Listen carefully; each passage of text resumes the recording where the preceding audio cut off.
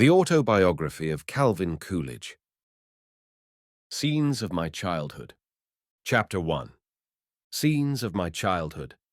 The town of Plymouth lies on the easterly slope of the Green Mountains, about 20 miles west of the Connecticut River and somewhat south of the central part of Vermont.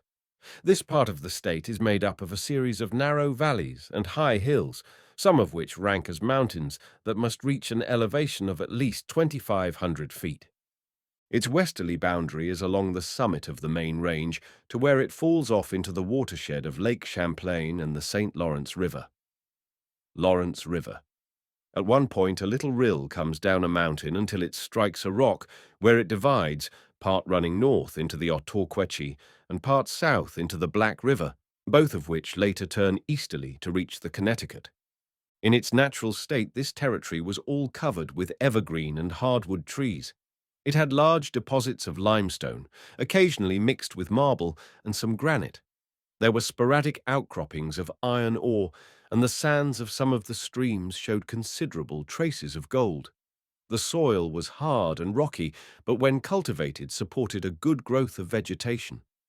During colonial times, this region lay in an unbroken wilderness until the coming of the French and Indian War, when a military road was cut through under the direction of General Amherst, running from Charlestown, New Hampshire, to Fort Ticonderoga, New York. This line of march lay through the south part of the town, crossing the Black River at the head of the two beautiful lakes and running over the hill towards the valley of the Otter Creek.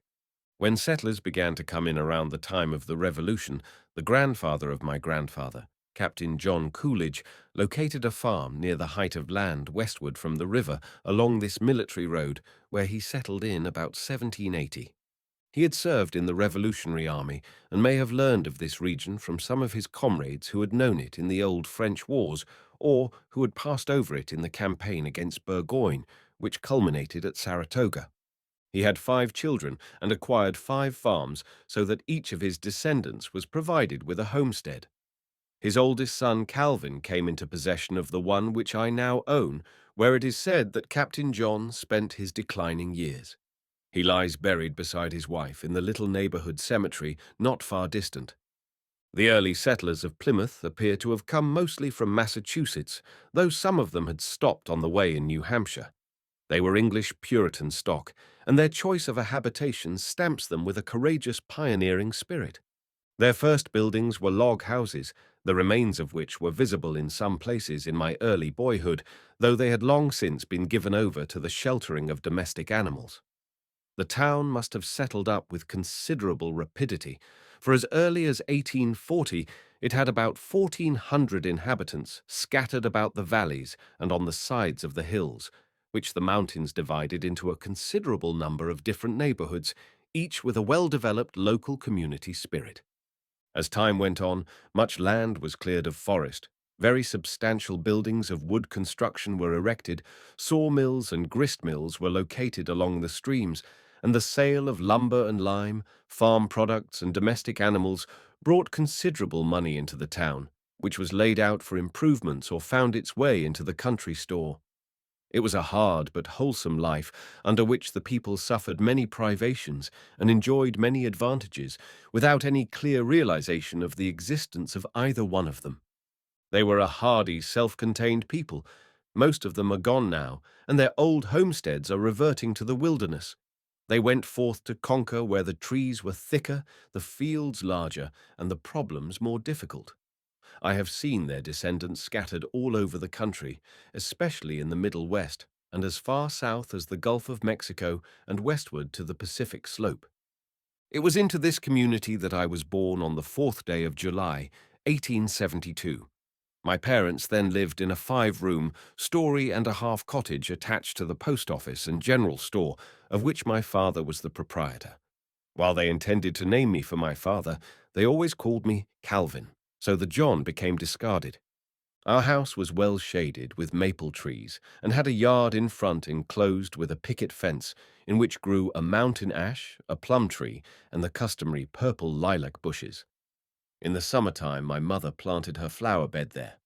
Her parents, who were prosperous farmers, lived in the large house across the road, which had been built for a hotel and still has the old hall in it, where public dances were held in former days, and a spacious corner on the front side, known as the barroom, indicating what had been sold there before my grandfather Moore bought the premises.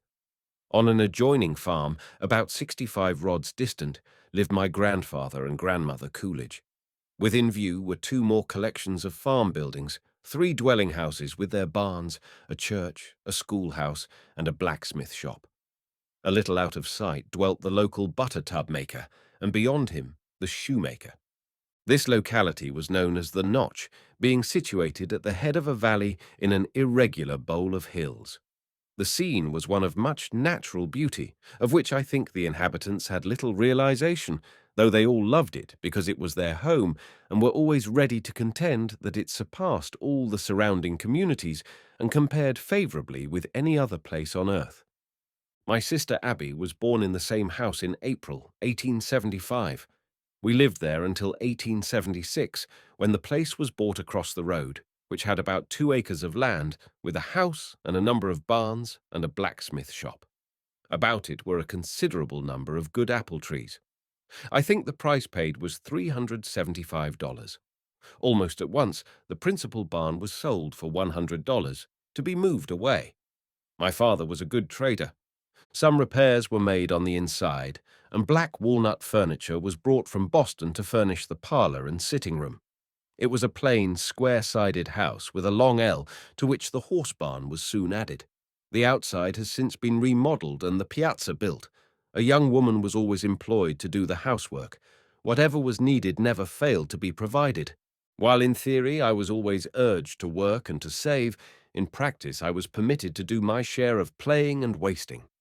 My playthings often lay in the road to be run over, and my ball game often interfered with my filling the woodbox.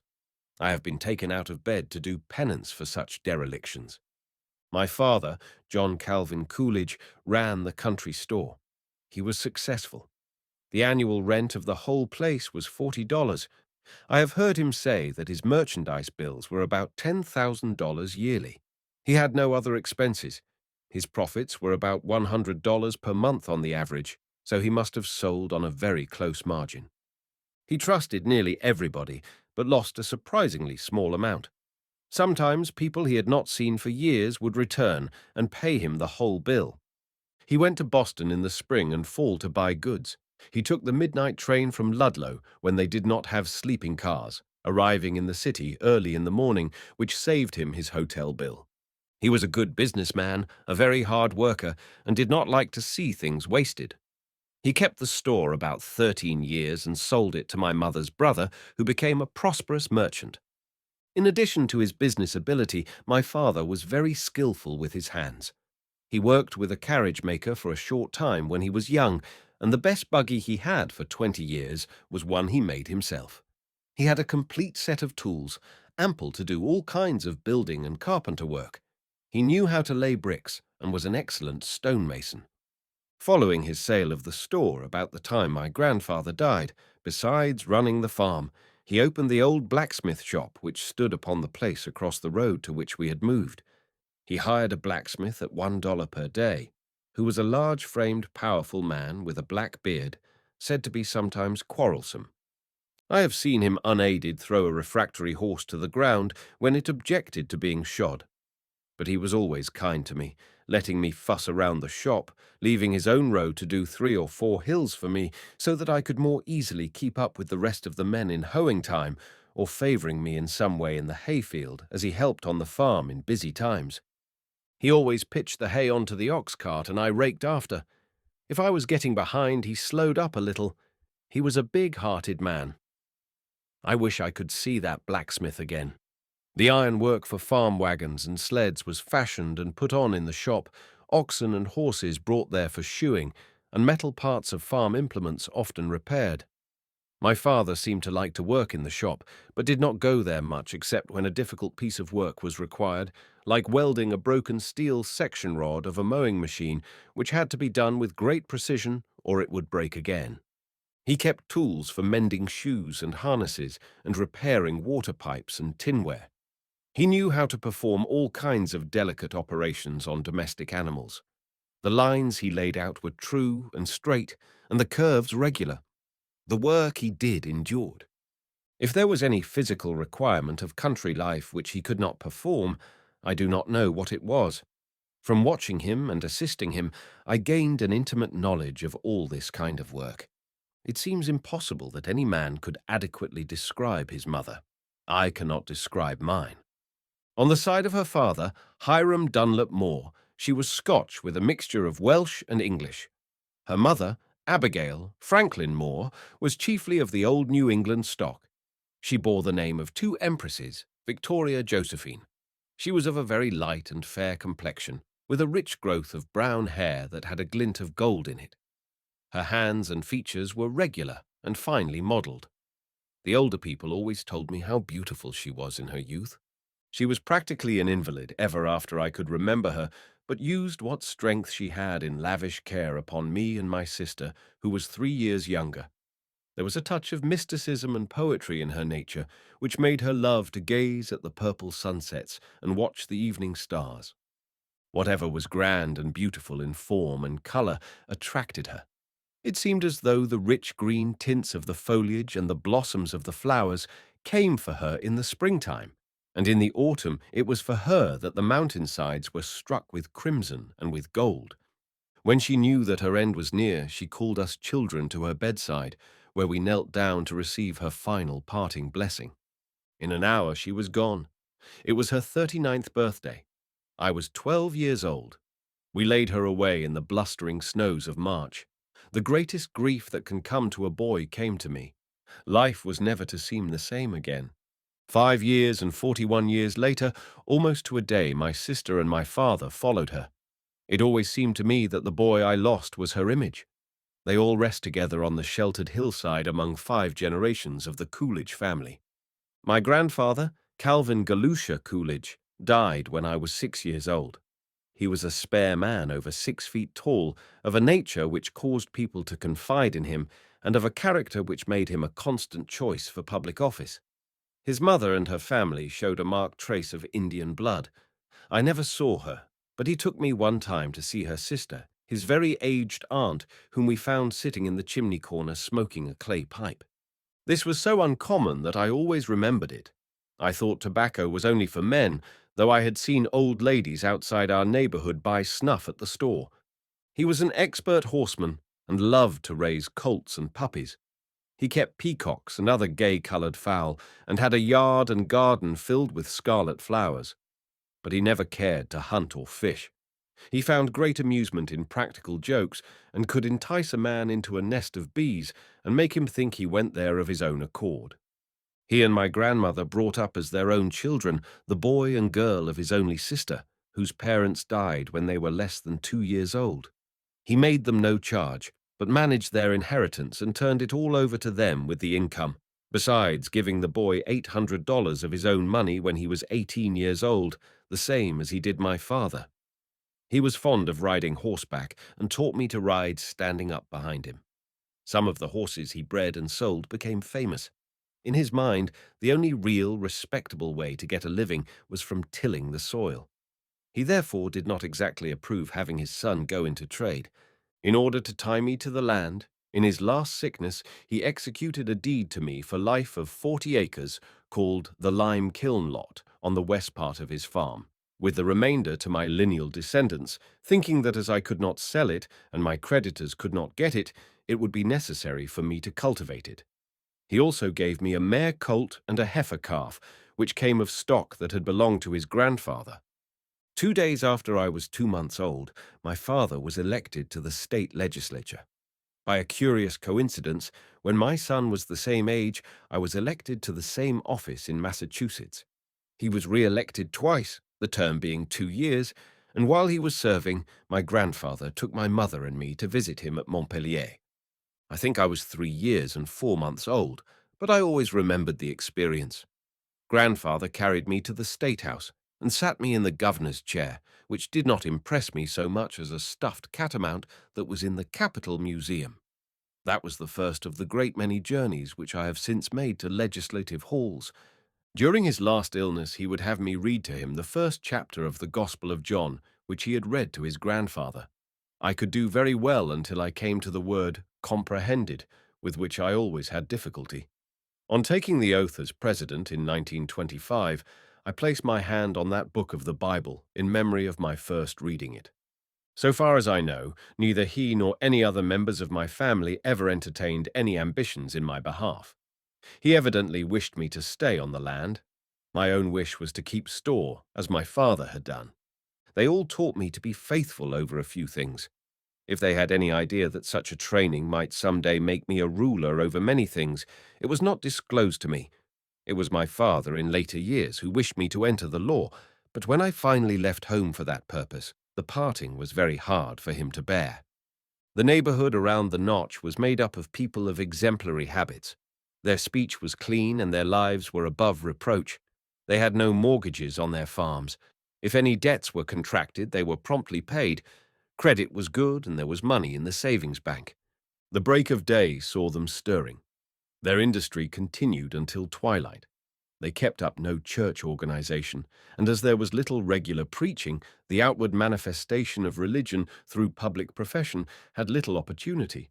But they were without exception a people of faith and charity and of good works. They cherished the teachings of the Bible and sought to live in accordance with its precepts. The conduct of the young people was modest and respectful. For most of the time, during my boyhood, regular Sunday school classes were held in the church which my grandmother Coolidge superintended, until in her advanced years she was superseded by my father. She was a constant reader of the Bible and a devoted member of the church who daily sought for divine guidance in prayer. I stayed with her at the farm much of the time, and she had much to do with shaping the thought of my early years. She had a benign influence over all who came in contact with her. The Puritan severity of her convictions was tempered by the sweetness of a womanly charity. There were none whom she ever knew that had not in some way benefited by her kindness. Her maiden name was Sarah Almeida Brewer. When she married my grandfather, she was 20, and he was 28 years old. She was accustomed to tell me that from his experience and observations he had come to have great faith in good blood, and that he chose her for his wife not only because he loved her, but because her family, which he had seen for 3 generations, were people of ability and character. While he would have looked upon rank as only pretense, he looked upon merit with great respect. His judgment was vindicated by the fact that more of her kinfolks than he could have realized had been and were to become people of merited distinction. The prevailing dress in our neighborhood was that of the countryside.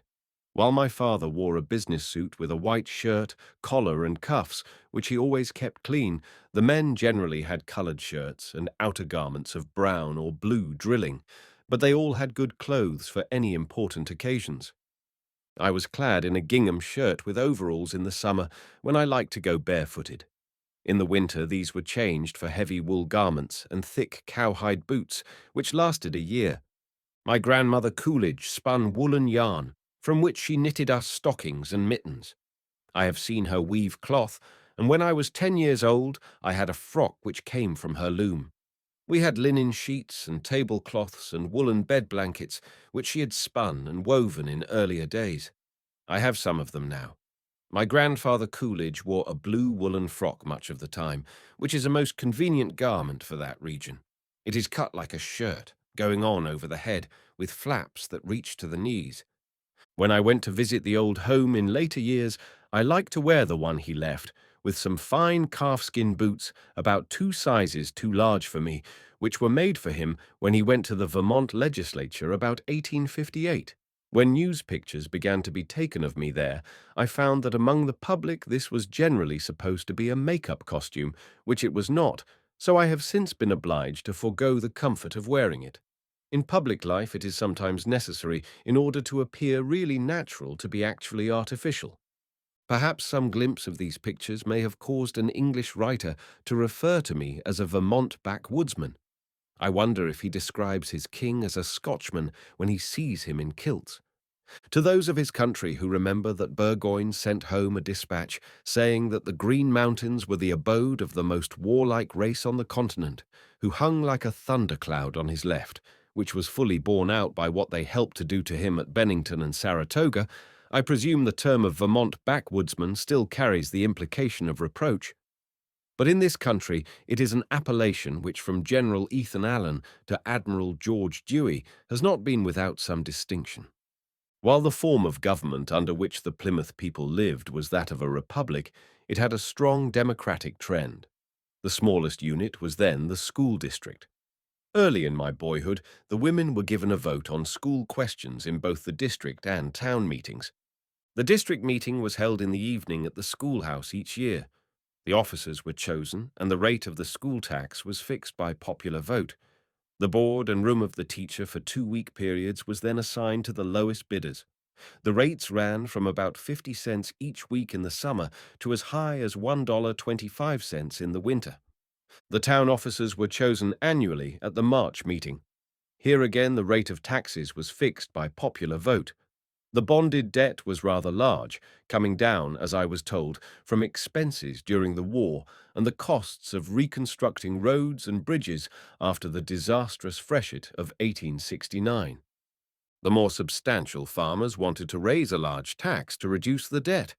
I noticed my father did not vote on this subject, and I inquired his reason.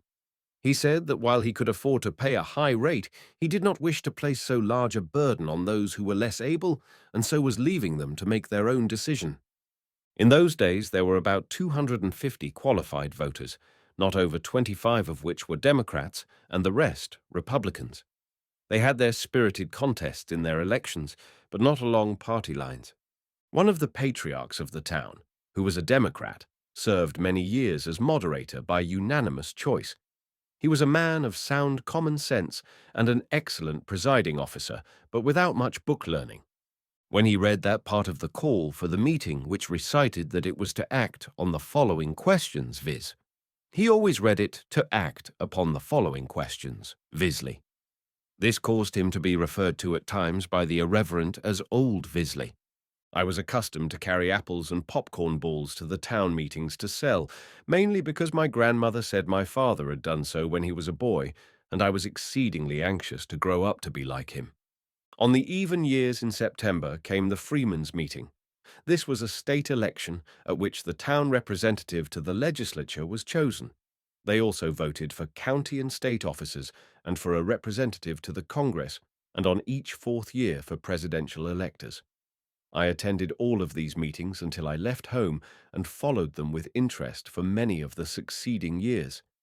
Careful provision was made for the administration of justice through local authorities.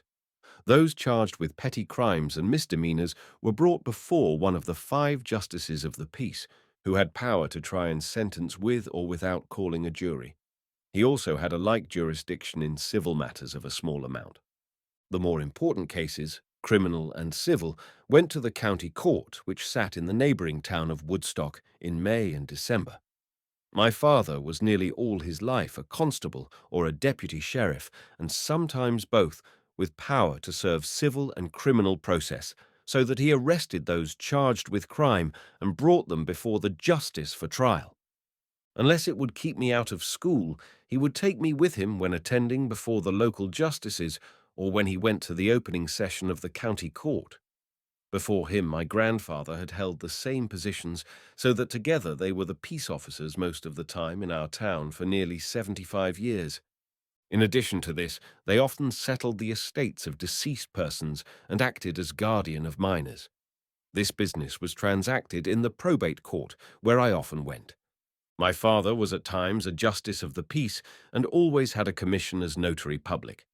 This enabled him to take the acknowledgment of deeds, which he knew how to draw, and administer oaths necessary to pension papers, which he filled out for old soldiers usually without charge, or to take affidavits required on any other instruments. In my youth he was also always engaged in the transaction of all kinds of town business, being constantly elected for that purpose. He was painstaking, precise, and very accurate, and had such wide experience that the lawyers of the region knew they could rely on him to serve papers in difficult cases and make returns that would be upheld by the courts. This work gave him such a broad knowledge of the practical side of the law that people of the neighborhood were constantly seeking his advice. to which I always listened with great interest. He always counseled them to resist injustice and avoid unfair dealing, but to keep their agreements, meet their obligations, and observe strict obedience to the law. By reason of what I saw and heard in my early life, I came to have a good working knowledge of the practical side of government. I understood that it consisted of restraints which the people had imposed upon themselves in order to promote the common welfare. As I went about with my father when he collected taxes, I knew that when taxes were laid, someone had to work to earn the money to pay them. I saw that a public debt was a burden on all the people in a community, and while it was necessary to meet the needs of a disaster, it cost much in interest and ought to be retired as soon as possible. After the winter work of laying in a supply of wood had been done, the farm year began about the 1st of April with the opening of the maple sugar season. This was the most interesting of all the farm operations to me. With the coming of the first warm days, we broke a road through the deep snow into the sugar lot, tapped the trees, set the buckets, and brought the sap to the sugar house, where in a heater and pans it was boiled down into syrup to be taken to the house for sugaring off. We made 800 to 2,000 pounds, according to the season. After that, the fences had to be repaired where they had been broken down by the snow, the cattle turned out to pasture, and the spring planting done. Then came sheep shearing time, which was followed by getting in the hay, harvesting and threshing of the grain, cutting and husking the corn, digging the potatoes, and picking the apples. Just before Thanksgiving, the poultry had to be dressed for market, and a little later the fattened hogs were butchered and the meat salted down. Early in the winter, a beef creature was slaughtered. The work of the farm was done by the oxen, except running the mowing machine and horse rake. I early learned to drive oxen and used to plough with them alone when I was 12 years old. Of course, there was the constant care of the domestic animals, the milking of the cows, and taking them to and from pasture, which was especially my responsibility. We had husking bees, apple-paring bees, and singing schools in the winter. There were parties for the young folks and an occasional dramatic exhibition by local talent. Not far away there were some public dances, which I was never permitted to attend. Sometime during the summer, we usually went to the circus, often rising by 3 o'clock so as to get there early. In the autumn, we visited the county fair. The holidays were all celebrated in some fashion. Of course, the 4th of July meant a great deal to me because it was my birthday. The first one I can remember was when I was 4 years old. My father took me fishing in the meadow brook in the morning. I recall that I fell in the water, after which we had a heavy thunder shower, so that we both came home very wet. Usually there was a picnic celebration on that day. Thanksgiving was a feast day for family reunions at the home of the grandparents. Christmas was a sacrament observed with the exchange of gifts when the stockings were hung and the spruce tree was lighted in the symbol of Christian faith and love. While there was plenty of hard work, there was no lack of pleasurable diversion. When the work was done for the day, it was customary to drop into the store to get the evening mail and exchange views on topics of interest. A few times I saw there Attorney General John G. Sargent with his father, who was a much respected man. A number of those who came had followed Sheridan, been with Meade at Gettysburg, and served under Grant, but they seldom volunteered any information about it. They were not talkative and took their military service in a matter-of-fact way, not as anything to brag about, but merely as something they did because it ought to be done. They drew no class distinctions except towards those who assumed superior airs. Those they held in contempt. They held strongly to the doctrine of equality. Whenever the hired man or the hired girl wanted to go anywhere, they were always understood to be entitled to my place in the wagon, in which case I remained at home. This gave me a very early training in democratic ideas and impressed upon me very forcibly the dignity and power, if not the superiority of labor. It was all a fine atmosphere in which to raise a boy. As I look back on it, I constantly think how clean it was. There was little about it that was artificial. It was all close to nature and in accordance with the ways of nature. The streams ran clear. The roads, the woods, the fields, the people, all were clean. Even when I try to divest it of the halo which I know always surrounds the past, I am unable to create any other impression than that it was fresh and clean. We had some books, but not many. Mother liked poetry and read some novels. Father had no taste for books, but always took and read a daily paper. My grandfather Moore read books and papers so that he was a well-informed man. My grandmother Coolidge liked books, and besides a daily chapter in the Bible, read aloud to me The Ranger's or the Tory's Daughter and The Green Mountain Boys, which were both stories of the early settlers of Vermont during the Revolutionary period. She also had 2 volumes entitled Washington and His Generals, and other biographies which I read myself at an early age with a great deal of interest. At home there were numerous law books. In this way I grew up with a working knowledge of the foundations of my state and nation and a taste for history. My education began with a set of blocks which had on them the Roman numerals and the letters of the alphabet. It is not yet finished, as I played with Alison Spence, Victoria Josephine, Moore, Coolidge, mother of Calvin Coolidge, about the time of her marriage. Them, and asked my mother what they were, I came to know them all when I was 3 years old. I started to school when I was 5. The little stone schoolhouse, which had unpainted benches and desks wide enough to seat 2, was attended by about 25 scholars. Few, if any, of my teachers reached the standard now required by all public schools. They qualified by examination before the town superintendent. I first took this examination and passed it at the age of 13, and my sister Abby passed it and taught a term of school in a neighboring town when she was 12 years old. My teachers were young women from neighboring communities, except sometimes when a man was employed for the winter term. They were all intelligent, of good character, and interested in their work. I do not feel that the quality of their instruction was in any way inferior. The common school subjects were taught, with grammar and United States history, so that when I was 13, I had mastered them all, and went to Black River Academy at Ludlow. That was one of the greatest events of my life. The packing and preparation for it required more time and attention than collecting my belongings in preparation for leaving the White House. I counted the hours until it was time to go. My whole outfit went easily into 2 small handbags, which lay on the straw in the back of the Traverse sleigh, beside the fatted calf that was starting to market. The winter snow lay on the ground. The weather was well below freezing. But in my eagerness, these counted for nothing. I was going where I would be mostly my own master. I was casting off what I thought was the drudgery of farm life, symbolized by the cowhide boots and everyday clothing which I was leaving behind, not realizing what a relief it would be to return to them in future years.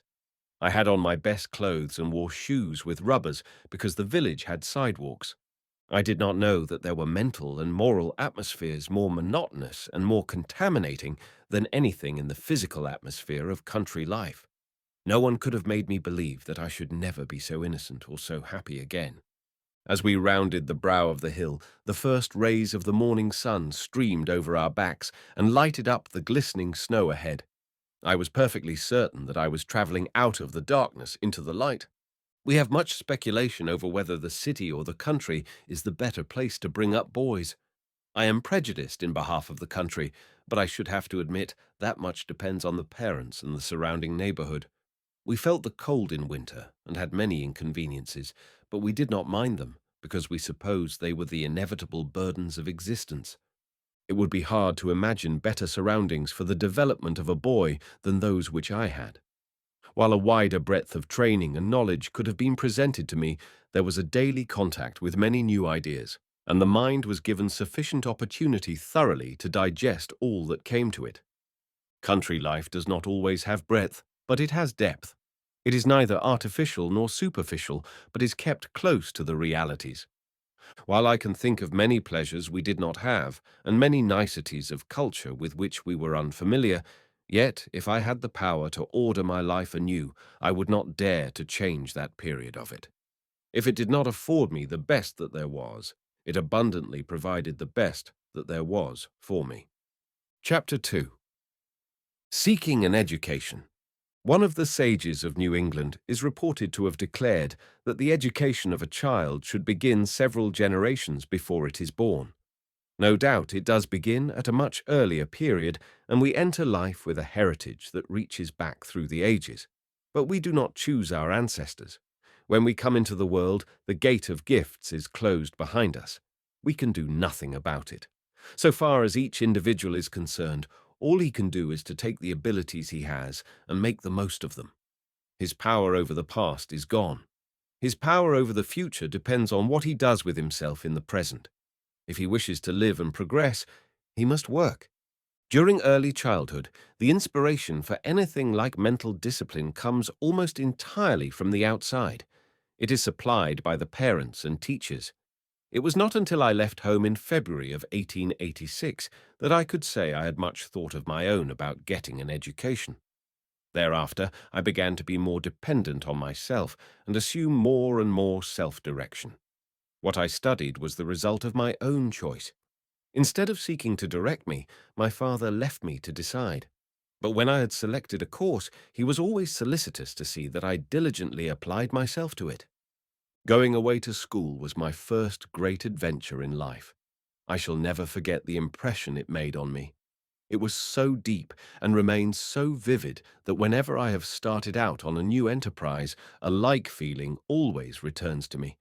It was the same when I went to college, when I left home to enter the law, when I began a public career in Boston, when I started for Washington to become vice president, and finally, when I was called to the White House. Going to the academy meant a complete break with the past and entering a new and untried field, larger and more alluring than the past, among unknown scenes and unknown people. In the spring of 1886, Black River Academy had just celebrated its 50th anniversary. While it had some distinguished alumni, the great body of its former students were the hard-working, everyday people that made the strength of rural New England. My father and mother and grandmother Coolidge had been there a few terms. While it had a charter of its own and was independent of the public authorities, it was nevertheless part village high school. At its head was a principal who had under him 2 women assistants, a red brick structure built like a church with an assembly room and a few recitation rooms made up its entire equipment, so that those who did not live at home boarded in private families about the town of Ludlow. The spring term began in midwinter, in order that the girls could be out by the first Monday in May to teach a summer district school, and the boys could get home for the season's work on the farm.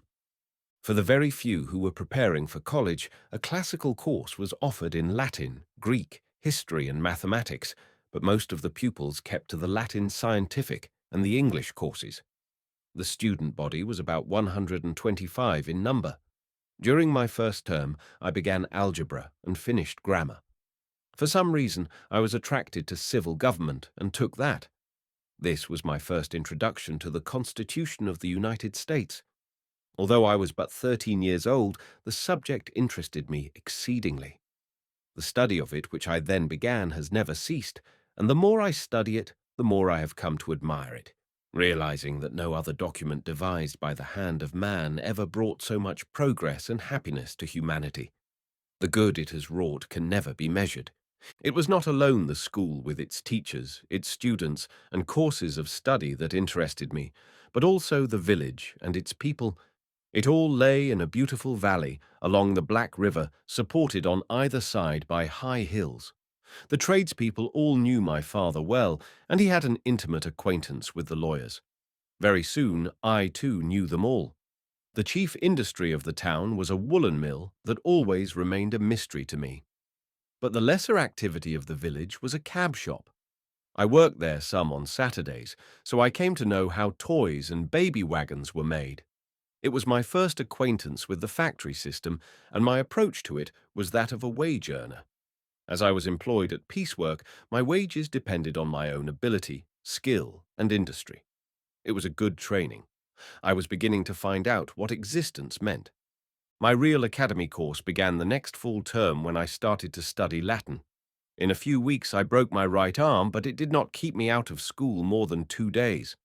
Latin was not difficult for me to translate, but I never became proficient in its composition.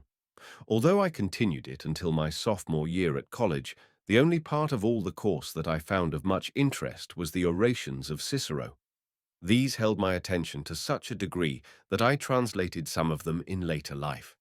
When Greek was begun the next year, I found it difficult. It is a language that requires real attention and close application.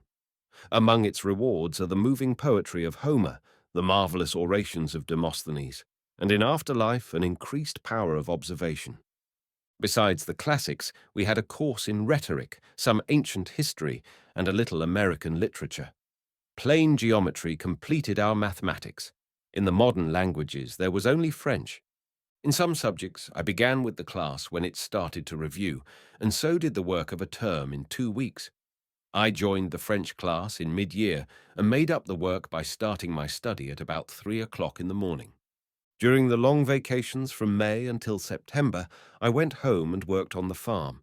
We had a number of horses, so that I was able to indulge my pleasure in riding. As no one else in the neighborhood cared for this diversion, I had to ride alone. But a horse is much company, and riding over the fields and along the country roads by himself, where nothing interrupts his seeing and thinking, is a good occupation for a boy. The silences of nature have a discipline all their own. Of course, our school life was not free from pranks.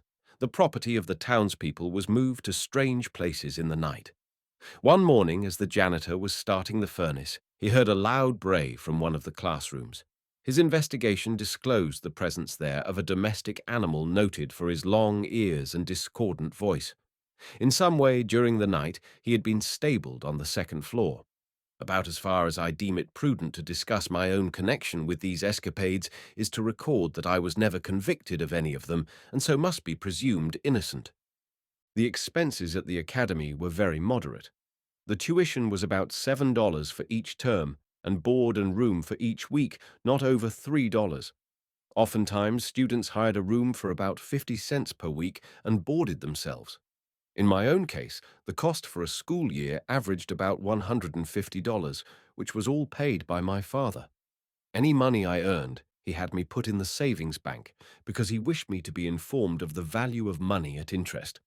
He thought money invested in that way led to a self-respecting independence that was one of the foundations of good character. It was about 12 miles from Ludlow to Plymouth. Sometimes I walked home Friday afternoon, but usually my father came for me and brought me back Sunday evening or Monday morning. When this was not done, I often stayed with the elder sister of my mother, Mrs. Don C. Pollard, who lived about 3 miles down the river at Proctorsville. This was my Aunt Sarah, who is still living. She was wonderfully kind to me and did all she could to take the place of my own mother, in affection for me and good influence over me while I was at the academy and ever after. The sweetness of her nature was a benediction to all who came in contact with her. What men owe to the love and help of good women can never be told. The academy had no athletics in those days, as the boys from the farms did not feel the need of such activity. A few games of baseball were played, but no football or track athletics were possible. Games did not interest me much, though I had some skill with a bat. I was rather slender and not so tall as many boys of my age. Those who attended the school from out of town were all there with a real purpose of improving themselves, so that while there was no lack of fun and play, they all worked as best they could, for their coming had meant too much sacrifice at home not to be taken seriously. They had come seeking to better their condition in life through what they might learn and the self-discipline they might secure.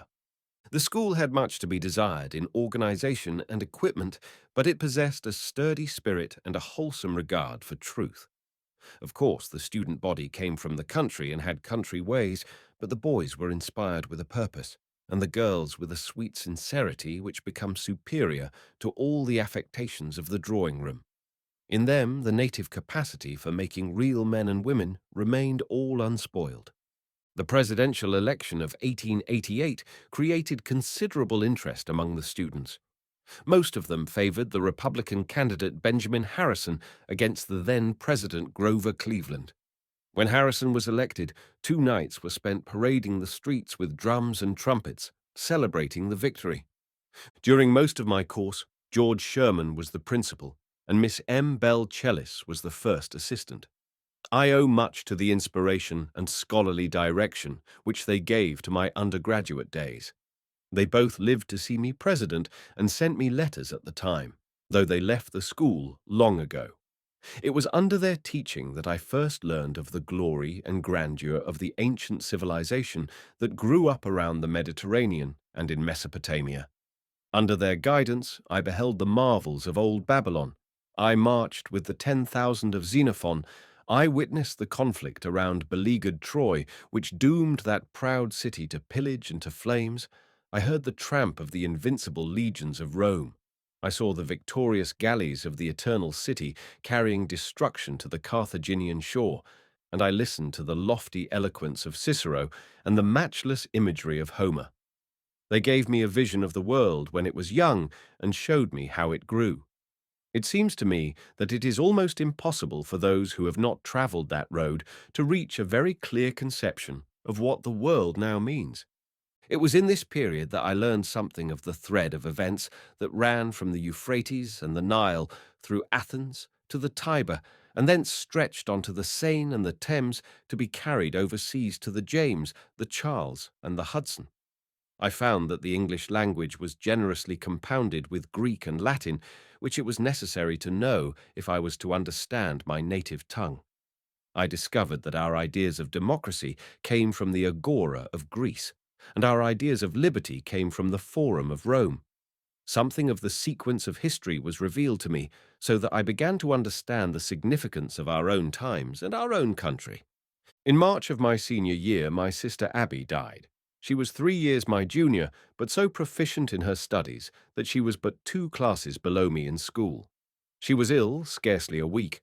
Several doctors were in attendance, but could not save her.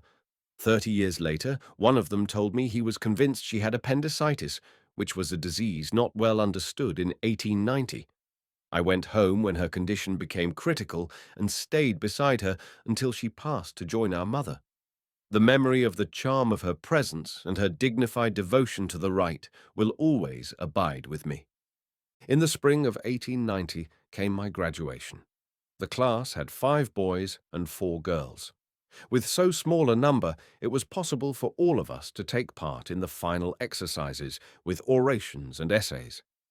The subject that I undertook to discuss was oratory in history, in which I dealt briefly with the effect of the spoken word in determining human action. It had been my thought, as I was but 17, to spend a year in some of the larger preparatory schools and then enter a university. But it was suddenly decided that a smaller college would be preferable, so I went to Amherst. On my way there, I contracted a heavy cold, which grew worse, interfering with my examinations, and finally sent me home where I was ill for a considerable time.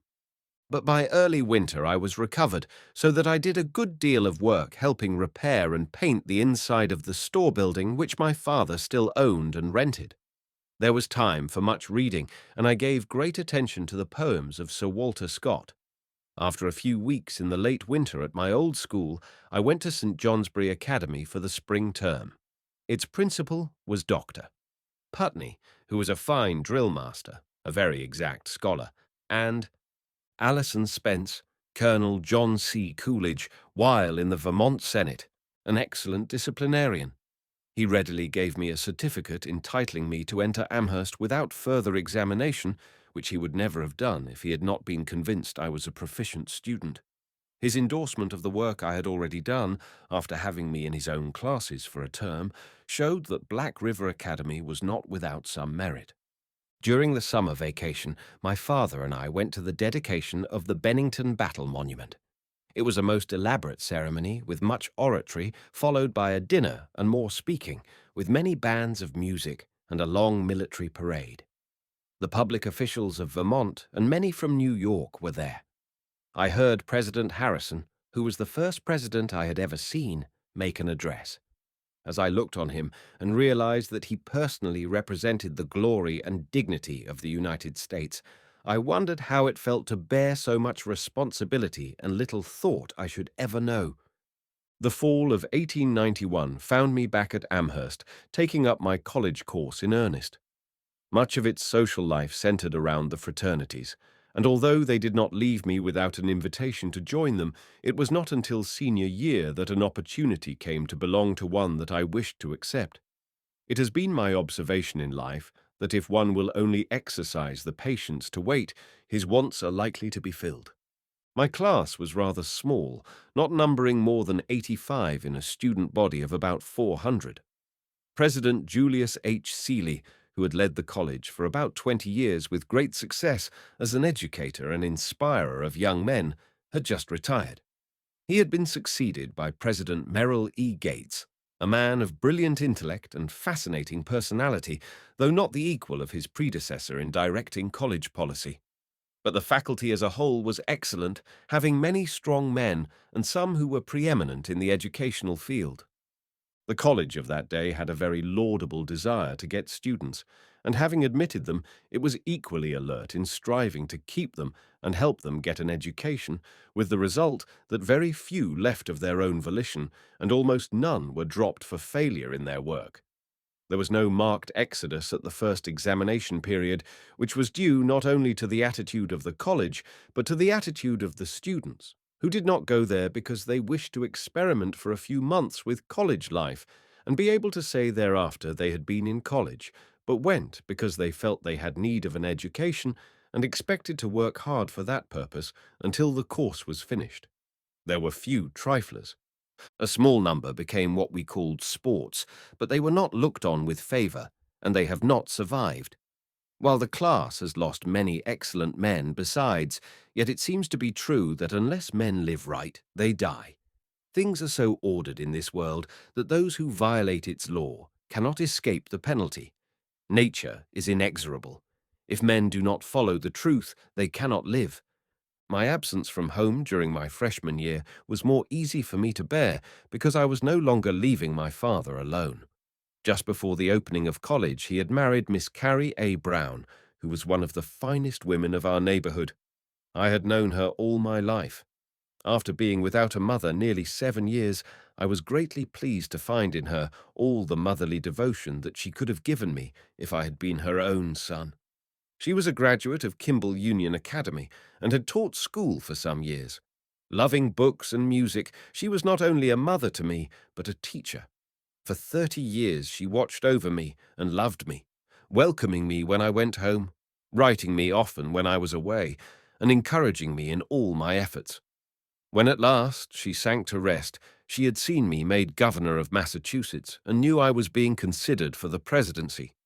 It seems as though good influences had always been coming into my life.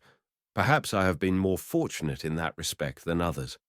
But while I am not disposed to minimize the amount of evil in the world, I am convinced that the good predominates and that it is constantly all about us, ready for our service if only we will accept it. In the Amherst College of my day, a freshman was not regarded as different from the other classes. He wore no distinctive garb or emblem and suffered no special indignities. It would not have been judicious for him to appear on the campus with a silk hat and cane, but as none of the other students resorted to that practice, this single restriction was not a severe hardship. A cane rush always took place between the two lower classes very early in the fall term, but it was confined within the limits of good-natured sport, where little damage was done beyond a few torn clothes. If we had undertaken to have a class banquet where the sophomores could reach us, it undoubtedly would have brought on a collision. But when the time came for one, we tactfully and silently departed for Westfield, under cover of a winter evening where we were not found or molested. It had long been the practice at Amherst to give careful attention to physical culture. It had, I believe, the first college gymnasium in this country. Each student on entering was given a thorough examination, furnished with a chart showing any bodily deficiencies, and given personal direction for their removal. The attendance of the whole class was required at the gymnasium drill for 4 periods each week, and voluntary work on the floor was always encouraged. We heard a great deal about a sound mind in a sound body. At the time of my entrance, the 2 college dormitories were so badly out of repair that they were little used. Later, they were completely remodeled and became fully occupied. About 10 fraternity houses furnished lodgings for most of the upper-class men, but the lower-class men roomed at private houses. All the students took their meals in private houses, so that there was a general commingling of all classes and all fraternities around the table. which broke up exclusive circles and increased college democracy. The places of general assembly were for religious worship, which consisted of the chapel exercises at the first morning period each weekday and church service in the morning, with vespers in the late afternoon on Sundays. Regular attendance at all of these was required. Of course, we did not like to go and talk learnedly about the right of freedom of worship and the bad mental and moral reactions from which we were likely to suffer as a result of being forced to hear scriptural readings, psalm singings, prayers, and sermons. We were told that our choice of a college was optional, but that Amherst had been founded by pious men with the chief object of training students to overcome the unbelief, which was then thought to be prevalent, that religious instruction was a part of the prescribed course, and that those who chose to remain would have to take it.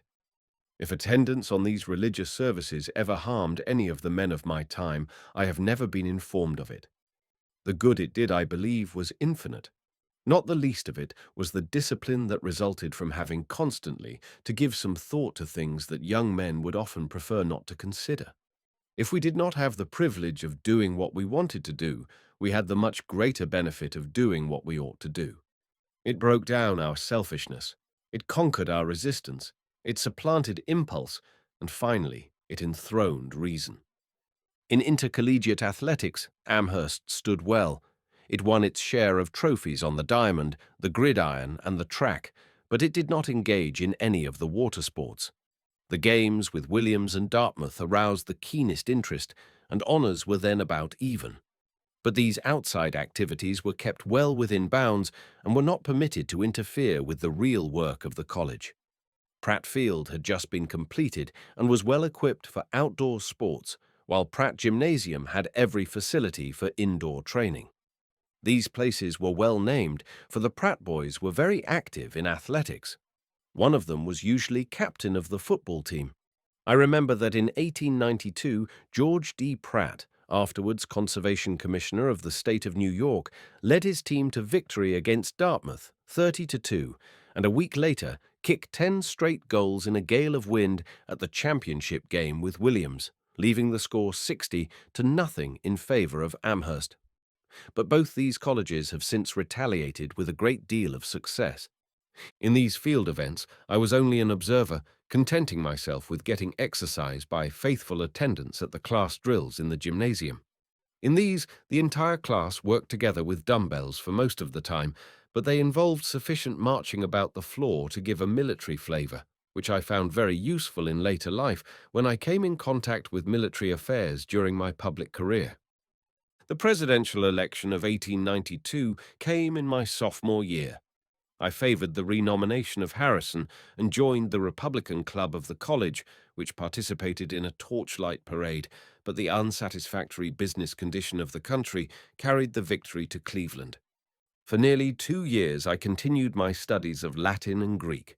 Ours was the last class that read Demosthenes on the Crown with Professor William S. Tyler, the head of the Greek department, who had been with the college about 60 years.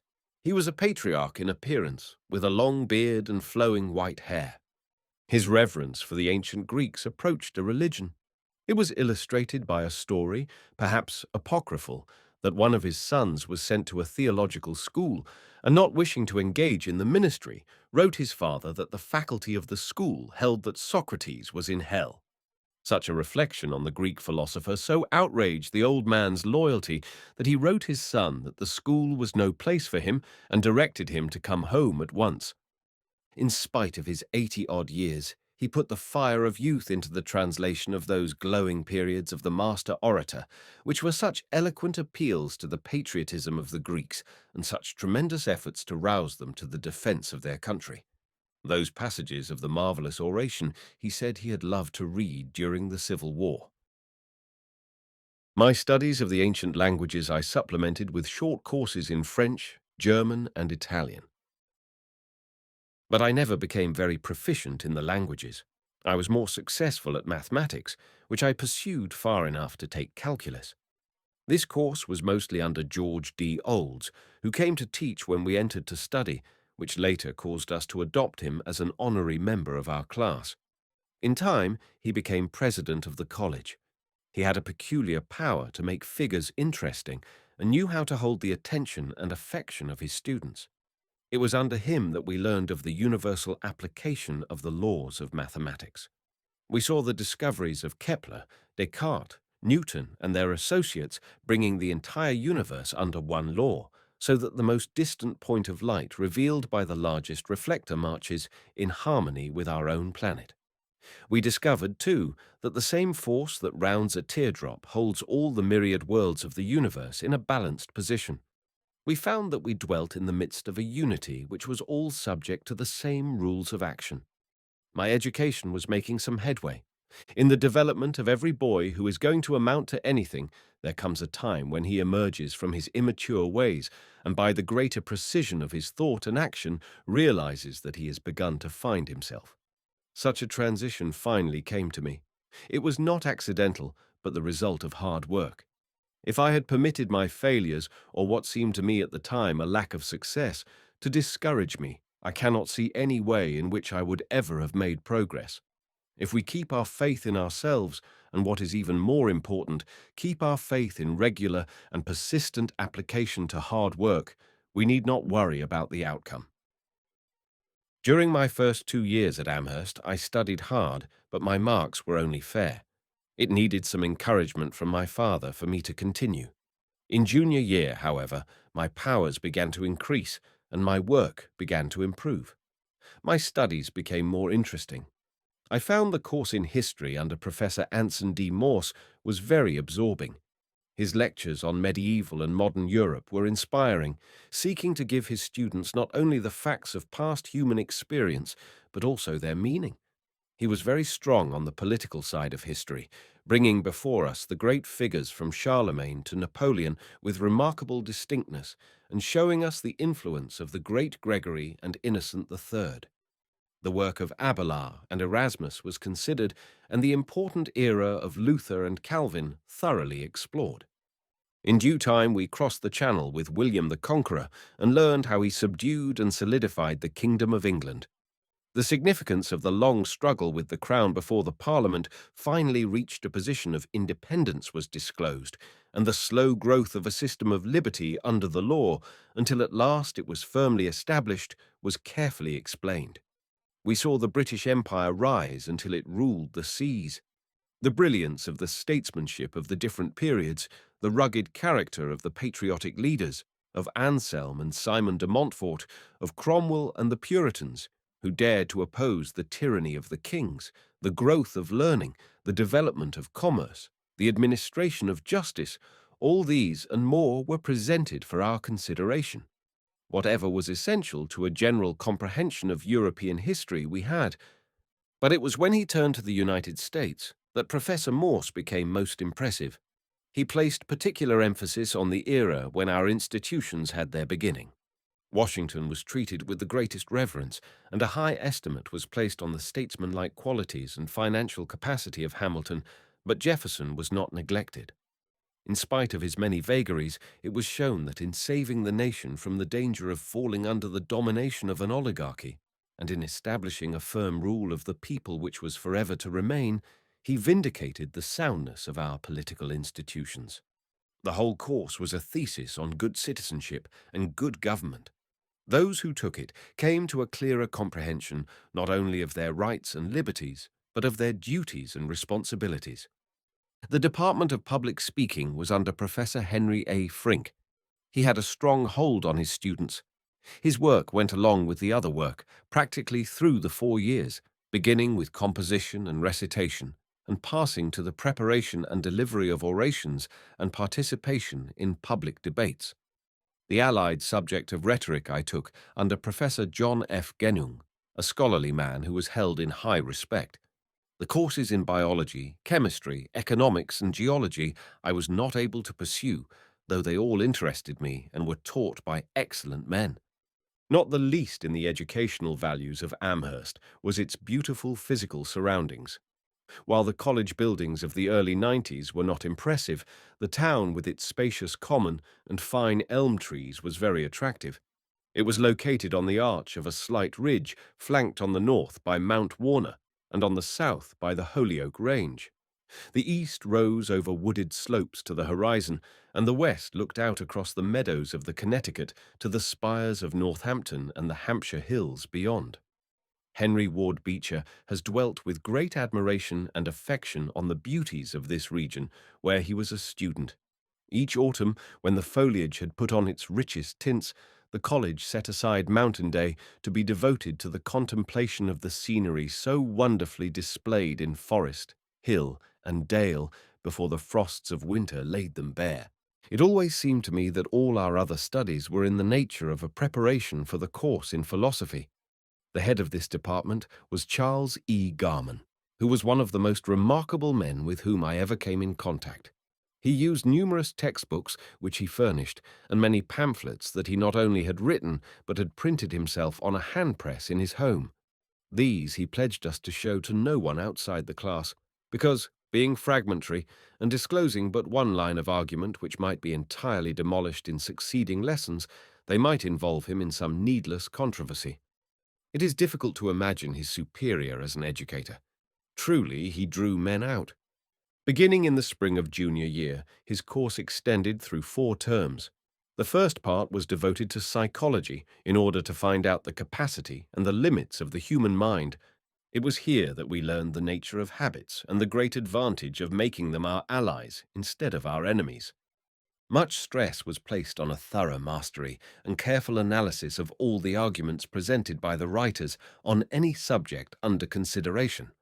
Then, when it was certain that they were fully understood, they were criticized, so that what was unsound was rejected and what was true accepted.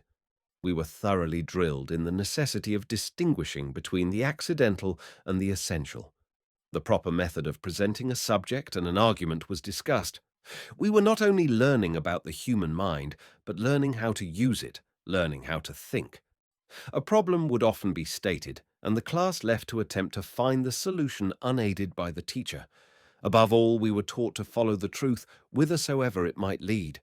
We were warned that this would oftentimes be very difficult and result in much opposition, for there would be many who were not going that way. But if we pressed on steadfastly, it was sure to yield the peaceable fruits of the mind.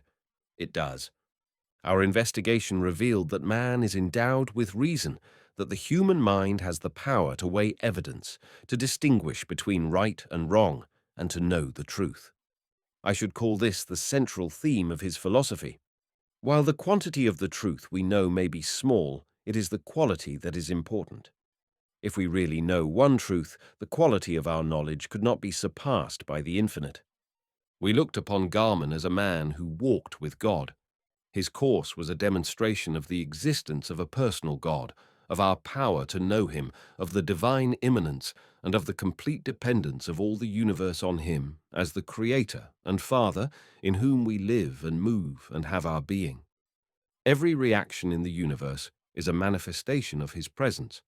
Man was revealed as his son, and nature as the hem of his garment, while through a common fatherhood we are all embraced in a common brotherhood.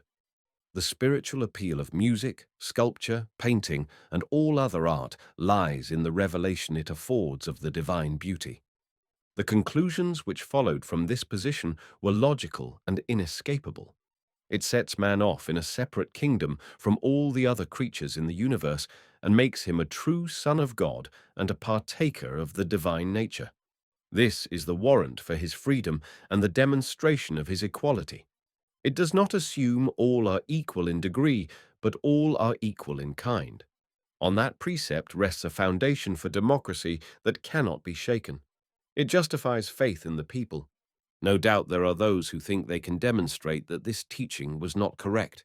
With Underwood, Calvin Coolidge. At the age of 3. Them I have no argument. I know that in experience it has worked. In time of crisis, my belief that people can know the truth, that when it is presented to them they must accept it, has saved me from many of the counsels of expediency. The spiritual nature of men has a power of its own that is manifest in every great emergency, from Runnymede to Marston Moor, from the Declaration of Independence to the abolition of slavery. In ethics, he taught us that there is a standard of righteousness, that might does not make right, that the end does not justify the means, and that expediency as a working principle is bound to fail. The only hope of perfecting human relationship is in accordance with the law of service, under which men are not so solicitous about what they shall get as they are about what they shall give. Yet people are entitled to the rewards of their industry. What they earn is theirs, no matter how small or how great. But the possession of property carries the obligation to use it in a larger service. For a man not to recognize the truth, not to be obedient to law, not to render allegiance to the state, is for him to be at war with his own nature, to commit suicide. That is why the wages of sin is death. Unless we live rationally, we perish physically, mentally, spiritually. A great deal of emphasis was placed on the necessity and dignity of work. Our talents are given us in order that we may serve ourselves and our fellow men. Work is the expression of intelligent action for a specified end. It is not industry, but idleness that is degrading. All kinds of work, from the most menial service to the most exalted station, are alike honorable. One of the earliest mandates laid on the human race was to subdue the earth. That meant work. If he was not in accord with some of the current teachings about religion, he gave to his class a foundation for the firmest religious convictions. He presented no mysteries or dogmas and never asked us to take a theory on faith, but supported every position by facts and logic. He believed in the Bible and constantly quoted it to illustrate his position. He divested religion and science of any conflict with each other and showed that each rested on the common basis of our ability to know the truth. To Garman was given a power which took his class up into a high mountain of spiritual life and left them alone with God. In him was no pride of opinion, no atom of selfishness. He was a follower of the truth, a disciple of the cross, who bore the infirmities of us all. Those who finished his course in the last term of senior year found in their graduating exercises a real commencement, when they would begin their efforts to serve their fellow men in the practical affairs of life. Of course, it was not possible for us to accept immediately the results of his teachings or live altogether in accordance with them. I do not think he expected it. He was constantly reminding us that the spirit was willing, but the flesh was strong, but that nevertheless, if we would continue steadfastly to think on these things, we would be changed from glory to glory through increasing intellectual and moral power. He was right. To many, my report of his course will seem incomplete and crude. I am not writing a treatise, but trying to tell what I secured from his teaching and relating what has seemed important in it to me, from the memory I have retained of it, since I began it 35 years ago. He expected it to be supplemented. He was fond of referring to it as a mansion not made with hands, incomplete, but sufficient for our spiritual habitation. What he revealed to us of the nature of God and man will stand. Against it, the gates of hell shall not prevail. As I look back upon the college, I am more and more impressed with the strength of its faculty, with their power for good. Perhaps it has men now with a broader preliminary training, though they then were profound scholars. Perhaps it has men of keener intellects, though they then were very exact in their reasoning. But the great distinguishing mark of all of them was that they were men of character. Their words carried conviction because we were compelled to believe in the men who uttered them. They had the power not merely to advise, but literally to instruct their students. In accordance with custom, our class chose 3 of its members by popular vote to speak at the commencement. To me was assigned the Grove Oration, which, according to immemorial practice, deals with the record of the class in a witty and humorous way.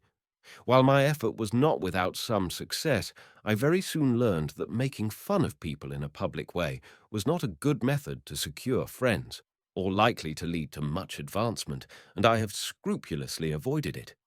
In the latter part of my course, my scholarship had improved, so that I was graduated cum laude. After my course was done, I went home to do a summer's work on the farm, which was to be my last. I had decided to enter the law and expected to attend a law school, but one of my classmates wrote me late in the summer that there was an opportunity to go into the office of Hammond and Field at Northampton, so I applied to them and was accepted. After I had been there a few days, a most courteous letter came from the Honourable William P. Dillingham requesting me to call on him at Montpellier and indicating he would take me into his office. He recalled the circumstance when I found him in the Senate after I became vice president, but I had already reverted to Massachusetts, where my family had lived for 150 years before their advent into Vermont. Had his letter reached me sooner, probably it would have changed the whole course of my life. Northampton was the county seat and a quiet but substantial town, with pleasant surroundings and fine old traditions reaching back beyond Jonathan Edwards. It was just recovering from the Depression of 1893, preparing to eliminate its grade crossings and starting some new industries that would add to the business it secured from Smith College, which was a growing institution with many hundreds of students. The senior member of the law firm was John C. Hammond, who was considered the leader of the Hampshire bar. He was a lawyer of great learning and wide business experience, with a remarkable ability in the preparation of pleadings and an insight that soon brought him to the crucial point of a case. He was massive and strong rather than elegant, and placed great stress on accuracy. He presented a cause in court with ability and skill. The junior member was Henry P. Field, an able lawyer and a man of engaging personality and polish, who I found was an alderman. That appeared to me at the time to be close to the Almighty in importance. I shall always remember with a great deal of gratitude the kindness of these two men to me. That I was now engaged in the serious enterprise of life, I so fully realized that I went to the barber shop and divested myself of the college fashion of long hair. Office hours were from 8 to about 6 o'clock, during which I spent my time in reading Kent's commentaries and in helping prepare writs, deeds, wills, and other documents. My evenings I gave to some of the masters of English composition. I read the speeches of Lord Erskine, of Webster, and Choate.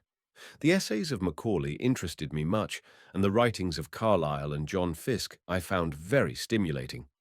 Some of the orations of Cicero I translated, being especially attached to the defense of his friend, the poet Archias, because in it he dwelt on the value and consolation of good literature.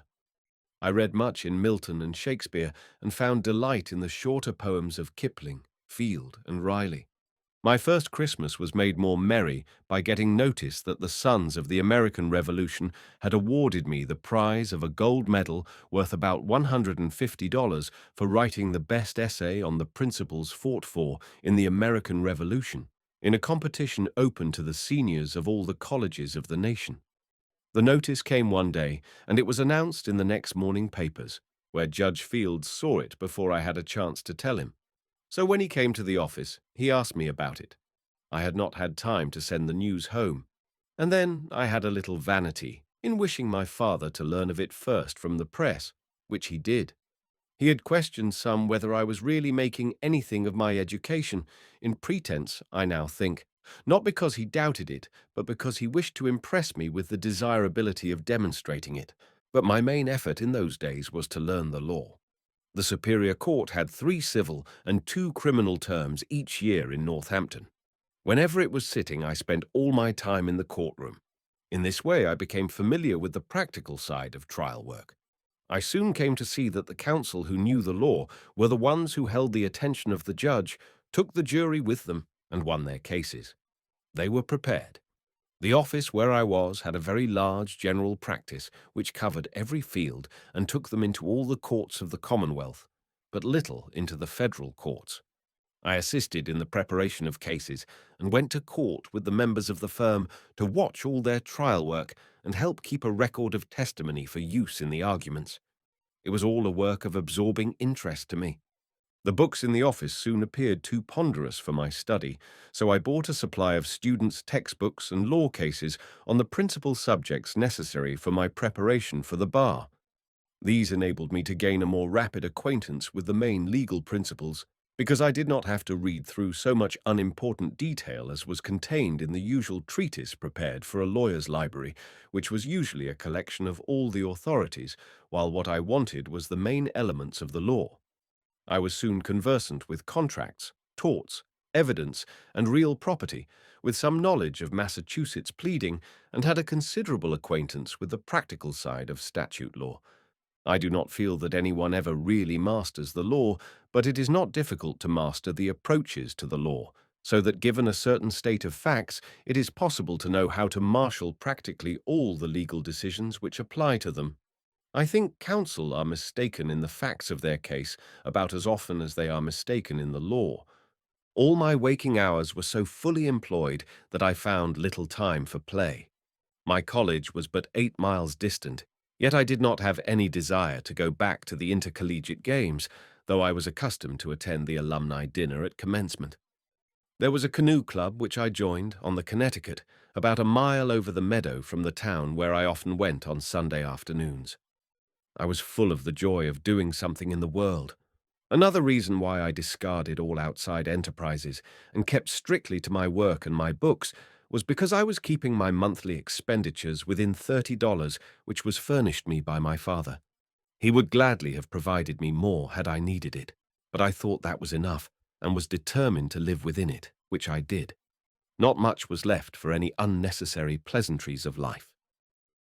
Soon after I entered the office, Mr. Hammond was elected district attorney, and Mr. Field became mayor of the city, so that I saw something of the working of the city government and the administration of the criminal law.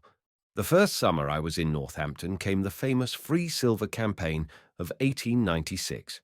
When Mr. Bryan was nominated, he had the support of most of the local Democrats of the city, but he lost much of it before November. One of them sent a long communication to a county paper endorsing him. This I answered in one of the city papers. When I was home that summer, I took part in a small neighborhood debate in which I supported the gold standard. The study I put on this subject well repaid me. Of course, Northampton went handsomely for McKinley. With the exception of a week or two at home in the summer of 1896, I kept on in this way with my work from September 1895 to June 1897. I then felt sufficiently versed in the law to warrant my taking the examination for admission to the bar. It was conducted by a county committee of which Mr. Hammond was a member, but as I was his student, he left the other two, Judge William G. Bassett and Judge William P. Strickland, to act on my petition. I was pronounced qualified by them, and just before July 4th, 1897, I was duly admitted to practice before the courts of Massachusetts. My preparation had taken about 20 months. Only after I was finally in possession of my certificate did I notify my father. He had expected that my studies would take another year, and I wanted to surprise him if I succeeded and not disappoint him if I failed. I did not fail. I was just 25 years old and very happy. It was a little over 11 years from the time I left home for the academy in the late winter of 1886 until I was admitted to the bar in the early summer of 1897. They had been years full of experience for me, in which I had advanced from a child to a man. Wherever I went, I found good people, men and women, and young folks of my own age who had won my respect and affection. From the hearthstone of my father's fireside to the courtroom at Northampton, they had all been kind and helpful to me. Their memory will always be one of my most cherished possessions. My formal period of education was past, though my studies are still pursued. I was devoted to the law. Its reasonableness appealed to my mind as the best method of securing justice between man and man. I fully expected to become the kind of country lawyer I saw all about me, spending my life in the profession, with perhaps a final place on the bench. But it was decreed to be otherwise. Some power that I little suspected in my student days took me in charge and carried me on from the obscure neighborhood at Plymouth Notch to the occupancy of the White House. The Law and Politics. Chapter 3. The Law and Politics. It is one thing to know how to get admitted to the bar, but quite another thing to know how to practice law. Those who attend a law school know how to pass the examinations, while those who study in an office know how to apply their knowledge to actual practice. It seems to me that the best course is to go to a school and then go into an office where the practice is general. In that way, the best preparation is secured for a thorough comprehension of the great basic principles of the profession and for their application to existing facts. Still, one who has had a good college training can do very well by starting in an office. But in any case, he should not go into the law because it appears to be merely a means of making a living, but because he has a real and sincere love for the profession which will enable him to make the sacrifices it requires. When I decided to enter the law, it was only natural, therefore, that I should consider it the highest of the professions. If I had not held that opinion, it would have been a measure of intellectual dishonesty for me to take it for a life work. Others may be hampered by circumstances in making their choice, but I was free, and I went where I felt the duties would be congenial and the opportunities for service large. Those who follow other vocations ought to feel the same about them, and I hope they do. My opinion had been formed by the high estimation in which the bench and bar were held by the people in my boyhood home in Vermont. It was confirmed by my more intimate intercourse with the members of the profession with whom I soon came in contact in Massachusetts after I went there to study law in the autumn of 1895. When I was admitted to practice 2 years later, the law still occupied the high position of a profession. It had not then assumed any of its later aspects of a trade. The ethics of the Northampton bar were high. It was made up of men who had, and were entitled to have, the confidence and respect of their neighbors who knew them best. They put the interests of their clients above their own, and the public interests above them both. They were courteous and tolerant toward each other, and respectful to the court. This attitude was fostered by the appreciation of the uprightness and learning of the judges. Because of the short time I had spent in preparation, I remained in the office of Hammond and Field about 7 months after I was admitted to the bar. I was looking about for a place to locate, but found none that seemed better than Northampton. A new block called the Masonic Building was under construction on Lower Main Street, and when it was ready for occupancy, I opened an office there February 1st, 1898. I had 2 rooms, where I was to continue to practice law for 21 years until I became governor of Massachusetts in 1919. For my office furniture and a good working library, I paid about $800 from some money I had saved and inherited from my grandfather Moore. My rent was $200 per year. I began to be self-sustaining except as to the cost of my table board, which was paid by my father until September, but thereafter all my expenses I paid from the fees I received. I was alone. While I had many acquaintances that I might call friends, I had no influential supporters who were desirous to see me advanced and were sending business to me. I was dependent on the general public. What I had came from them. My earnings for the first year were a little over $500. My interest in public affairs had already caused me to become a member of the Republican City Committee, and in December 1898 I was elected one of the 3 members of the Common Council from Ward 2. The office was without salary and not important, but the contacts were helpful. When the local military company returned that summer from the Cuban campaign, I did my best to get an armory built for them. I was not successful at that time, but my proposal was adopted a little later. This was the beginning of an interest in military preparation which I have never relinquished. During 1899, I began to get more business. The Nonotuck Savings Bank was started early that year, and I became its counsel. Its growth was slow but steady. In later years, I was its president, a purely honorary place without salary, but no small honor. There was legal work about the county which came to my office, so that my fees rose to $1,400 for the second year. I did not seek re-election to the city council, as I knew the city solicitor was to retire, and I wanted that place. The salary was $600, which was not unimportant to me, but my whole thought was on my profession. I wanted to be city solicitor because I believed it would make me a better lawyer. I was elected and held the office until March 1902. It gave me a start in the law, which I was ever after able to hold. The office was not burdensome and went along with my private practice. It took me into court some. In a jury trial, I lost 2 trifling cases in an action of damages against the city for taking a small strip of land to widen a highway. I felt I should have won these cases on the claim that the land in question already belonged to the highway, but I prevailed in an unimportant case in the Supreme Court against my old preceptor, Mr. Hammond.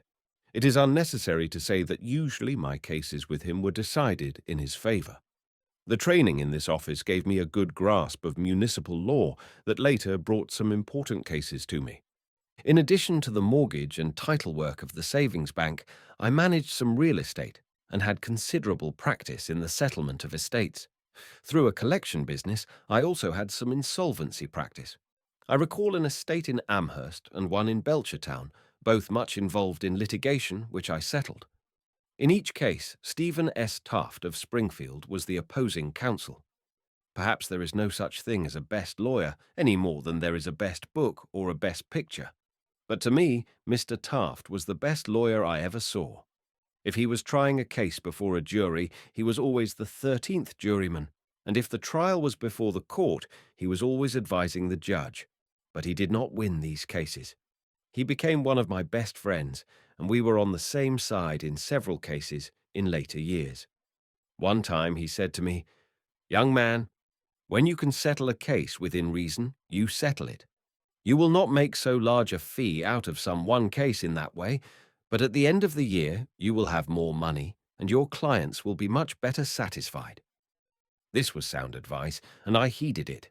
People began to feel that they could consult me with some safety, and without the danger of being involved needlessly in long and costly litigation in court. Very few of my clients ever had to pay a bill of costs. I suppose they were more reasonable than other clients, for they usually settled their differences out of court. This course did not give me much experience in the trial of cases, so I never became very proficient in that art, but it brought me a very satisfactory practice and a fair income. I worked hard during this early period. The matters on which I was engaged were numerous, but did not involve large amounts of money, and the fees were small. For 3 years I did not take the time to visit my old home in Vermont, but when I did go, I was city solicitor. My father began to see his hopes realized and felt that his efforts to give me an education were beginning to be rewarded. What I always felt was the greatest compliment ever paid to my professional ability came in 1903. In the late spring of that year, William H. Clapp, who had been for many years the clerk of the courts for Hampshire County, died. His ability, learning, and painstaking industry made him rank very high as a lawyer. The position he held was of the first importance, for it involved keeping all the civil and criminal records of the Superior Court and the Supreme Judicial Court for the county. The justices of the Supreme Judicial Court appointed me to fill the vacancy. I always felt this was a judgment by the highest court in the Commonwealth on my professional qualifications. Had I been willing to accept the place permanently, I should have been elected to it in the following November. The salary was then $2,300, and the position was one of great dignity, but I preferred to remain at the bar, which might be more precarious, but also had more possibilities. Later events now known enable anyone to pass judgment on my decision. Had I decided otherwise, I could have had much more peace of mind in the last 25 years. As the clerk of the courts, I learned much relating to Massachusetts practice, so that ever after Underwood and Underwood, Calvin Coolidge, at the age of 7, knew what to do with all the documents in a trial, which would have been of much value to me if I had not been called on to give so much time to political affairs. These took up a large amount of my attention in 1904 after I went back to my office, so that my income diminished during that year. I had been chosen chairman of the Republican City Committee. It was a time of perpetual motion in Massachusetts politics. The state elections came yearly in November, and the city elections followed in December. This was presidential year. While I elected the representatives to the General Court by a comfortable margin at the state election, I was not so successful in the city campaign. Our mayor had served 3 terms, which had always been the extreme limit in Northampton, but he was nominated for a 4th time. He was defeated by about 80 votes. We made the mistake of talking too much about the deficiencies of our opponents and not enough about the merits of our own candidates. I have never again fallen into that error. Feeling 1 year was all I could give to the chairmanship, I did not accept a re-election, but still remained on the committee. My earnings had been such that I was able to make some small savings. My prospects appeared to be good. I had many friends and few enemies. There was a little more time for me to give to the amenities of life. I took my meals at Rahar's Inn, where there was much agreeable company consisting of professional and businessmen of the town and some of the professors of Smith College. I had my rooms on Round Hill with the steward of the Clark School for the Deaf. While these relations were most agreeable and entertaining, I suppose I began to want a home of my own. After she had finished her course at the University of Vermont, Miss Grace Goodhue went to the Clark School to take the training to enable her to teach the deaf. When she had been there a year or so, I met her and often took her to places of entertainment. In 1904, Northampton celebrated its 250th anniversary.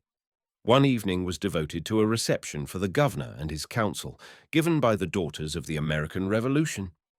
Miss Goodhue accompanied me to the City Hall where the reception was held, and after strolling around for a time, we sat down in two comfortable vacant chairs. Soon a charming lady approached us and said that those chairs were reserved for the governor and Mrs. Bates and that we should have to relinquish them, which we did.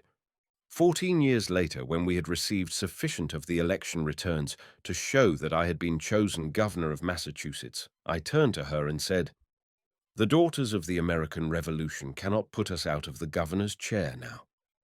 From our being together, we seemed naturally to come to care for each other.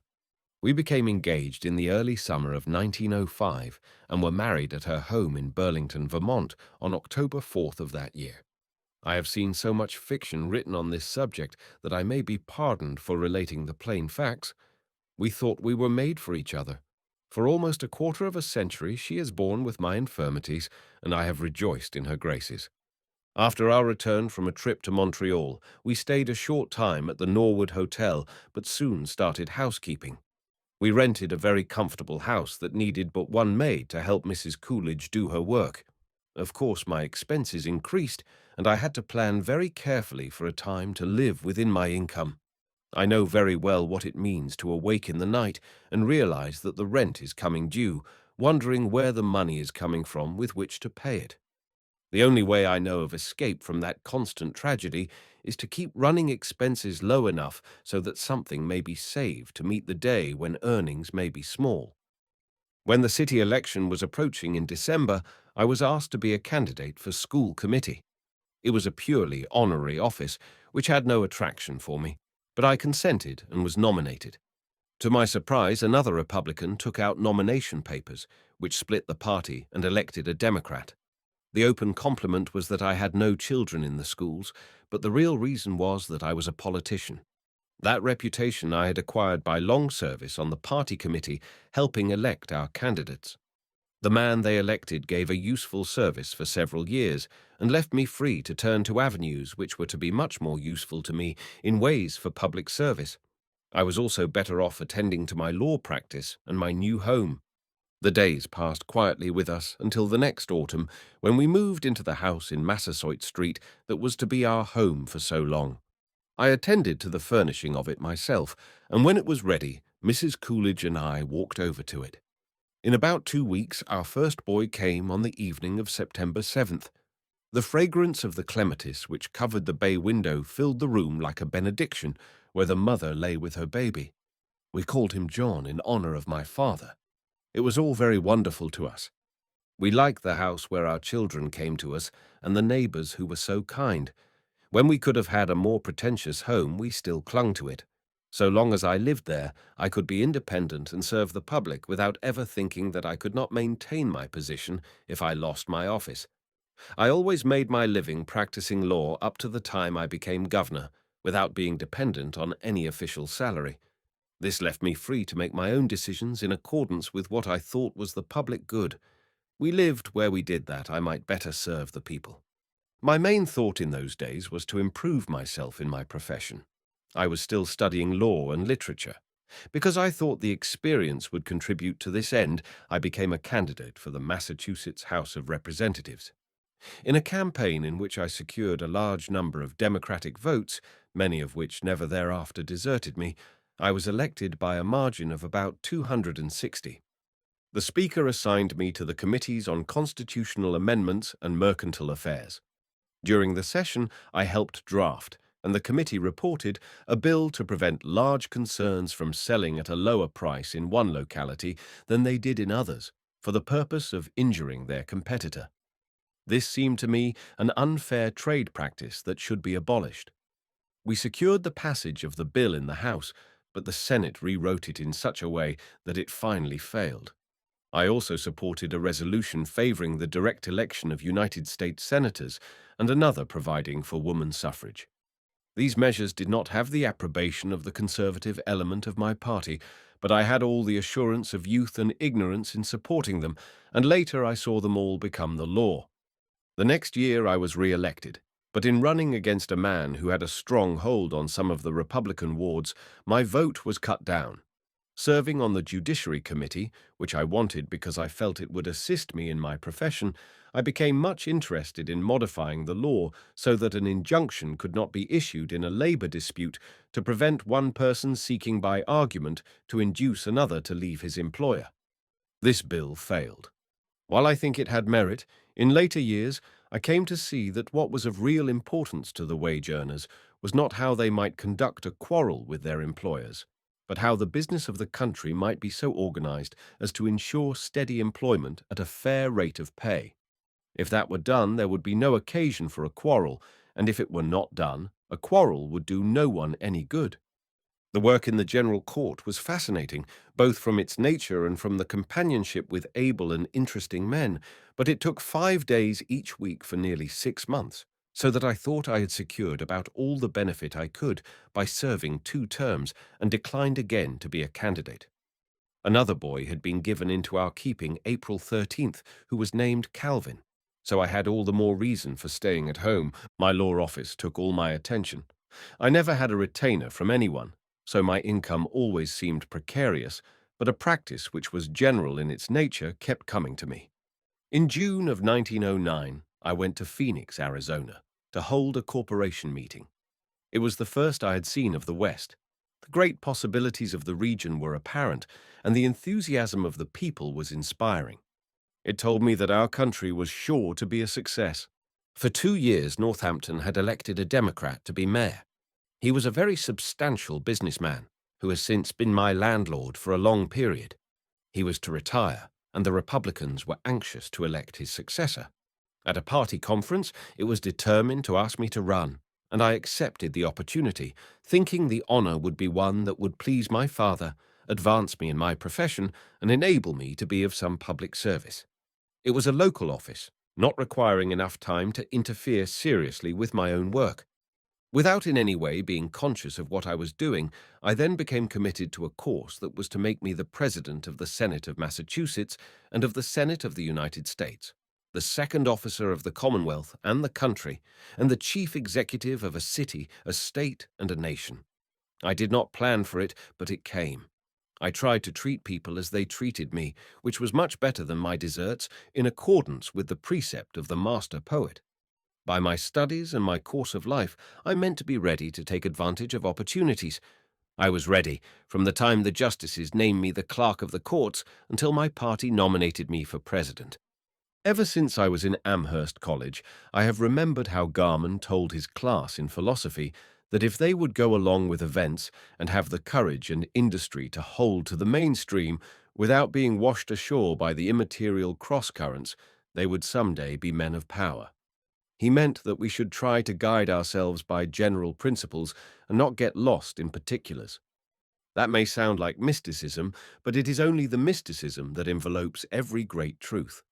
One of the greatest mysteries in the world is the success that lies in conscientious work. My first campaign for mayor was very intense. My opponent was a popular merchant, a personal friend of mine who years later was to be mayor, so that at the outset he was the favorite. The only issue was our general qualifications to conduct the business of the city. I called on many of the voters personally, sent out many letters, spoke at many ward rallies, and kept my poise. In the end, most of my old Democratic friends voted for me, and I won by about 165 votes. On the first Monday of January, 1910, I began a public career that was to continue until the first Monday of March, 1929, when it was to end by my own volition. Our city had always been fairly well governed and had no great problems. Taxes had been increasing. I was able to reduce them some and pay part of the debt, so that I left the net obligations chargeable to taxes at about $100,000. The salaries of teachers were increased. My work commended itself to the people, so that running against the same opponent for re-election, my majority was much increased. I celebrated this event by taking my family to Montpellier, where my father was serving in the Vermont Senate. Of all the honors that have come to me, I still cherish in a very high place the confidence of my friends and neighbors in making me their mayor. Remaining in one office long did not appeal to me, for I was not seeking a public career. My heart was in the law. I thought a couple of terms in the Massachusetts Senate would be helpful to me, so when our senator retired, I sought his place in the fall of 1911 and was elected. The winter in Boston I did not find very satisfactory. I was lonesome. My old friends in the house were gone. The Western Massachusetts Club that had its headquarters at the Adams House, where most of us lived that came from beyond the Connecticut, was inactive. The committees I had, except the chairmanship of agriculture, did not interest me greatly, and to crown my discontent, a Democratic governor sent in a veto, which the Senate sustained, to a bill authorizing the New Haven Railroad to construct a trolley system in western Massachusetts. But as chairman of a special committee, I had helped settle the Lawrence strike, secured the appointment of a commission that resulted in the passage of a mother's aid or maternity bill at the next session, and I was made chairman of a recess committee to secure better transportation for rural communities in the western part of the Commonwealth. During the summer, we did a large amount of work on that committee and made a very full and constructive report at the opening of the General Court in 1913. This was the period that the Republican Party was divided between Taft and Roosevelt, so that Massachusetts easily went for Wilson. But in the three-cornered contest, I was re-elected to the Senate. It was in my second term in the Senate that I began to be a force in the Massachusetts legislature. President Greenwood made me chairman of the Committee on Railroads, which I very much wanted because of my desire better to understand business affairs, and also put me on the important Committee on Rules. I made progress because I studied subjects sufficiently to know a little more about them than anyone else on the floor. I did not often speak, but talked much with the senators personally, and came in contact with many of the businessmen of the state. The Boston Democrats came to be my friends and were a great help to me in later times. My committee reported a bill transforming the Railroad Commission into a public service commission, with a provision intending to define and limit the borrowing powers of railroads, which we passed after a long struggle and debate. The Democratic governor vetoed the bill, but it was passed over his veto almost unanimously. The bill came out for our trolley roads in western Massachusetts and was adopted. He vetoed this, and his veto was overridden by a large majority. It was altogether the most enjoyable session I ever spent with any legislative body. It had been my intention to retire at the end of my second term, but the President of the Senate was reported as being a candidate for lieutenant governor, and as it seemed that I could succeed him, I announced that I wished for another election. When it was too late for me to withdraw gracefully, President Greenwood decided to remain in the Senate. I wanted to be president of the Senate because it was a chance to emerge from being a purely local figure to a place of statewide distinction and authority. I knew where the votes in the Senate lay from the hard legislative contests I had conducted, and I had them fairly well organized when I found the president was not to retire. In this year of 1913, the division in the Republican Party in Massachusetts was most pronounced. Our candidate for governor fell to third place at the election, and another Democrat was made chief executive, carrying with him for the first time in a generation the whole state ticket. But my district returned me. When I reached my office the next morning, I found President Greenwood had been defeated. Again, I was ready.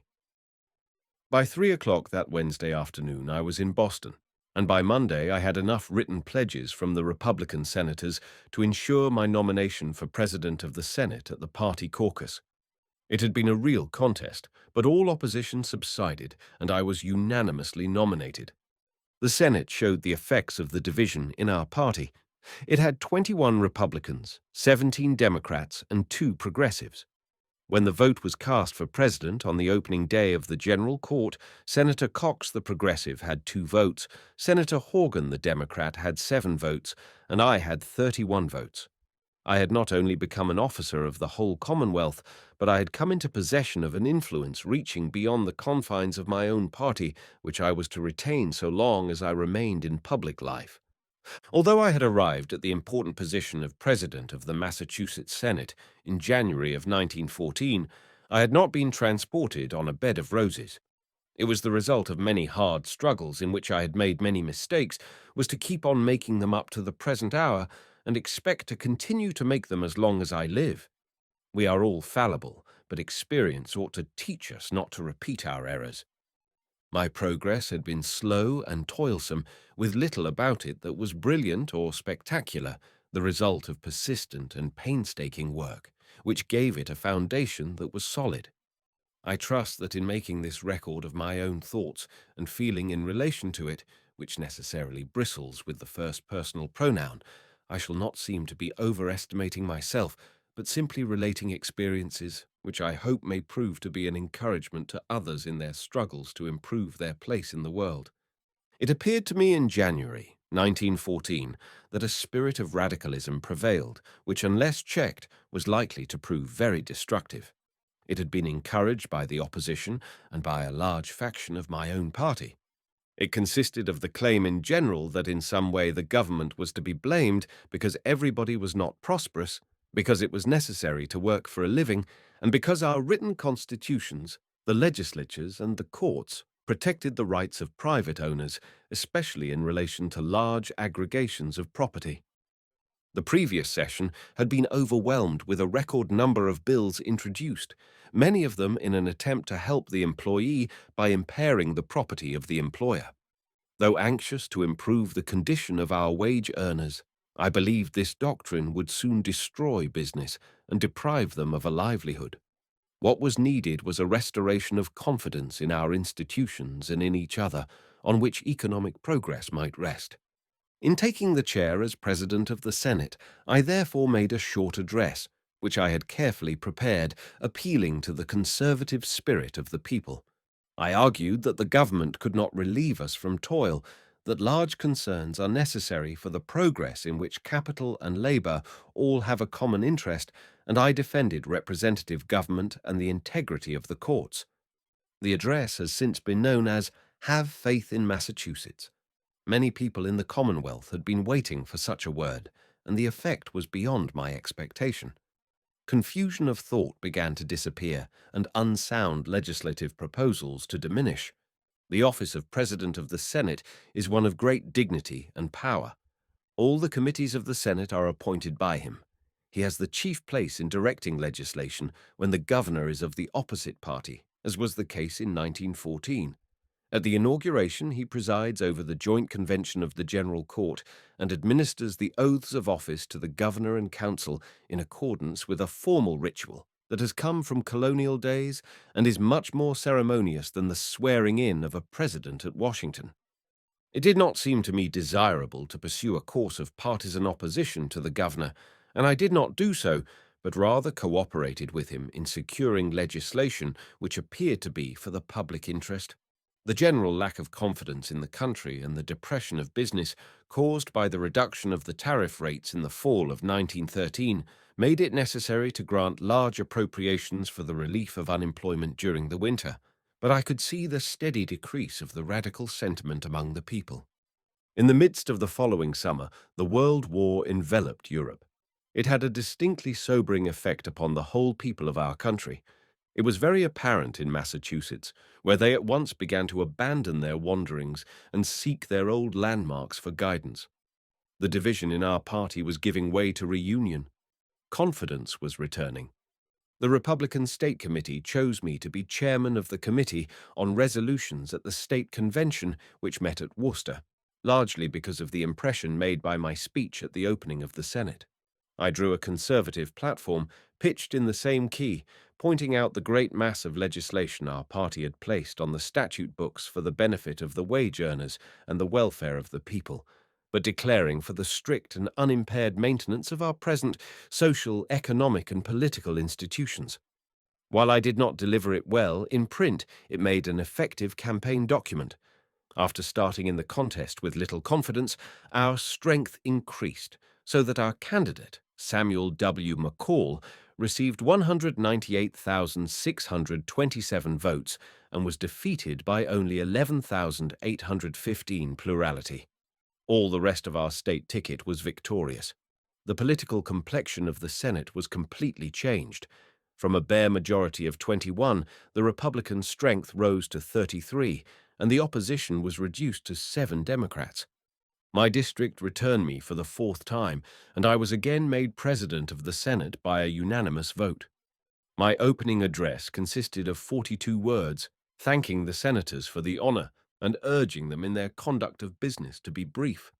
As a presiding officer, it has constantly been my policy to dispatch business. It always took a long time to get all the committees of the General Court to make their reports, but I was able to keep the daily sessions of the Senate short. I also wanted to cut down the volume of legislation. In this, some progress was made. The Blue Book of Acts and Resolves for 1913 had 1,763 pages, for 1914 it had 1,423, and for 1915 only 1,230, which was a very wholesome reduction of more than 30%. People were coming to see that they must depend on themselves rather than on legislation for success. Massachusetts was beginning to suffer from a great complication of laws and restrictive regulations, from a multiplicity of boards and commissions, which had reached about 100, and from a large increase in the number of people on the public payrolls, all of which was necessarily accompanied with a much larger cost of state government that had to be met by collecting more revenue from the taxpayers. The people began to realize that something was wrong and began to wonder whether more laws, more regulations, and more taxes were really any benefit to them. They were becoming tired of agitation, criticism, and destructive policies and wished to return to constructive methods. When I went home at the end of the 1915 session, it was with the intention of remaining in private life and giving all my attention to the law. During the winter, the lieutenant governor had announced that he would seek the nomination for governor, which caused some mention of me as his successor. But I was president of the Senate and did not propose to impair my usefulness in that position by involving it in an effort to secure some other office, so I gave the matter no attention. A very estimable man, who had done much party service and was a brilliant platform speaker, had already become a candidate. But although my record in the General Court was that of a liberal, the business interest turned to me. In this they were not alone, as the event disclosed. To the people I seemed, in some way that I cannot explain, to represent confidence. When the situation became apparent to me, I went to Boston and made the simple statement in the press that I was a candidate for lieutenant governor without any reasons or any elaboration. It was at this time that my intimate acquaintance began with Mr. Frank W. Stearns. I had met him in a casual way for a year or two, but only occasionally. In the spring, he had suggested that he would like to support me for lieutenant governor. He was a merchant of high character and very much respected by all who knew him, but entirely without experience in politics. He came as an entirely fresh force in public affairs, unhampered by any of the animosities that usually attach to a veteran politician. It was a great compliment to me to attract the interest of such a man, and his influence later became of large value to the party in the Commonwealth and nation. I always felt considerable pride of accomplishment in getting the active support of men like him. While Mr. Stearns always overestimated me, he nevertheless was a great help to me. He never obtruded or sought any favor for himself or any other person, but his whole effort was always disinterested and entirely devoted to assisting me when I indicated I wished him to do so. It is doubtful if any other public man ever had so valuable and unselfish a friend. My activities were such that I began to see more of the Honorable W. Murray Crane. When he came to Boston, he was accustomed to have me at breakfast in his rooms at the hotel. Although he had large interests about which there was constant legislation, he never mentioned the subject to me or made any suggestion about any of my official actions. Had I sought his advice, he would have told me to consult my own judgment and vote for what the public interest required, without any thought of him. He confirmed my opinion as to the value of a silence which avoids creating a situation where one would otherwise not exist, and the bad taste and the danger of arousing animosities and advertising an opponent by making any attack on him. In all political affairs he had a wonderful wisdom, and in everything he was preeminently a man of judgment, who was the most disinterested public servant I ever saw, and the greatest influence for good government with which I ever came in contact. What would I not have given to have had him by my side when I was president? His end came just before the election of 1920. These men were additional examples of good influences coming into my life, to which I referred in relating the experience of some of my younger days. I cannot see that I sought them, but they came. Perhaps it was because I was ready to receive them. In the summer of 1915, politics became very active in Massachusetts. There was a sharp campaign for the nomination for governor, my own effort to secure the lieutenant governorship, and many minor contests. I shall always remember that Augustus P. Gardner, then in Congress, honored me by becoming one of the committee of 5 who conducted my campaign. Many local meetings were held, calling for much speaking. In the end, Samuel W. McCall was renominated for governor. I was named as candidate for lieutenant governor by a vote of about 75,000 to 50,000. The news reached my father on the 100th anniversary of the birth of his father. My campaign was carried on in careful compliance with the law, and the expense was within the allowed limit of $1,500, which was contributed by numerous people. I was thus under no especial obligation to anyone for raising money for me. In the campaign for election, I toured the state with Mr. McCall, making open-air speeches from automobiles during the day and finishing with an indoor rally in the evening. It was the hardest kind of work, but most fascinating. I remember that Warren G. Harding and Nicholas Longworth came into the state to promote our election and spoke with us at a large meeting one night at Lowell. I did not refer to my own candidacy, but spent all my time advocating the election of Mr. McCall. He was a character that fitted into the situation most admirably. He was liberal without being visionary and conservative without being reactionary. The 25 years he had spent in public life gave him a remarkable equipment for discussing the issues of a campaign. Whatever information was needed concerning the state government, I was in a position to supply. Much emphasis was placed by me on the urgent necessity of preventing further increases in state and national expense, and of a drastic reduction wherever possible. The state was ready for that kind of a message. When the election of 1915 came, Mr. McCall won by 6,313 votes, and my plurality was 52,204. After having been held 5 years by Democrats, the governorship of Massachusetts was restored to the Republican Party, where it was to remain for the next 15 years and probably much longer. The extended struggle in which the Republicans had been engaged to restore the people of Massachusetts to their allegiance to sound government under a reunited party had at last been successful. With that prolonged effort, I had been intimately associated. The office of Lieutenant Governor of Massachusetts differs from that of most states. As already disclosed, he does not preside over the Senate. The Constitution of our Commonwealth is older than the federal Constitution, and so followed the old colonial system, while most of the states have followed the federal system. I was ex officio a member of the Governor's Council and chairman of the Finance and Pardon Committees.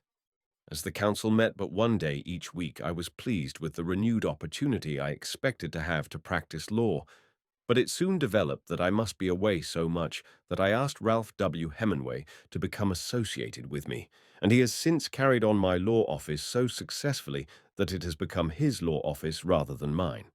It has become the custom in our country to expect all chief executives, from the president down, to conduct activities analogous to an entertainment bureau.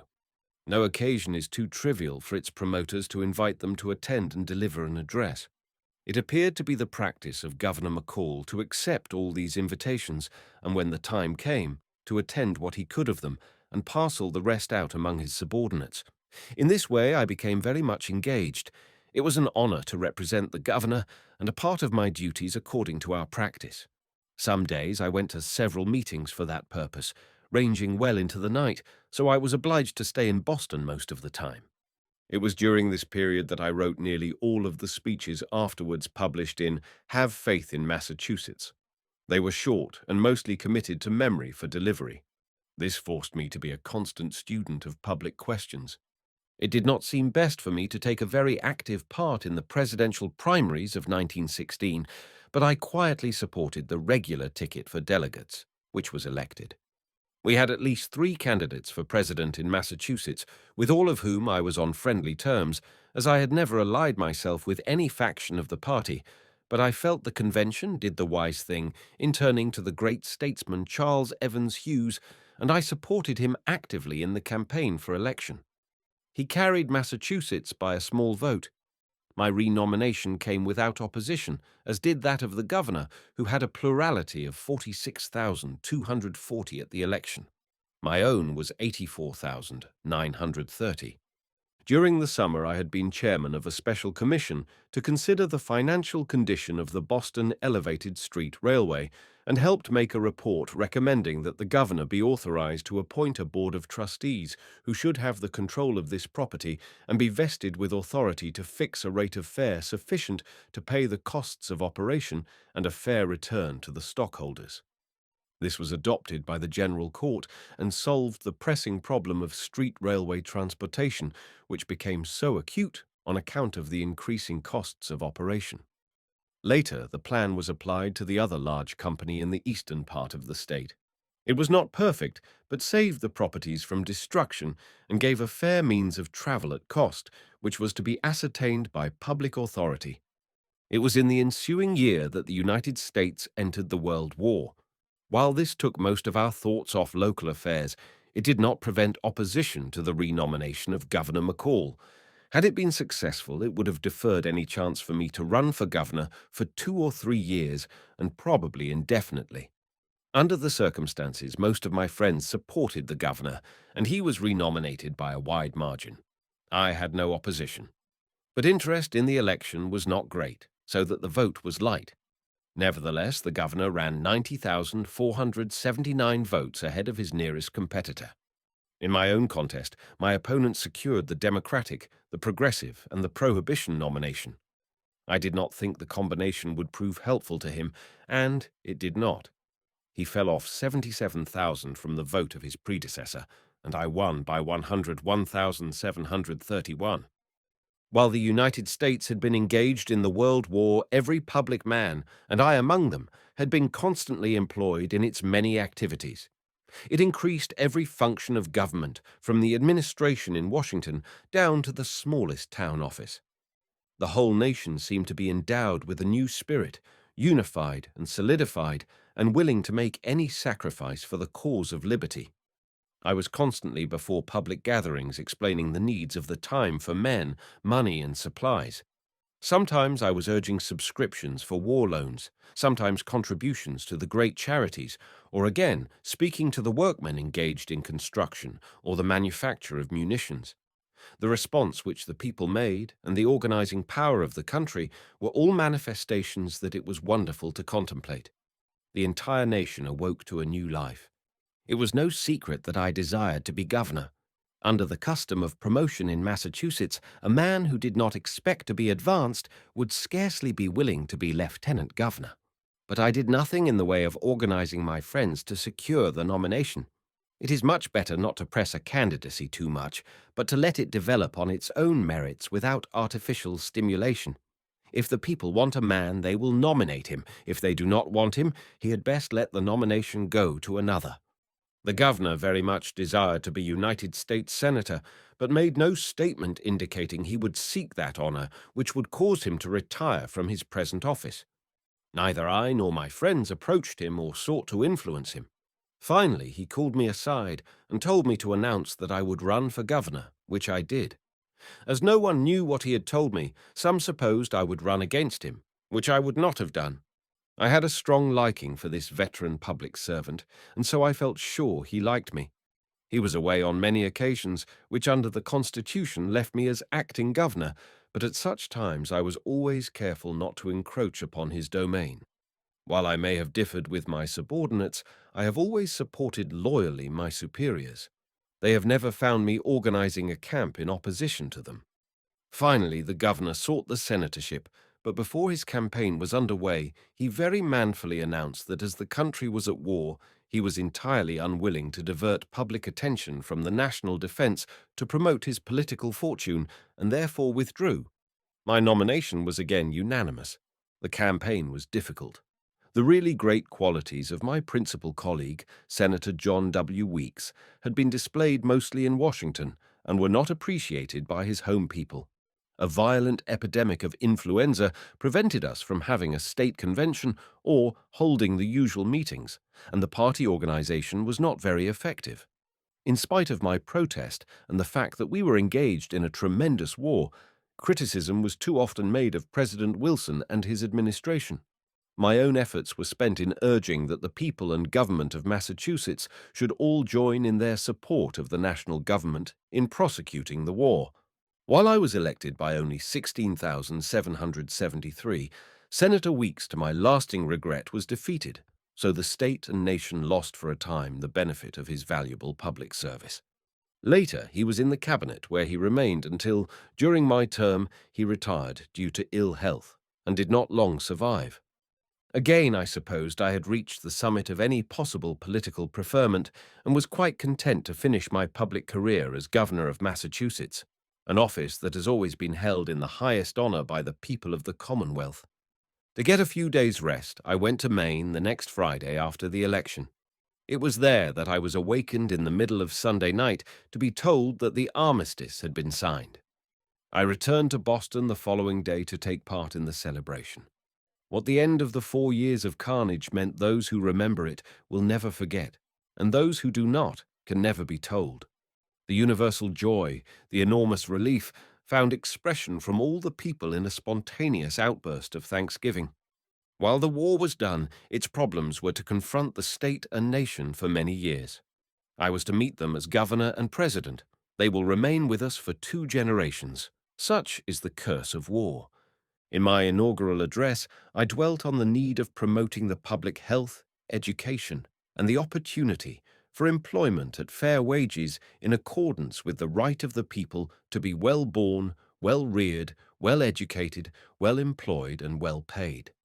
I also stressed the necessity of keeping government expenses as low as possible, assisting in every possible way the re-establishing of the returning veterans and reorganizing the numerous departments in accordance with a recent change of the Constitution which limited their number to 20.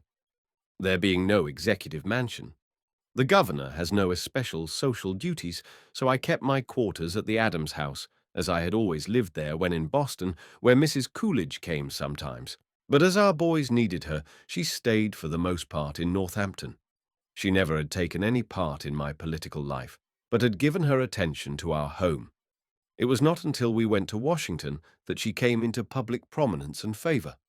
In February, President Wilson landed at Boston on his return from France and spoke at a large meeting where I made a short address of welcome, pledging him my support in helping settle the remaining war problems. I then began a friendly personal relation with him and Mrs. Wilson, which has always continued.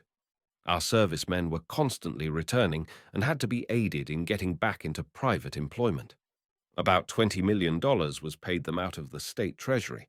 In the confusion attending the end of the war, the work of legislation dragged on well into the summer.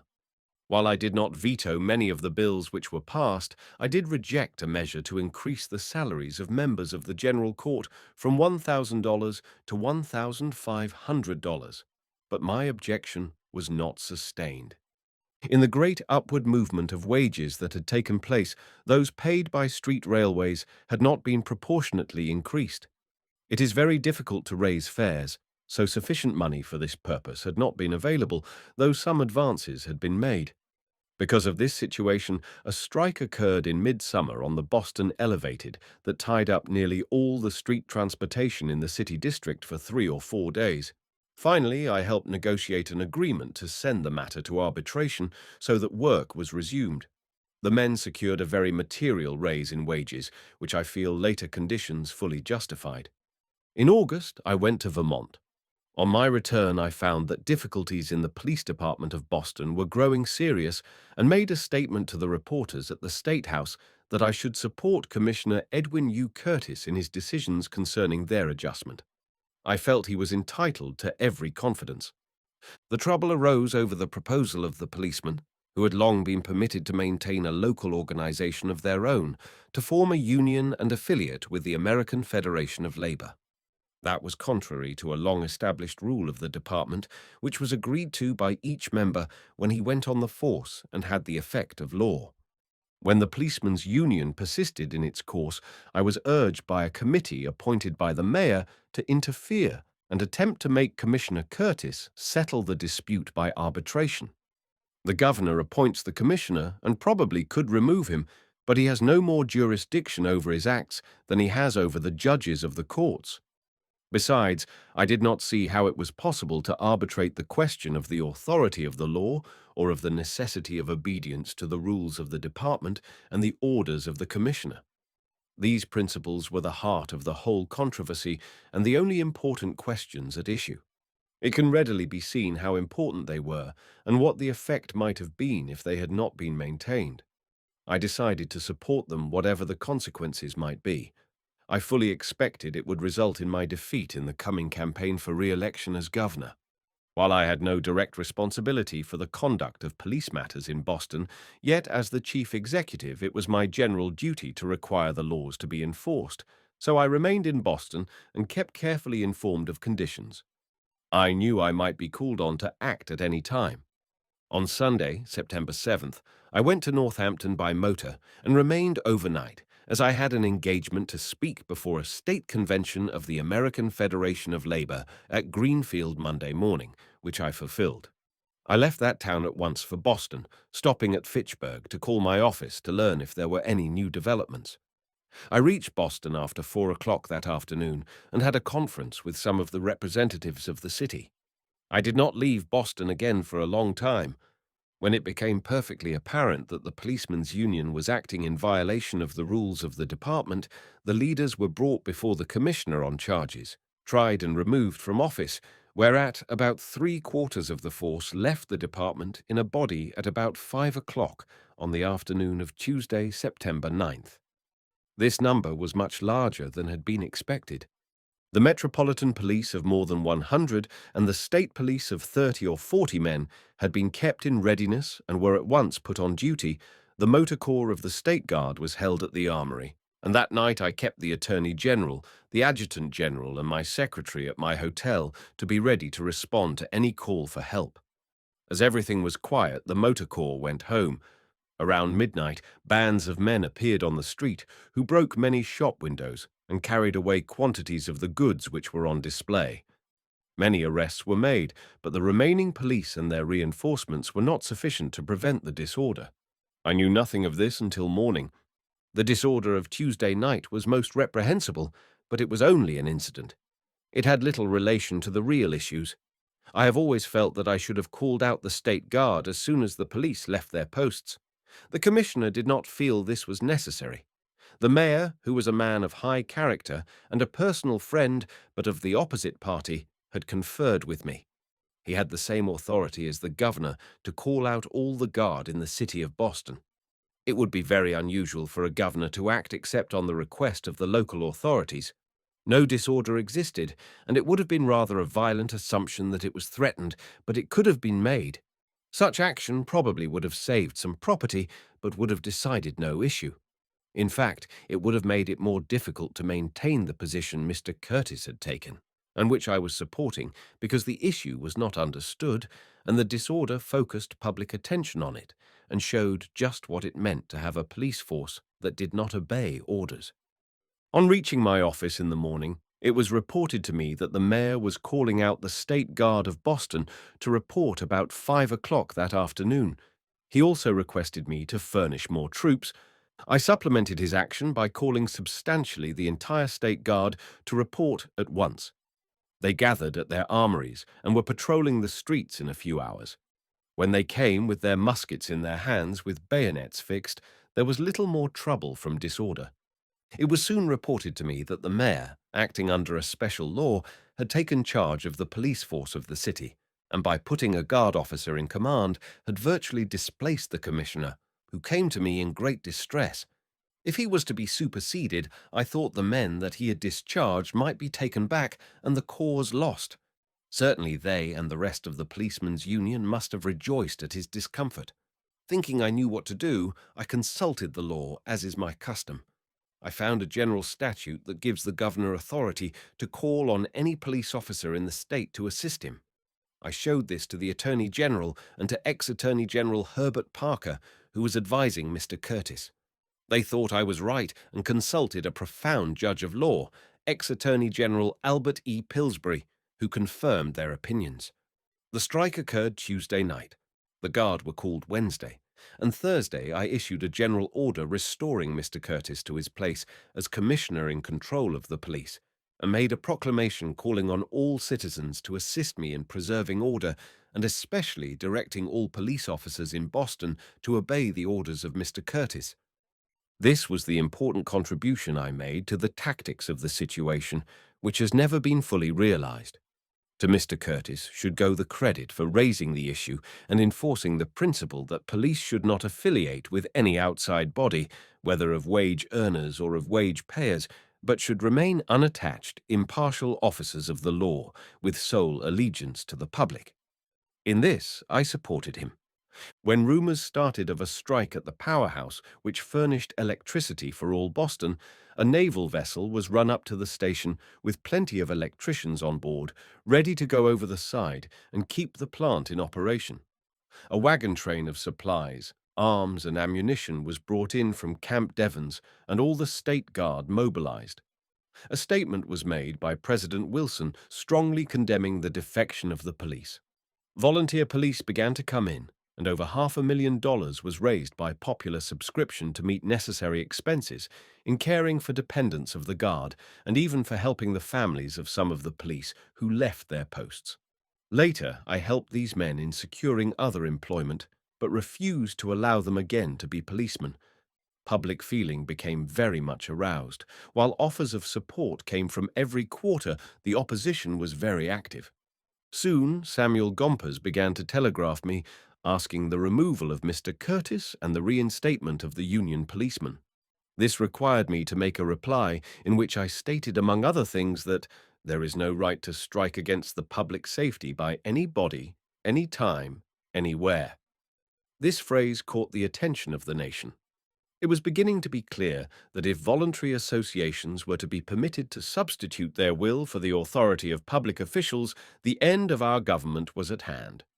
The issue was nothing less than whether the law which the people had made through their duly authorized agencies should be supreme. This issue I took to the people in my campaign for re-election as governor. Though I was hampered by an attack of influenza and spoke but 3 or 4 times, I was able to make the issue plain even beyond the confines of Massachusetts. Many of the wage earners, both organized and unorganized, who knew I had always treated them fairly, must have supported me, for I won by 125,101 votes.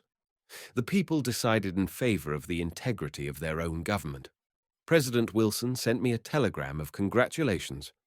I felt at the time that the speeches I made and the statements I issued had a clearness of thought and revealed a power I had not before been able to express, which confirmed my belief that, when a duty comes to us, with it a power comes to enable us to perform it.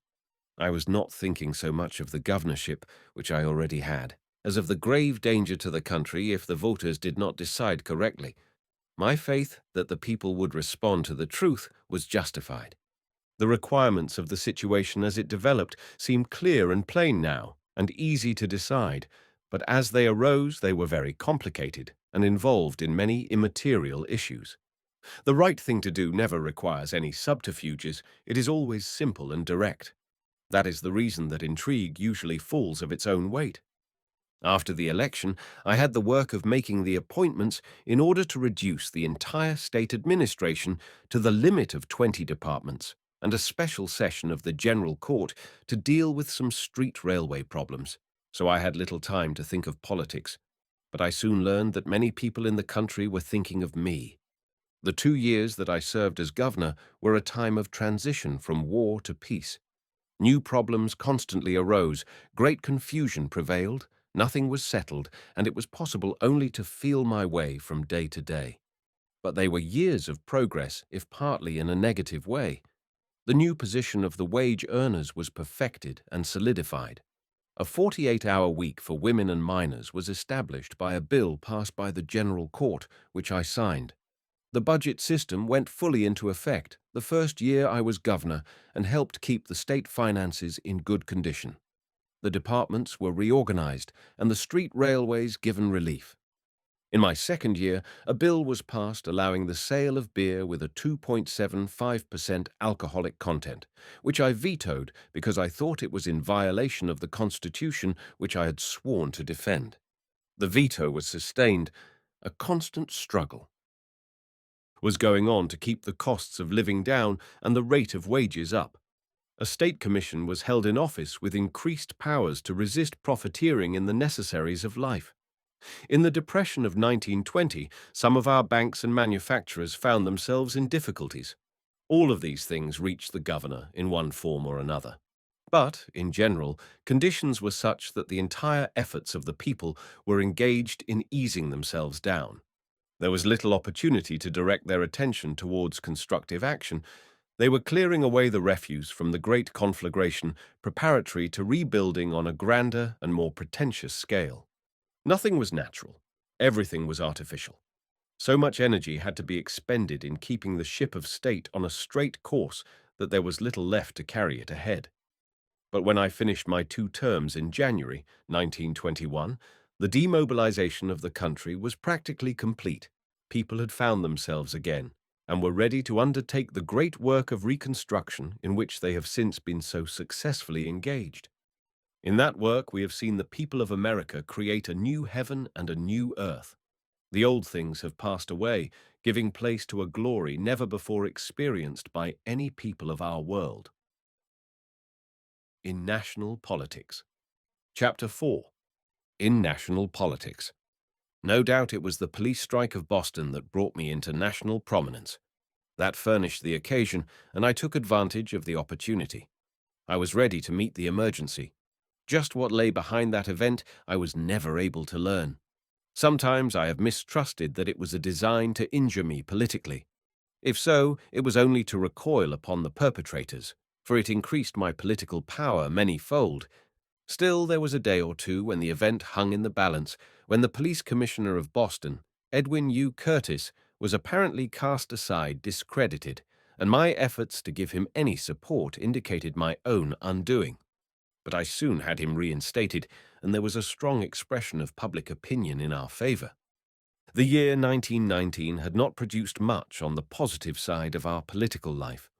President Wilson had returned from the peace conference at Paris, determined to have the United States join the League of Nations as established in the final Treaty of Versailles. He found opposition in the Senate both within and without his own party.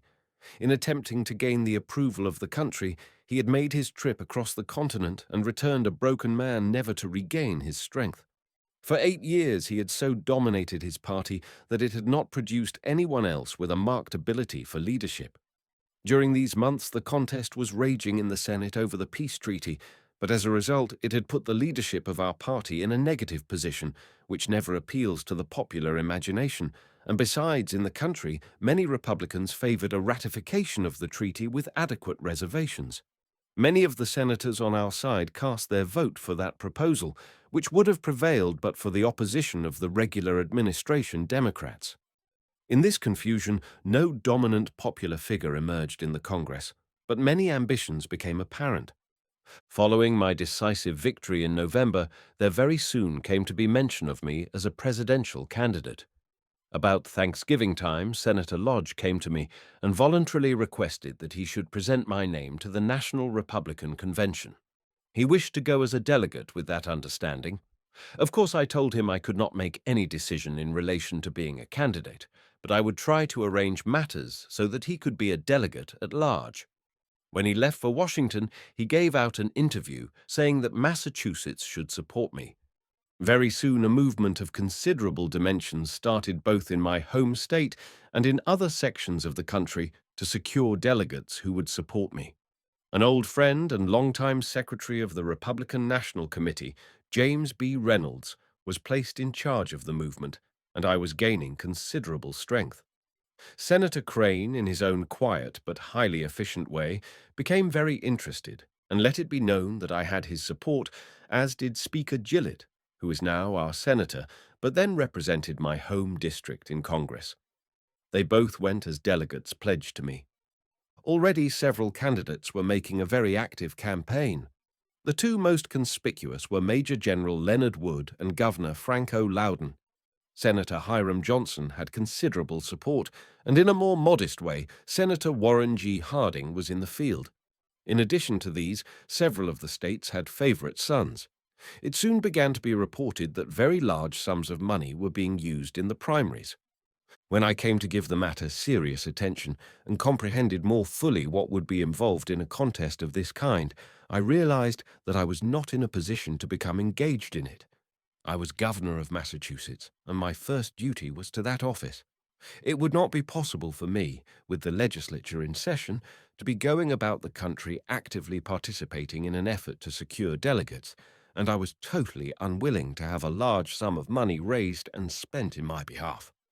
I soon became convinced also that I was in danger of creating a situation in which some people in Massachusetts could permit it to be reported in the press that they were for me when they were not at heart for me and would give me little support in the convention. It would, however, prevent their having to make a public choice as between other candidates and would help them in getting elected as delegates.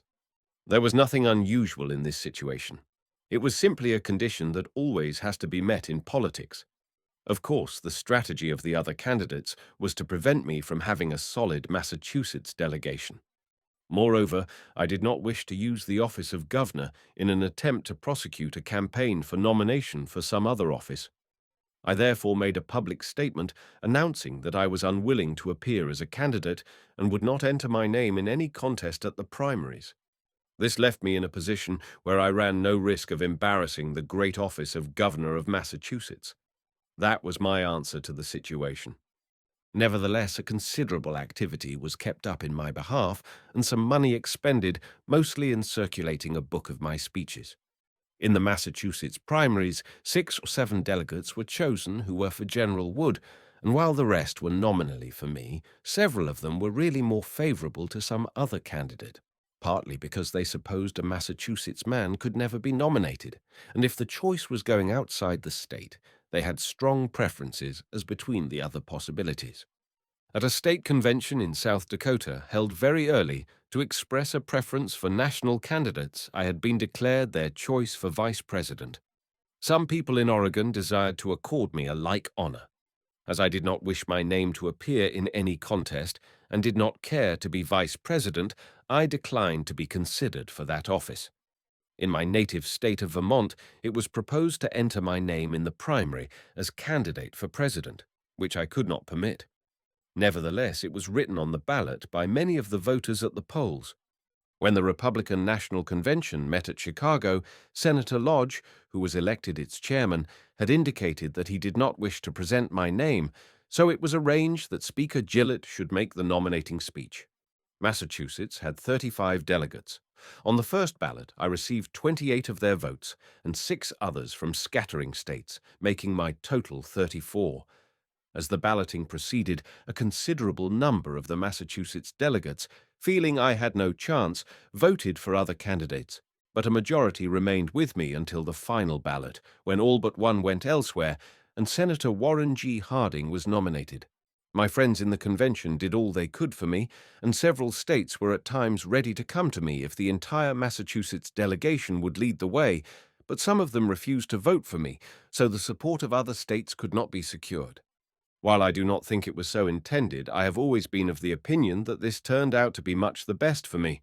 I had no national experience.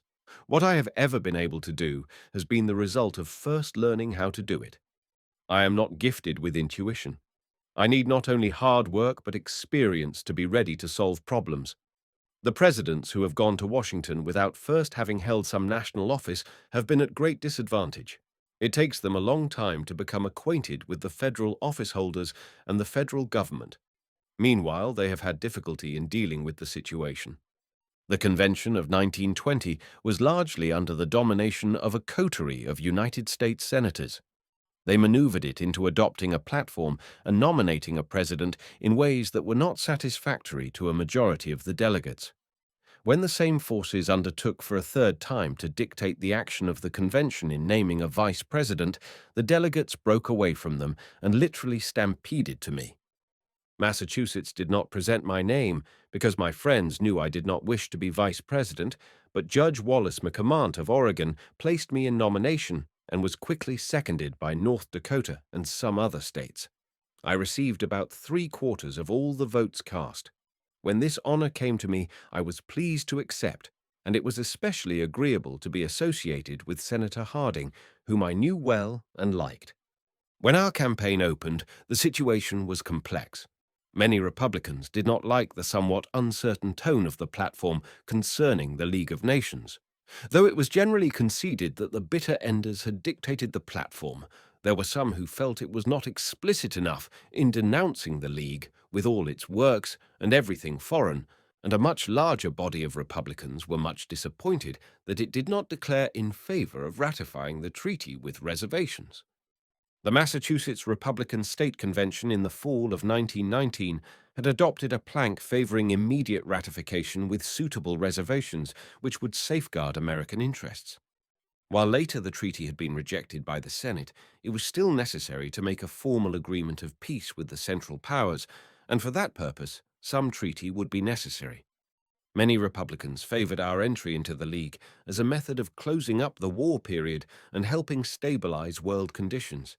Senator Crane had taken that position in Massachusetts and repeated it again at Chicago.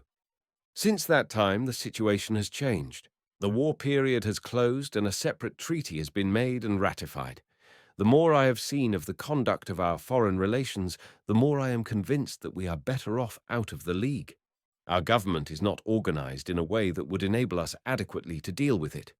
Nominally, our foreign affairs are in the hands of the President. Actually, the Senate is always attempting to interfere, too often in a partisan way, and many times in opposition to the President. Our country is not racially homogeneous.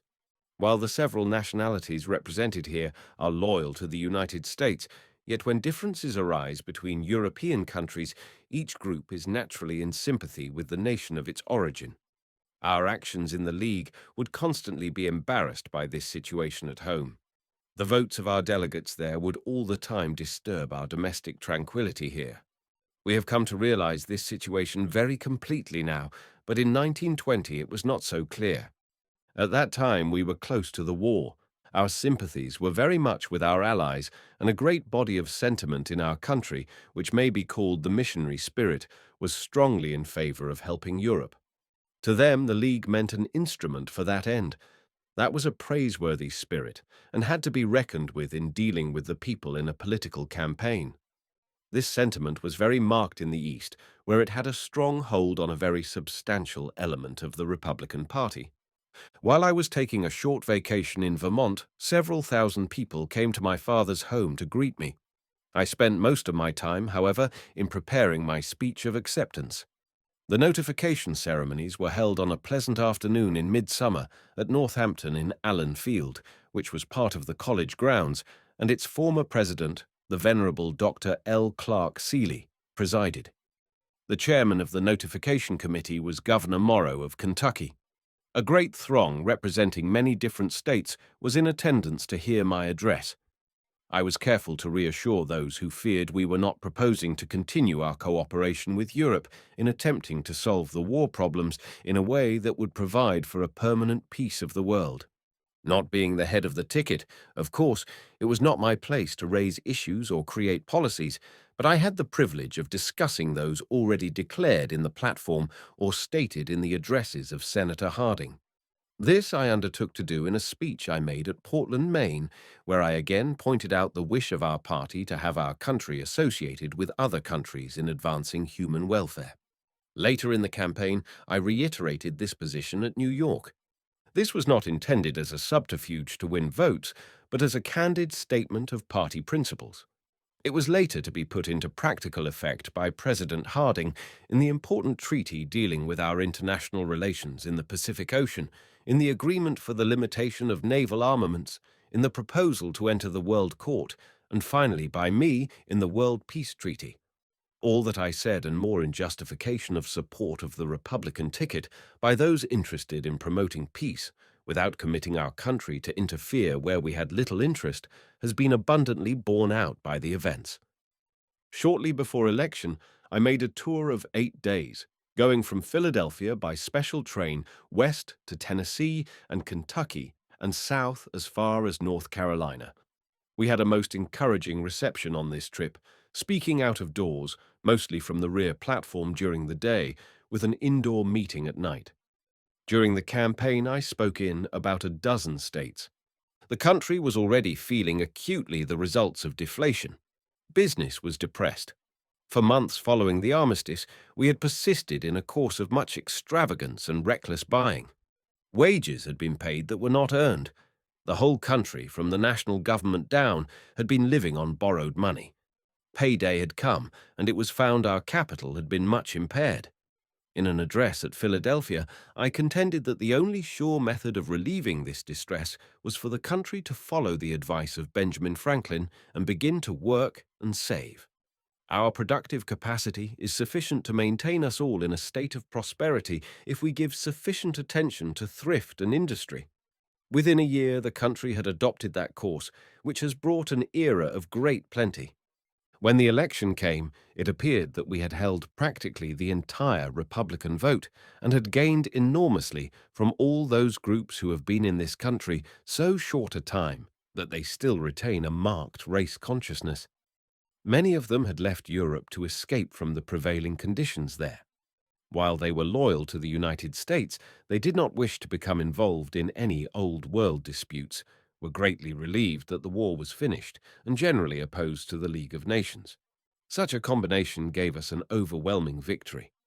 After election, it was necessary for me to attend a good many celebrations.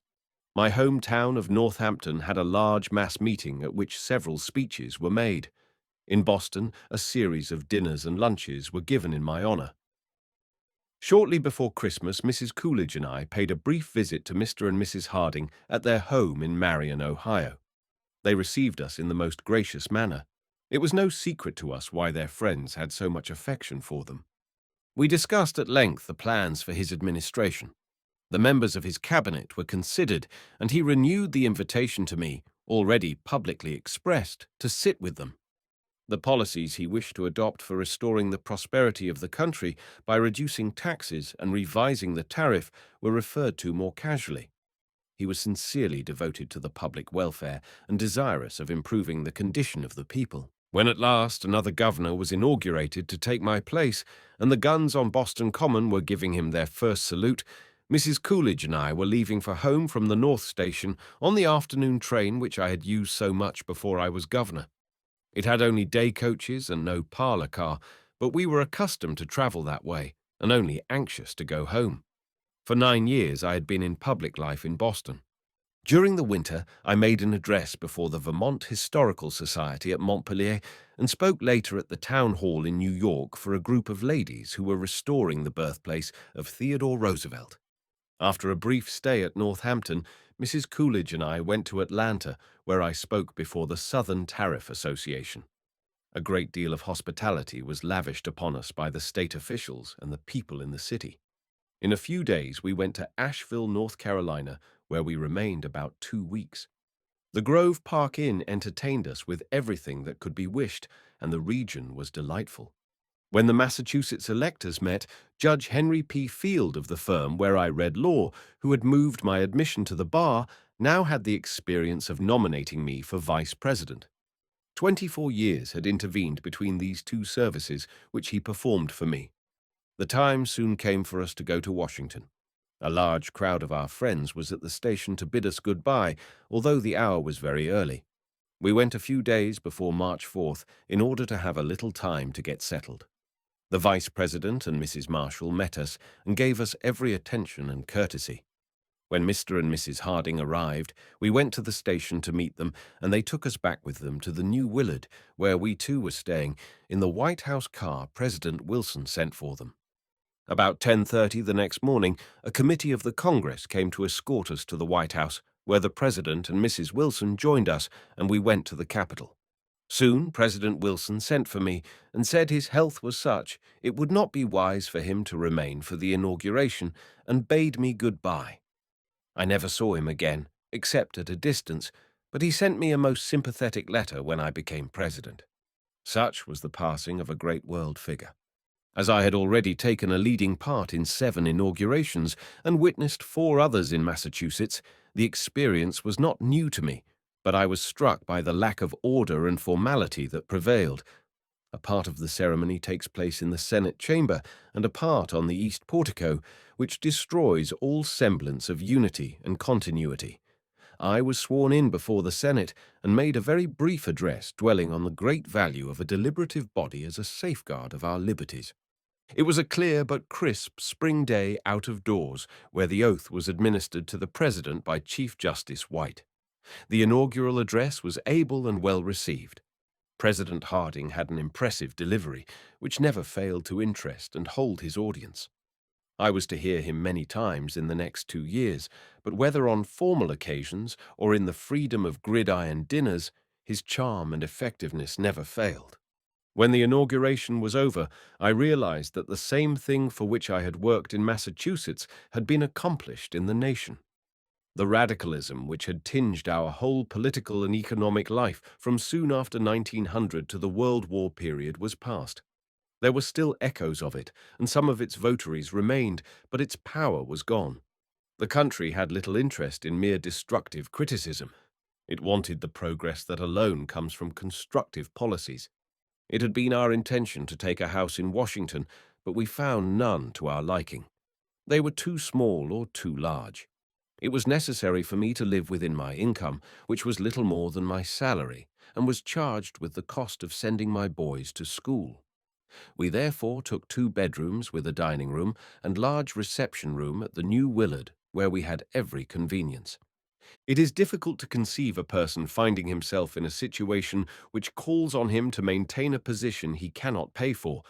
Any other course for me would have been cut short by the barnyard philosophy of my father, who would have contemptuously referred to such action as the senseless imitation of a fowl which was attempting to light higher than it could roost. There is no dignity quite so impressive, and no independence quite so important as living within your means. In our country, a small income is usually less embarrassing than the possession of a large one. But my experience has convinced me that an official residence with suitable maintenance should be provided for the Vice President. Under the present system, he is not lacking in dignity, but he has no fixed position. The great office should have a settled and permanent habitation and a place, irrespective of the financial ability of its temporary occupant. While I was glad to be relieved of the responsibility of a public establishment, nevertheless, it is a duty the second officer of the nation should assume. It would be much more in harmony with our theory of equality if each vice president held the same position in the capital city. Very much is said and written concerning the amount of dining out that the vice president does. As the president is not available for social dinners, of course the next officer in rank is much sought after for such occasions. But like everything else that is sent out of Washington for public consumption, the reports are exaggerated. Probably the average of these dinners during the season does not exceed 3 a week, and as the Senate is in session after 12 o'clock each weekday, there is no opportunity for lunches or teas. When we first went to Washington, Mrs. Coolidge and I quite enjoyed the social dinners. As we were always the ranking guests, we had the privilege of arriving last and leaving first, so that we were usually home by 10 o'clock. It will be seen that this was far from burdensome. We found it a most enjoyable opportunity for getting acquainted, and could scarcely comprehend how anyone who had the privilege of sitting at a table surrounded by representatives of the Cabinet, the Congress, the diplomatic corps, and the Army and Navy would not find it interesting. Presiding over the Senate was fascinating to me. That branch of the Congress has its own methods and traditions which may strike the outsider as peculiar, but more familiarity with them would disclose that they are only what long experience has demonstrated to be the best methods of conducting its business. It may seem that debate is endless, but there is scarcely a time when it is not informing, and after all, the power to compel due consideration is the distinguishing mark of a deliberative body. If the Senate is anything, it is a great deliberative body, and if it is to remain a safeguard of liberty, it must remain a deliberative body. I was entertained and instructed by the debates. However it may appear in the country, no one can become familiar with the inside workings of the Senate without gaining a great respect for it.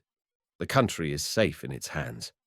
At first, I intended to become a student of the Senate rules, and I did learn much about them, but I soon found that the Senate had but one fixed rule, subject to exceptions, of course, which was to the effect that the Senate would do anything it wanted to do, whenever it wanted to do it. When I had learned that, I did not waste much time on the other rules, because they were so seldom applied. The assistant to the Secretary of the Senate could be relied on to keep me informed on other parliamentary questions. But the President of the Senate can and does exercise a good deal of influence over its deliberations. The Constitution gives him the power to preside, which is the power to recognize whom he will. That often means that he decides what business is to be taken up and who is to have the floor for debate at any specific time. Nor is the impression that it is a dilatory body never arriving at decisions correct. In addition to acting on the thousands of nominations and the numerous treaties, it passes much more legislation than the House. But it is true that unanimous consent is often required to close debate, and because of the great power each senator is therefore permitted to exercise, which is often a veto power, making one senator a majority of the 96 senators, great care should be exercised by the states in their choice of senators. Nothing is more dangerous to good government than great power in improper hands. If the Senate has any weakness, it is because the people have sent to that body men lacking the necessary ability and character to perform the proper functions. But this is not the fault of the Senate. It cannot choose its own members, but has to work with what is sent to it. The fault lies back in the citizenship of the states. If the Senate does not function properly, the blame is chiefly on them. If the vice president is a man of discretion and character, so that he can be relied upon to act as a subordinate in such position, he should be invited to sit with the cabinet, although some of the senators, wishing to be the only advisers of the president, do not look on that proposal with favor. He may not help much in its deliberations, and only on rare occasions would he be a useful contact with the Congress, although his advice on the sentiment of the Senate is of much value. But he should be in the cabinet because he might become president and ought to be informed on the policies of the administration. He will not learn of all of them. Much went on in the departments under President Harding, as it did under me, of which the cabinet had no knowledge. But he will hear much and learn how to find out more if it ever becomes necessary. My experience in the cabinet was of supreme value to me when I became president. It was my intention when I became vice president to remain in Washington, avoid speaking and attend to the work of my office. But the pressure to speak is constant and intolerable. However, I resisted most of it. I was honored by the president by his request to make the dedicatory address at the unveiling of a bust of him in the McKinley Memorial at Niles, Ohio. I also delivered the address at the dedication of the Grant statue in Washington. During these 2 years I spoke some and lectured some. This took me about the country in travels that reached from Maine to California, from the Twin Cities to Charleston. I was getting acquainted. Aside from speeches, I did little writing, but I read a great deal and listened much. While I little realized it at the time, it was for me a period of most important preparation. It enabled me to be ready in August 1923. An extra session of the Congress began in April of 1921, which was almost continuous until March 4th, 1923. While an enormous amount of work was done, it soon became apparent that the country expected too much from the change in administration. The government could and did stop the waste of the people's savings, but it could not restore them. That had to be done by the hard work and thrift of the people themselves. This would take time. While the country was improving, it was still depressed. There was some unemployment and a good deal of distress in agriculture because of the very low prices of farm produce and the shrinkage in land values. When I began to make political speeches in the campaign of 1922, I soon realized that the country had large sections that were disappointed because a return of prosperity had not been instantaneous. Moreover, the people had little knowledge of the great mass of legislation already accomplished, which was to prove so beneficial to them within a few months in the future. After I had related some of the record of the relief measures adopted, they would come to me to say they had never heard of it and thought nothing had been done. While my party still held both the House and Senate, it lost many seats in the election, which made the closing session of Congress full of complaints tinged with bitterness against an administration under which many of them had been defeated. That being the natural reaction, it is useless to discuss its propriety. While these years in Washington had been full of interest, they were not without some difficulties. Its official circles never accept anyone gladly. There is always a certain unexpressed sentiment that a new arrival is appropriating the power that should rightfully belong to them. He is always regarded as in the nature of a usurper. But I think I met less of this sentiment than is usual, for I was careful not to be obtrusive. Nevertheless, I could not escape being looked on as one who might be given something that others wished to have. But as it soon became apparent that I was wholly engaged in promoting the work of the Senate and the success of the administration rather than my own interests, I was more cordially accepted. In these 2 years, I witnessed the gigantic task of demobilizing a war government and restoring it to a peacetime basis. I also came in contact with many of the important people of the United States and foreign countries. All talent eventually arrives at Washington. Most of the world figures were there at the Conference on Limitation of Armaments. Other meetings brought people only a little less distinguished.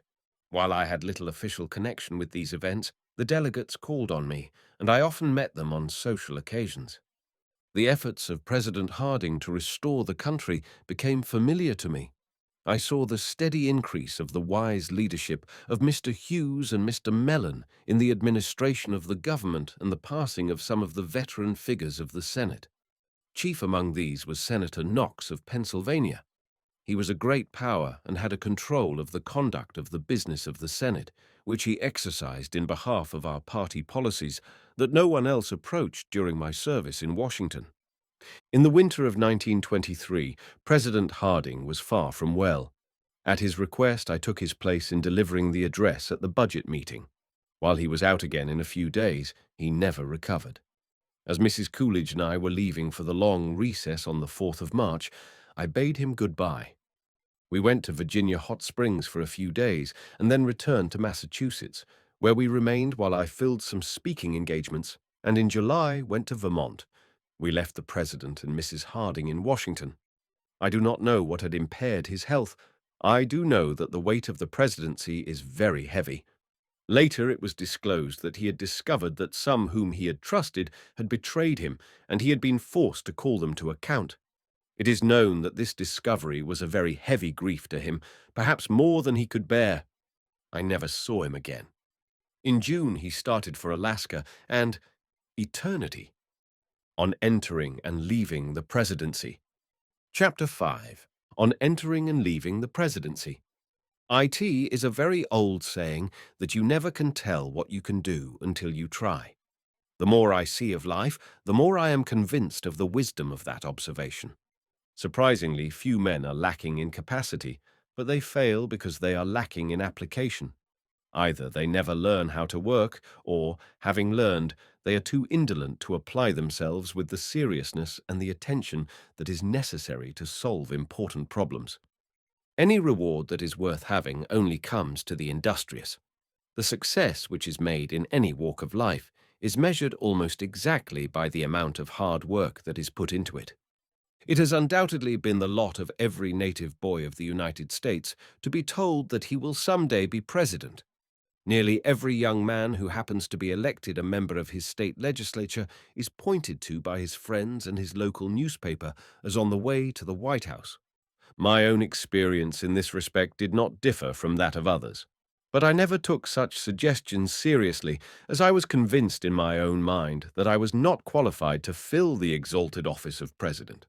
I had not changed this opinion after the November elections of 1919, when I was chosen governor of Massachusetts for a second term by a majority which had only been exceeded in 1896.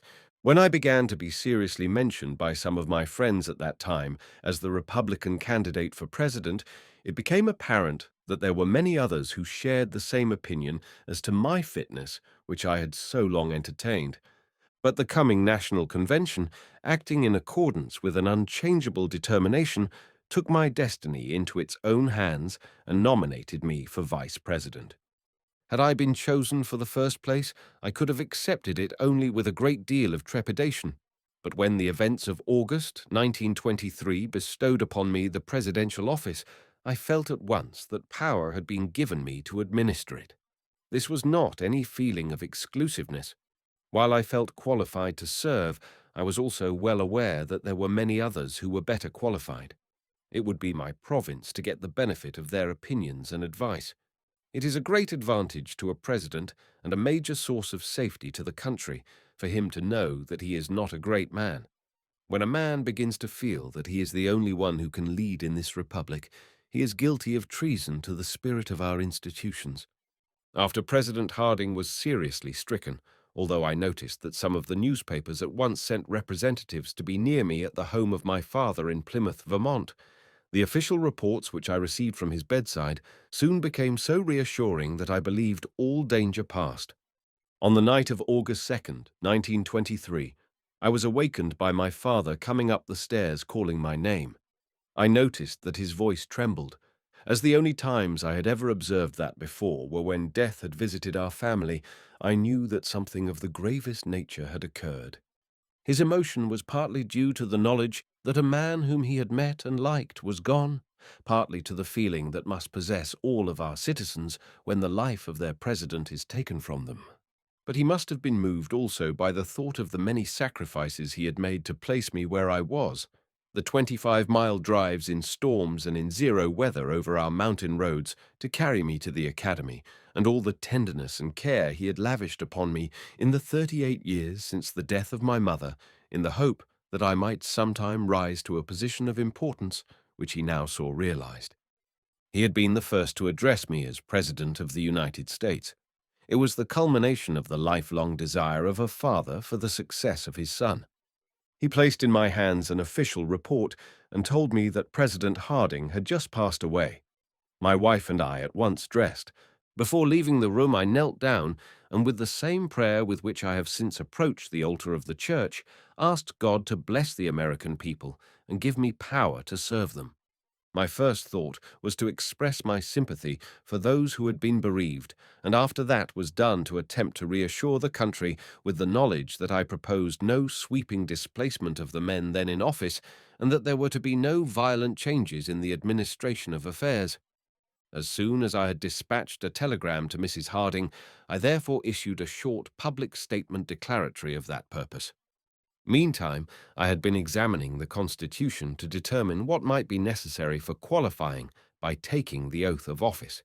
It is not clear that any additional oath is required beyond what is taken by the Vice President when he is sworn into office. It is the same form as that taken by the President.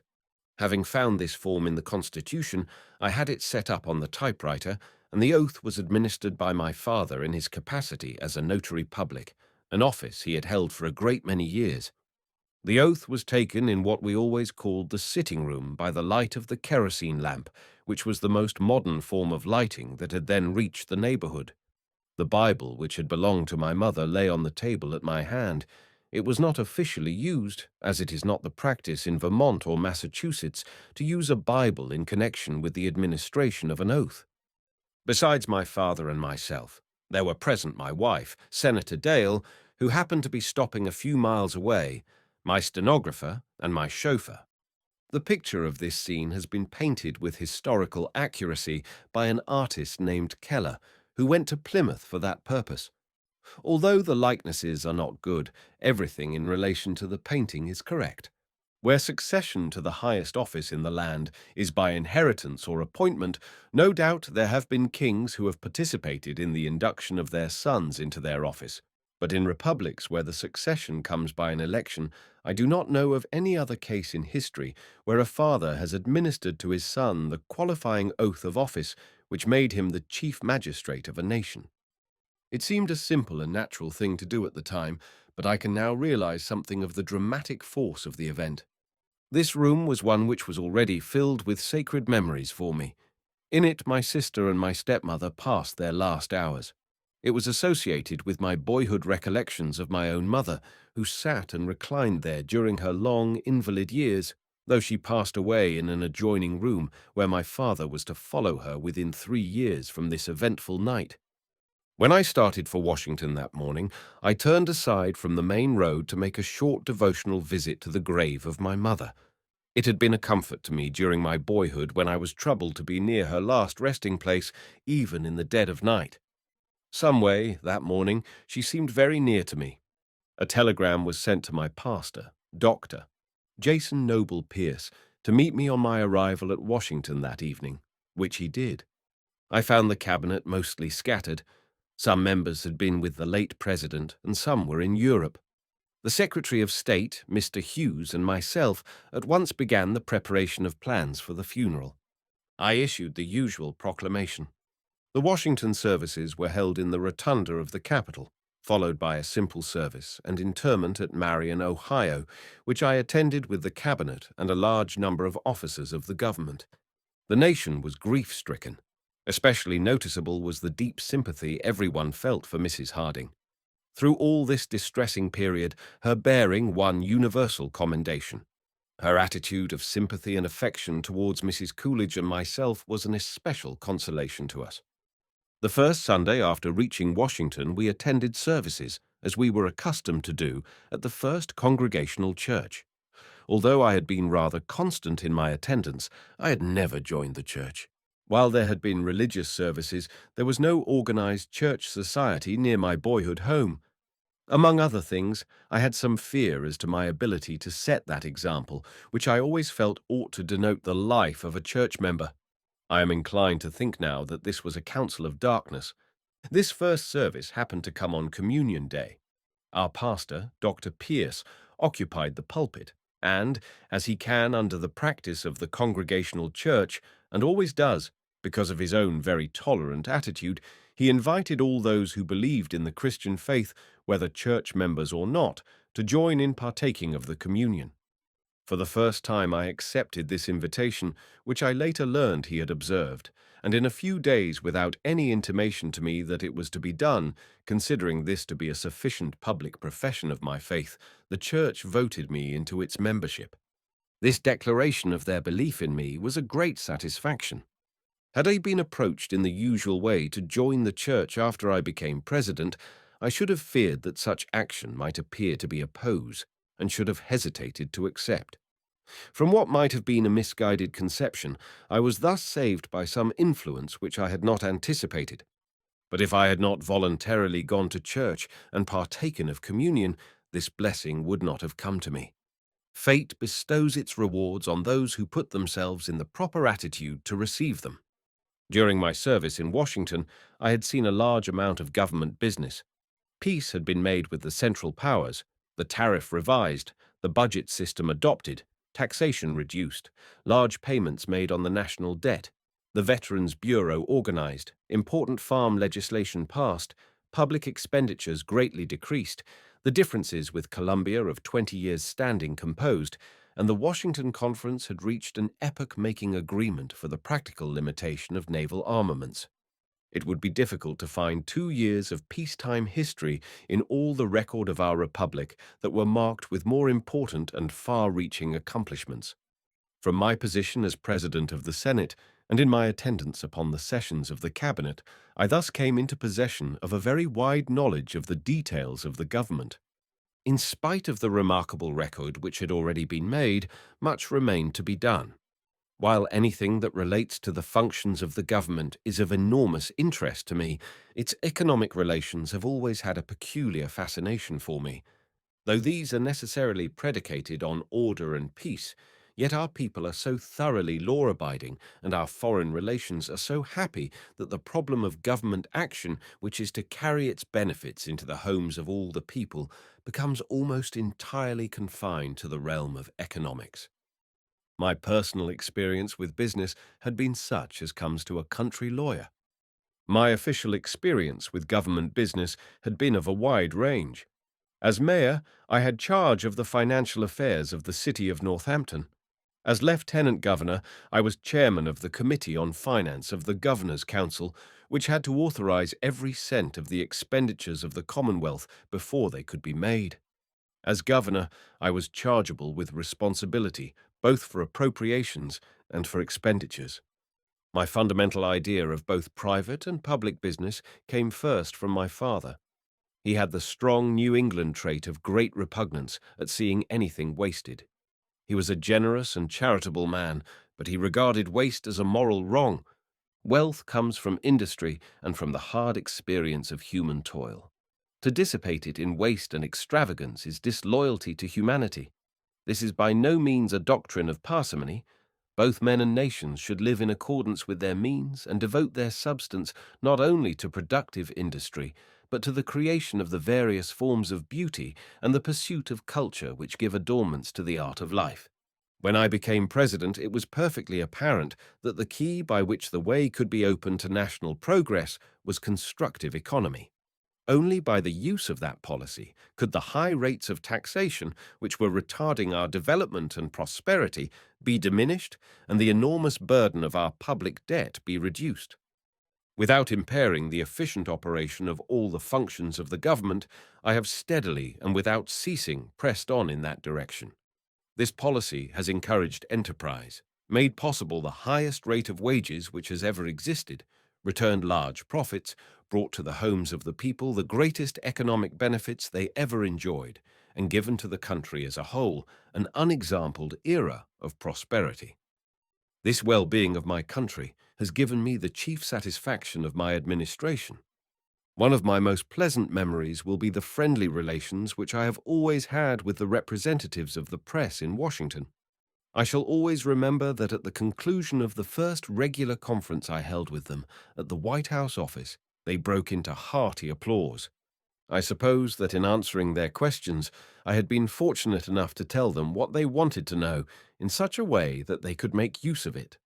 While there have been newspapers which supported me, of course there have been others which opposed me, but they have usually been fair. I shall always consider it the highest tribute to my administration that the opposition have based so little of their criticism on what I have really said and done. I have often said that there was no cause for feeling disturbed at being misrepresented in the press. It would be only when they began to say things detrimental to me which were true that I should feel alarm. Perhaps one of the reasons I have been a target for so little abuse is because I have tried to refrain from abusing other people. The words of the president have an enormous weight and ought not to be used indiscriminately. It would be exceedingly easy to set the country all by the ears and foment hatreds and jealousies, which, by destroying faith and confidence, would help nobody and harm everybody. The end would be the destruction of all progress. While everyone knows that evils exist, there is yet sufficient good in the people to supply material for most of the comment that needs to be made. The only way I know to drive out evil from the country is by the constructive method of filling it with good. The country is better off tranquilly considering its blessings and merits and earnestly striving to secure more of them than it would be in nursing hostile bitterness about its deficiencies and faults. Notwithstanding the broad general knowledge which I had of the government, when I reached Washington, I found it necessary to make an extensive survey of the various departments to acquaint myself with details. This work had to be done intensively from the 1st of August to the middle of November, in order to have the background and knowledge which would enable me to discuss the State of the Union in my first message to the Congress. Although meantime I was pressed with invitations to make speeches, I did not accept any of them. The country was in mourning, and I felt it more appropriate to make my first declaration in my message to the Congress. Of course, I opened the Red Cross Convention in October, which was an official function for me as its president. I was especially fortunate in securing C. Bascom Slemp as my secretary, who had been a member of the House for many years and had a wide acquaintance with public men and the workings of legislative machinery. His advice was most helpful. I had already served with all the members of the cabinet, which perhaps was one reason I found them so sympathetic. Among its membership were men of great ability who have served their country with a capacity which I do not believe was ever exceeded by any former cabinet officers. A large amount was learned from George Harvey, ambassador to England, concerning the European situation. He not only had a special aptitude for gathering and digesting information of that nature, but had been located at London for 2 years, where most of it centred. I called in a great many people from all the different walks of life over the country. Among the first to come voluntarily were the veteran president and the secretary of the American Federation of Labor, Mr. Gompers and Mr. Morrison. They brought a formal resolution expressive of personal regard for me and assurance of loyal support for the government. Farm organizations and businessmen, publishers, educators, and many others, all had to be consulted. It has been my policy to seek information and advice wherever I could find it. I have never relied on any particular person to be my unofficial adviser. I have let the merits of each case and the soundness of all advice speak for themselves. My counsellors have been those provided by the Constitution and the law. Due largely to this careful preparation, my message was well received. No other public utterance of mine had been given greater approbation. Most of the praise was sincere. But there were some quarters in the opposing party where it was thought it would be good strategy to encourage my party to nominate me, thinking that it would be easy to accomplish my defeat.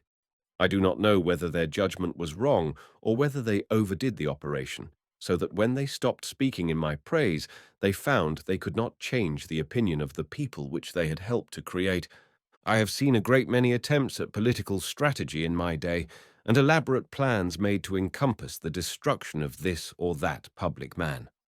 I cannot now think of any that did not react with overwhelming force upon the perpetrators, sometimes destroying them and sometimes giving their proposed victim an opportunity to demonstrate his courage, strength, and soundness, which increased his standing with the people and raised him to higher office. There is only one form of political strategy in which I have any confidence, and that is to try to do the right thing and sometimes be able to succeed. Many people at once began to speak about nominating me to lead my party in the next campaign. I did not take any position in relation to their efforts, unless the nomination came to me in a natural way, rather than as the result of an artificial campaign. I did not feel it would be of any value. The people ought to make their choice on a great question of that kind, without the influence that could be exerted by a president in office. After the favorable reception which was given to my message, I stated at the gridiron dinner that I should be willing to be a candidate. The convention nominated me the next June by a vote which was practically unanimous. With the exception of the occasion of my notification, I did not attend any partisan meetings or make any purely political speeches during the campaign. I spoke several times at the dedication of a monument, the observance of the anniversary of an historic event, at a meeting of some commercial body, or before some religious gathering. The campaign was magnificently managed by William M. Butler, and as it progressed, the final result became more and more apparent. My own participation was delayed by the death of my son Calvin, which occurred on the 7th of July. He was a boy of much promise, proficient in his studies, with a scholarly mind, who had just turned 16. He had a remarkable insight into things. The day I became president, he had just started to work in a tobacco field. When one of his fellow laborers said to him, "If my father was president, I would not work in a tobacco field," Calvin replied, "If my father were your father, you would." After he was gone, someone sent us a letter he had written about the same time to a young man who had congratulated him on being the first boy in the land. To this he had replied that he had done nothing and so did not merit the title, which should go to some boy who had distinguished himself through his own actions. We do not know what might have happened to him under other circumstances, but if I had not been president, he would not have raised a blister on his toe, which resulted in blood poisoning, playing lawn tennis in the South Grounds. In his suffering, he was asking me to make him well. I could not. When he went, the power and the glory of the presidency went with him. The ways of providence are often beyond our understanding. It seemed to me that the world had need of the work that it was probable he could do. I do not know why such a price was exacted for occupying the White House. Grace Goodhue, before her marriage to Calvin Coolidge. Sustained by the great outpouring of sympathy from all over the nation, my wife and I bowed to the supreme will, and with such courage as we had went on in the discharge of our duties. In less than 2 years my father followed him. At his advanced age he had overtaxed his strength, receiving the thousands of visitors who went to my old home at Plymouth. It was all a great satisfaction to him, and he would not have had it otherwise. When I was there and visitors were kept from the house for a short period, he would be really distressed in the thought that they could not see all they wished, and he would go out where they were himself and mingle among them. I knew for some weeks that he was passing his last days. I sent to bring him to Washington, but he clung to his old home. It was a sore trial not to be able to be with him, but I had to leave him where he most wished to be. When his doctors advised me that he could survive only a short time, I started to visit him, but he sank to rest while I was on my way. For my personal contact with him during his last months, I had to resort to the poor substitute of the telephone. When I reached home, he was gone. It costs a great deal to be president. Some of the duties of the president. Chapter 6. Some of the duties of the president. As I recall the mounting events of the years I spent in Washington, I appreciate how impossible it is to convey an adequate realization of the office of president. A few short paragraphs in the Constitution of the United States describe all his fundamental duties. Various laws passed over a period of nearly a century and a half have supplemented his authority. All of his actions can be analyzed. All of his goings and comings can be recited. The details of his daily life can be made known. The effect of his policies on his own country and on the world at large can be estimated. His methods of work, his associates, his place of abode can all be described. But the relationship created by all these and more, which constitutes the magnitude of the office, does not yield to definition. Like the glory of a morning sunrise, it can only be experienced. It cannot be told. In the discharge of the duties of the office, there is one rule of action more important than all others. It consists in never doing anything that someone else can do for you. Like many other good rules, it is proven by its exceptions. But it indicates a course that should be very strictly followed in order to prevent being so entirely devoted to trifling details that there will be little opportunity to give the necessary consideration to policies of larger importance. Like some other rules, this one has an important corollary which must be carefully observed in order to secure success. It is not sufficient to entrust details to someone else. They must be entrusted to someone who is competent.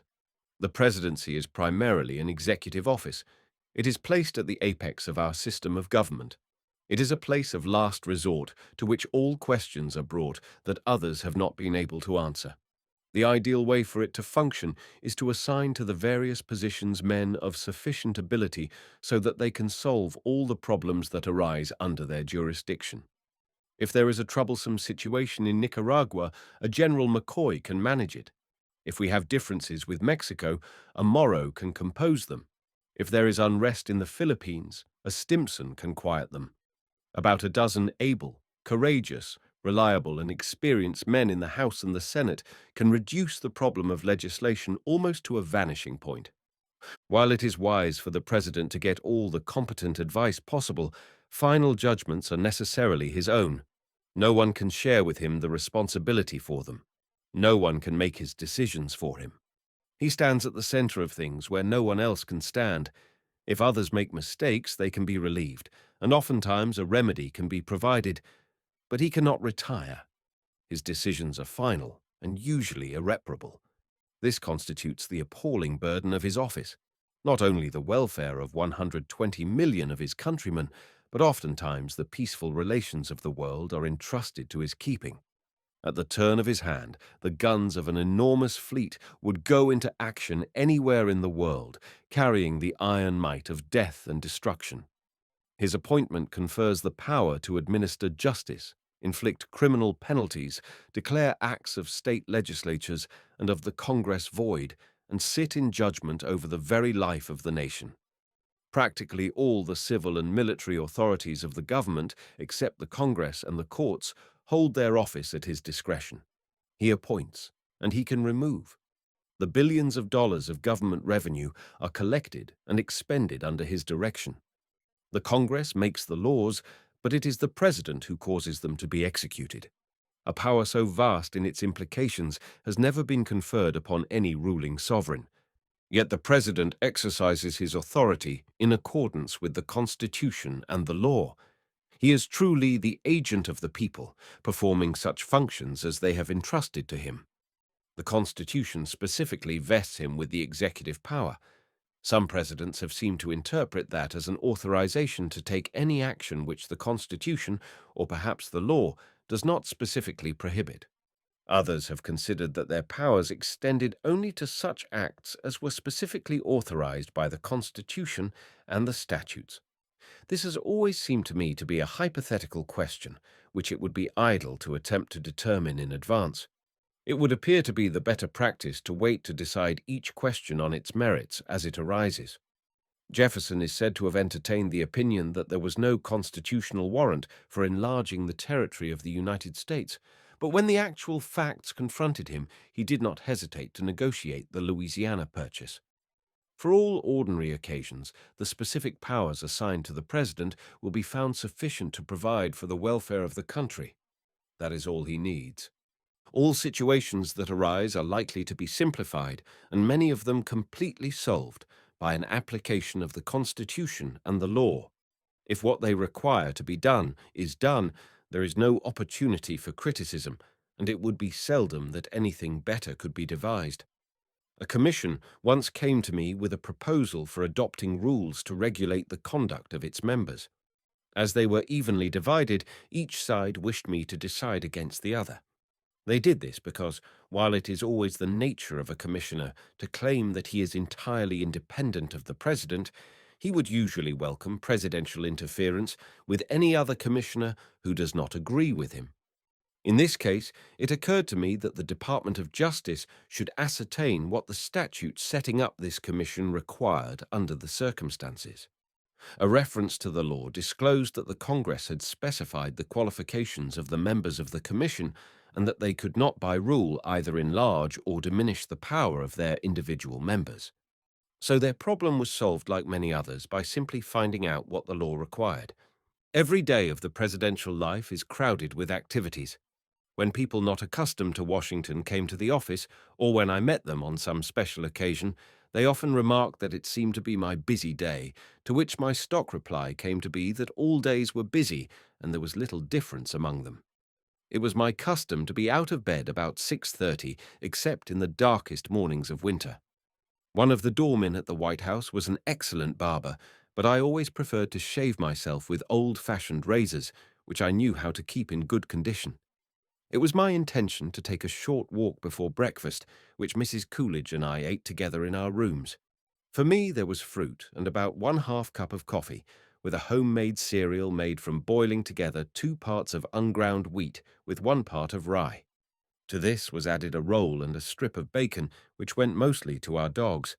Soon after 8, found me dictating in the White House library in preparation for some public utterance. This would go on for more than an hour, after which I began to receive callers at the office. Most of these came by appointment, but in addition to the average of 6 to 8 who were listed there, would be as many more from my cabinet and the Congress, to whom I was always accessible. Each one came to me with a different problem requiring my decision, which was usually made at once. About 12:15 those began to be brought in who were to be somewhat formally presented. At 12:30 the doors were opened, and a long line passed by who wished merely to shake hands with the President. On one occasion, I shook hands with 1,900 in 34 minutes, which is probably my record. Instead of a burden, it was a pleasure and a relief to meet people in that way and listen to their greeting, which was often a benediction. It was at this same hour that the numerous groups assembled in the South grounds, where I joined them for the photographs used for news purposes and permanent mementos of their White House visit. Lunch came at 1 o'clock, at which we usually had guests. It made an opportunity for giving our friends a little more attention than could be extended through a mere handshake. About an hour was devoted to rest before returning to the office, where the afternoon was reserved for attention to the immense number of documents which pass over the desk of the president.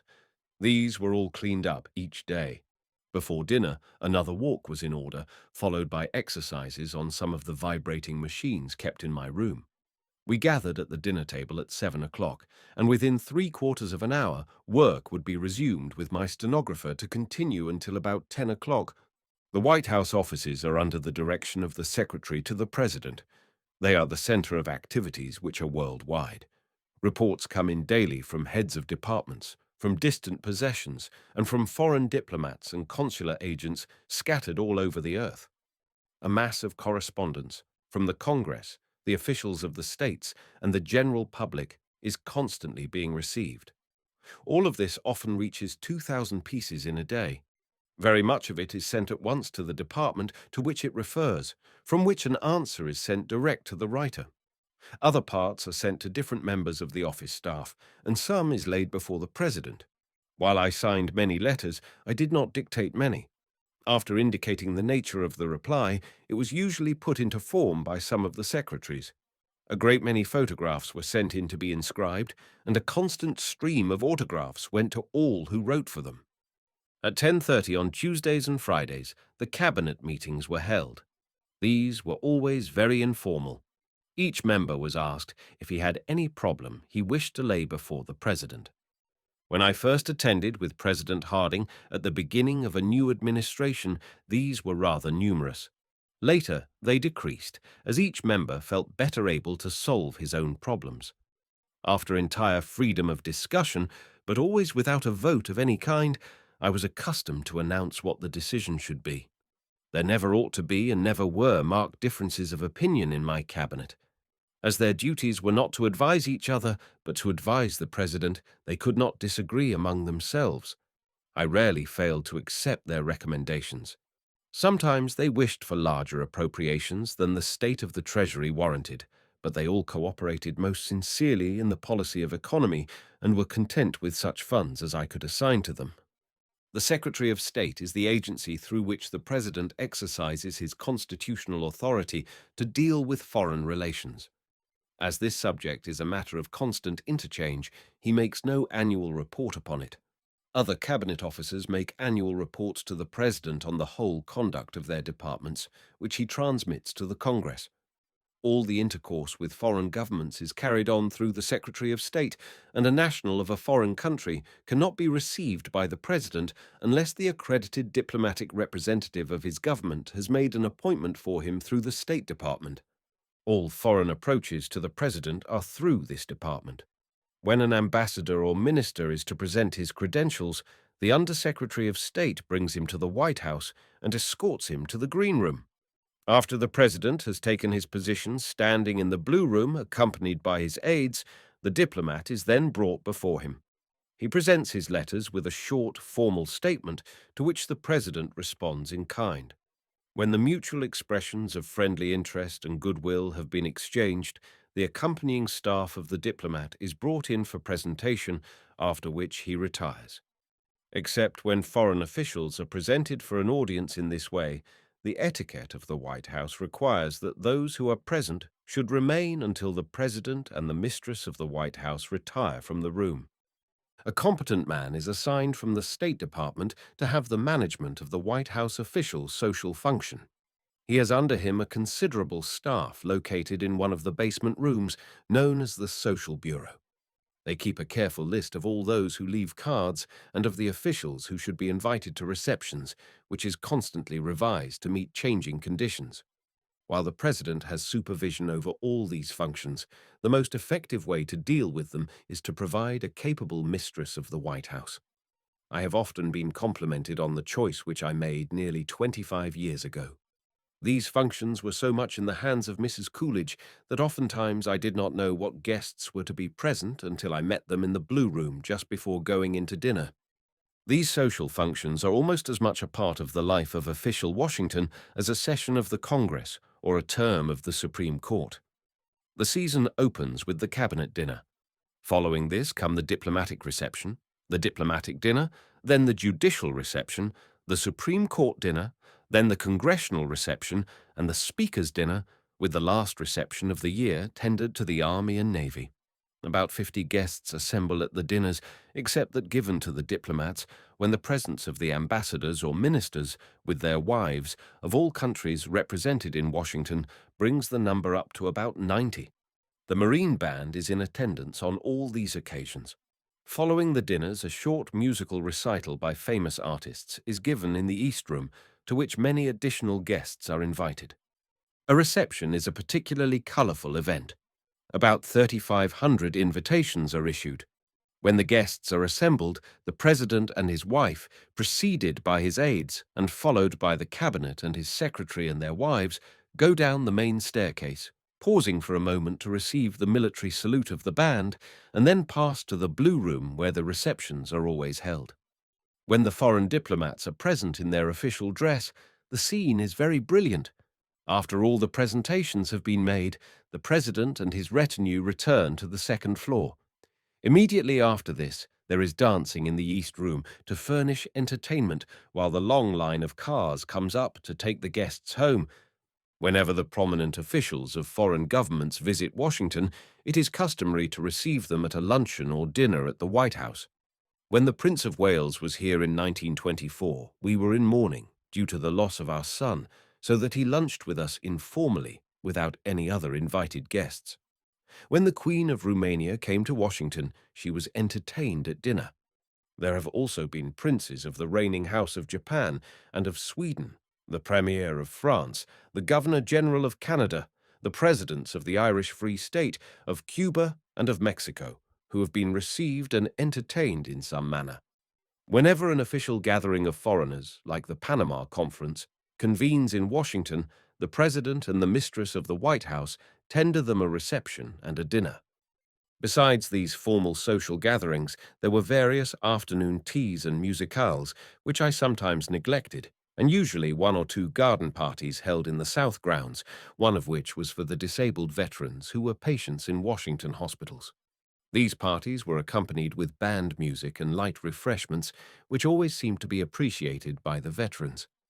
My personal social functions consisted of the White House breakfasts, which were attended by 15 to 25 members of the House and Senate and others, who gathered around my table at 8:30 o'clock in the morning to partake of a meal which ended with wheat cakes and Vermont maple syrup.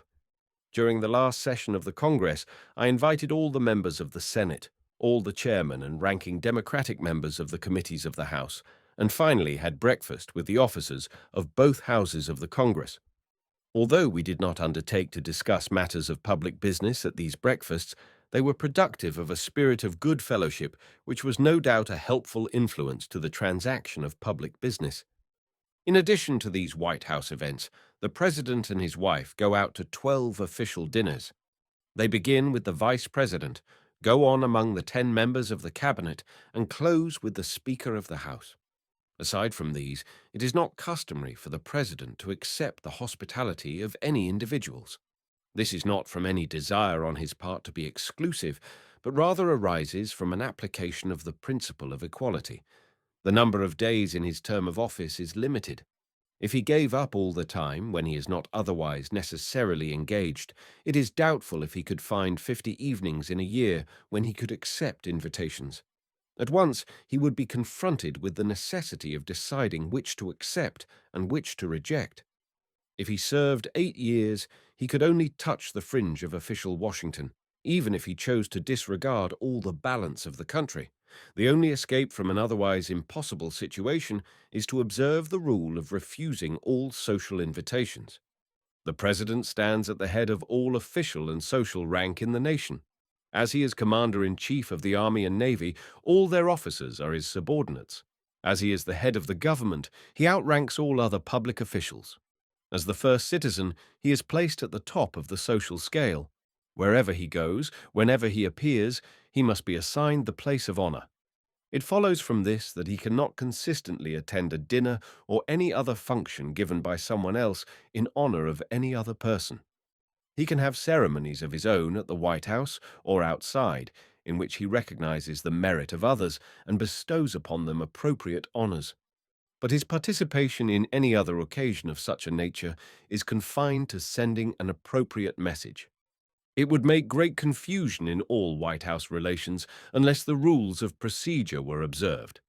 If this were not done, the most ambitious and intruding would seize the place of honor, or it would be bestowed by favor.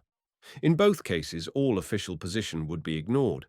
In its working out, therefore, the adoption of rules which take no account of persons but simply apply to places is the only method which is in harmony with our spirit of equality. In its application, it gives us more completely a government of laws and not of men. As he is head of the government, charged with making appointments and clothed with the executive power, the president has a certain responsibility for the conduct of all departments, commissions, and independent bureaus. While I was willing to advise with any of these officers and give them any assistance in my power, I always felt they should make their own decisions and rarely volunteered any advice. Many applications are made requesting the president to seek to influence these bodies, and such applications were usually transmitted to them for their information without comment. Wherever they exercised judicial functions, I always felt that some impropriety might attach to any suggestions from me. The parties before them are entitled to a fair trial on the merits of their case, and to have judgment rendered by those to whom both sides have presented their evidence. If someone on the outside undertook to interfere, even if grave injustice was not done, the integrity of a commission which comes from a knowledge that it can be relied on to exercise its own independent judgment would be very much impaired. I never hesitated to ask commissions to speed up their work and get their business done. But if they were not doing it correctly, my remedy would be to supplant them with those who I thought would do better.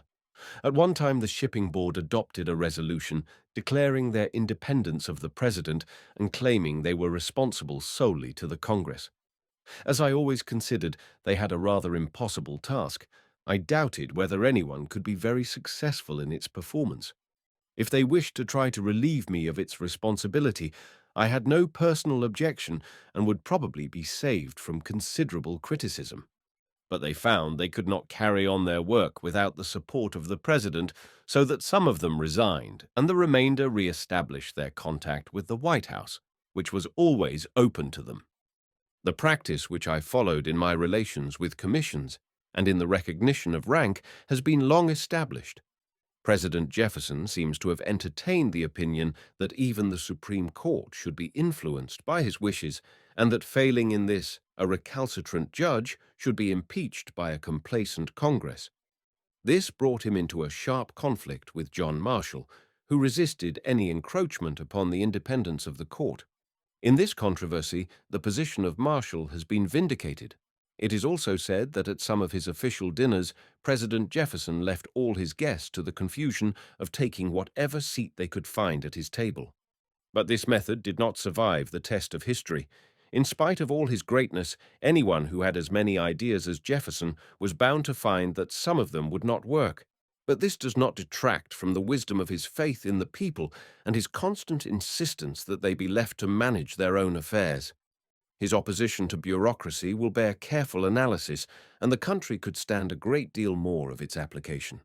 The trouble with us is that we talk about Jefferson but do not follow him. In his theory that the people should manage their government and not be managed by it, he was everlastingly right.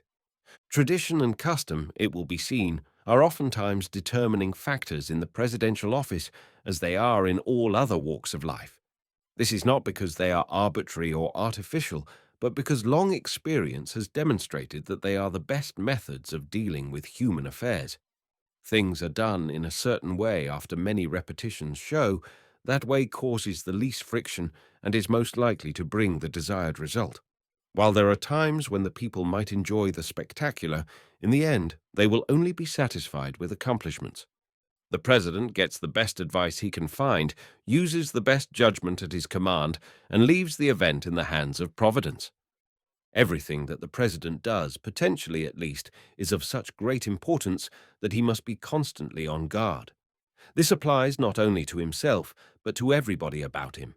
not only in all his official actions, but in all his social intercourse, and even in his recreation and repose.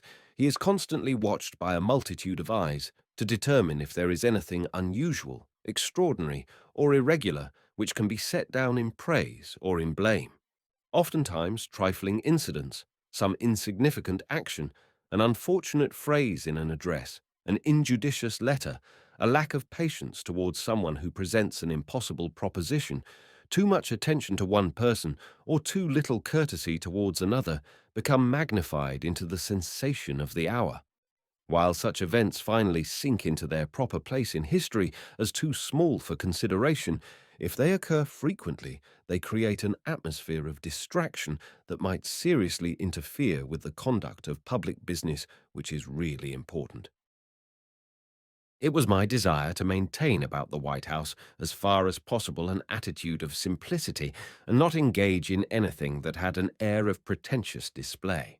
That was my conception of the great office. It carries sufficient power within itself, so that it does not require any of the outward trappings of pomp and splendor for the purpose of creating an impression. It has a dignity of its own which makes it self-sufficient. Of course, there should be proper formality, and personal relations should be conducted at all times with decorum and dignity, and in accordance with the best traditions of polite society. But there is no need of theatricals. But however much he may deplore it, the president ceases to be an ordinary citizen. In order to function at all, he has to be surrounded with many safeguards. If these were removed for only a short time, he would be overwhelmed by the people who would surge in upon him. In traveling, it would be agreeable to me to use the regular trains which are open to the public. I have done so once or twice, but I found it made great difficulty for the railroads. They reported that it was unsafe because they could not take the necessary precautions. It therefore seemed best to run a second section, following a regular train, for the exclusive use of the president and his party. While the facilities of a private car have always been offered, I think they have only been used once, when one was needed for the better comfort of Mrs. Coolidge during her illness. Although I have not been given to much travel during my term of office, it has been sufficient, so that I am convinced the government should own a private car for the use of the president when he leaves Washington. The pressure on him is so great, the responsibilities are so heavy, that it is wise public policy, in order to secure his best services, to provide him with such ample facilities that he will be relieved as far as possible from all physical inconveniences. It is not generally understood how much detail is involved in any journey of the president. 1 or 2 Secret Service men must go to the destination several days in advance. His line of travel and every street and location which he is to visit are carefully examined. The order of ceremonies has to be submitted for approval. Oftentimes the local police are inadequate, so that it is necessary to use some of the military or naval forces to assist them. Not only his aides and his personal physician, but also Secret Service men, some of his office force, and house servants have to be in attendance. Quarters must also be provided for a large retinue of newspaper reporters and cameramen who follow him upon all occasions. Every switch that he goes over is spiked down. Every freight train that he passes is stopped, and every passenger train slowed down to 10 miles per hour. While all of this proceeds smoothly, it requires careful attention to a great variety of details. It has never been my practice to speak from rear platforms. The confusion is so great that few people could hear, and it does not seem to me very dignified. When the president speaks, it ought to be an event. The excuse for such appearances, which formerly existed, has been eliminated by the coming of the radio. It is so often that the president is on the air that almost anyone who wishes has ample opportunity to hear his voice. It has seemed more appropriate for Mrs. Coolidge and me to appear at the rear of the train where the people could see us. About the only time that I have spoken was at Bennington in September of 1928, where I expressed my affection and respect for the people of the state of Vermont as I was passing through that town on my way back to Washington. I found that the love I had for the hills where I was born touched a responsive chord in the heart of the whole nation. One of the most appalling trials which confront a president is the perpetual clamor for public utterances. Invitations are constant and pressing. They come by wire, by mail, and by delegations.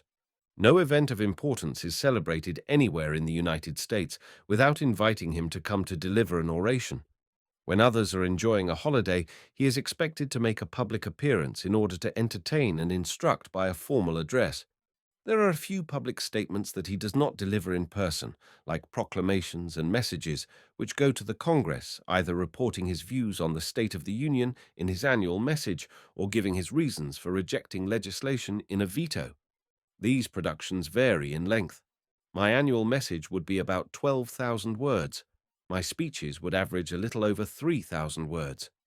In the course of a year, the entire number reaches about 20, which probably represents an output of at least 75,000 words. This kind of work is very exacting. It requires the most laborious and extended research and study, and the most careful and painstaking thought. Each word has to be weighed in the realization that it is a presidential utterance which will be dissected at home and abroad to discover its outward meaning and any possible hidden implications. Before it is finished, it is thoroughly examined by one or two of my staff, and oftentimes by a member of the cabinet. It is not difficult for me to deliver an address. The difficulty lies in its preparation. This is an important part of the work of a president which he cannot escape. It is inherent in the office. Calvin Coolidge and his family. The day he became governor of Massachusetts. A great many presents come to the White House, which are all cherished, not so much for their intrinsic value as because they are tokens of esteem and affection. Almost everything that can be eaten comes. We always know what to do with that, but some of the pets that are offered us are more of a problem. I have a beautiful black-haired bear that was brought all the way from Mexico in a truck, and a pair of live lion cubs now grown up, and a small species of hippopotamus which came from South Africa. These and other animals and birds have been placed in the zoological quarters in Rock Creek Park. We always had more dogs than we could take care of.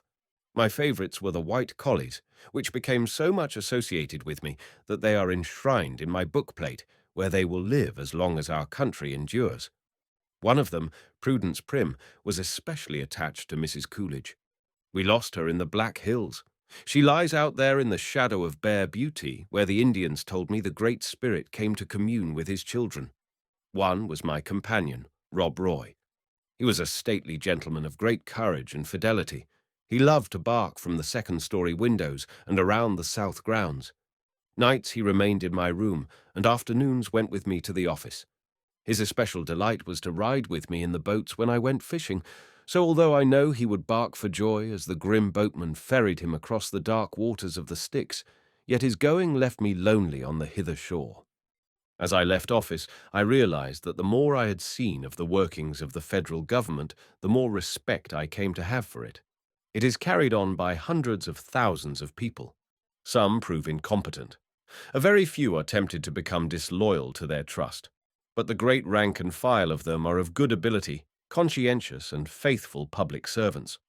While some are paid more than they would earn in private life, there are great throngs who are serving at a distinct personal sacrifice. Among the higher officials, this is almost always true. The service they perform entitles them to approbation and honor. The Congress has sometimes been a sore trial to presidents. I did not find it so in my case. Among them were men of wonderful ability and veteran experience. I think they made their decisions with an honest purpose to serve their country. The membership of the Senate changed very much by reason of those who sacrificed themselves for public duty. Of all public officials with whom I have ever been acquainted, the work of a senator of the United States is by far the most laborious. About 20 of them died during the 8 years I was in Washington. Sometimes it would seem for a day that either the House or the Senate had taken some unwise action, but if it was not corrected on the floor where it occurred, it was usually remedied in the other chamber. I always found the members of both parties willing to confer with me and disposed to treat my recommendations fairly. Most of the differences could be adjusted by personal discussion. Sometimes I made an appeal direct to the country by stating my position at the newspaper conferences. I adopted that course in relation to the Mississippi Flood Control Bill. As it passed the Senate, it appeared to be much too extravagant in its rule of damages and its proposed remedy. The press began a vigorous discussion of the subject, which caused the House greatly to modify the bill, and in conference, a measure that was entirely fair and moderate was adopted. On other occasions, I appealed to the country more privately, enlisting the influence of labor and trade organizations upon the Congress in behalf of some measures in which I was interested. That was done in the case of the tax bill of 1928. As it passed the House, the reductions were so large that the revenue necessary to meet the public expenses would not have been furnished. By quietly making this known to the Senate and enlisting support for that position among their constituents, it was possible to secure such modification of the measure that it could be adopted without greatly endangering the revenue. But a president cannot, with success, constantly appeal to the country. After a time, he will get no response. The people have their own affairs to look after and cannot give much attention to what the Congress is doing. If he takes a position and stands by it, ultimately it will be adopted. Most of the policies set out in my first annual message have become law, but it took several years to get action on some of them. One of the most perplexing and at the same time most important functions of the president is the making of appointments. In some few cases, he acts alone, but usually they are made with the advice and consent of the Senate. It is the practice to consult senators of his own party before making an appointment from their state. In choosing persons for service over the whole or any considerable portion of a single state, it is customary to rely almost entirely on the party senators from that state for recommendations. It is not possible to find men who are perfect. Selection always has to be limited to human beings, whatever choice is made. It is therefore always possible to point out defects. The supposition that no one should be appointed who has had experience in the field which he is to supervise is extremely detrimental to the public service. An interstate commerce commissioner is much better qualified if he knows something about transportation. A federal trade commissioner can render much better service if he has had a legal practice which extended into large business transactions. The assertion of those who contend that persons accepting a government appointment would betray their trust in favor of former associates can be understood only on the supposition that those who make it feel that their own tenure of public office is for the purpose of benefiting themselves and their friends. Everyone knows that where the treasure is, there will the heart be also. When a man has invested his personal interest and reputation in the conduct of a public office, if he goes wrong, it will not be because of former relations, but because he is a bad man. The same interests that reached him would reach any bad man, irrespective of former life history.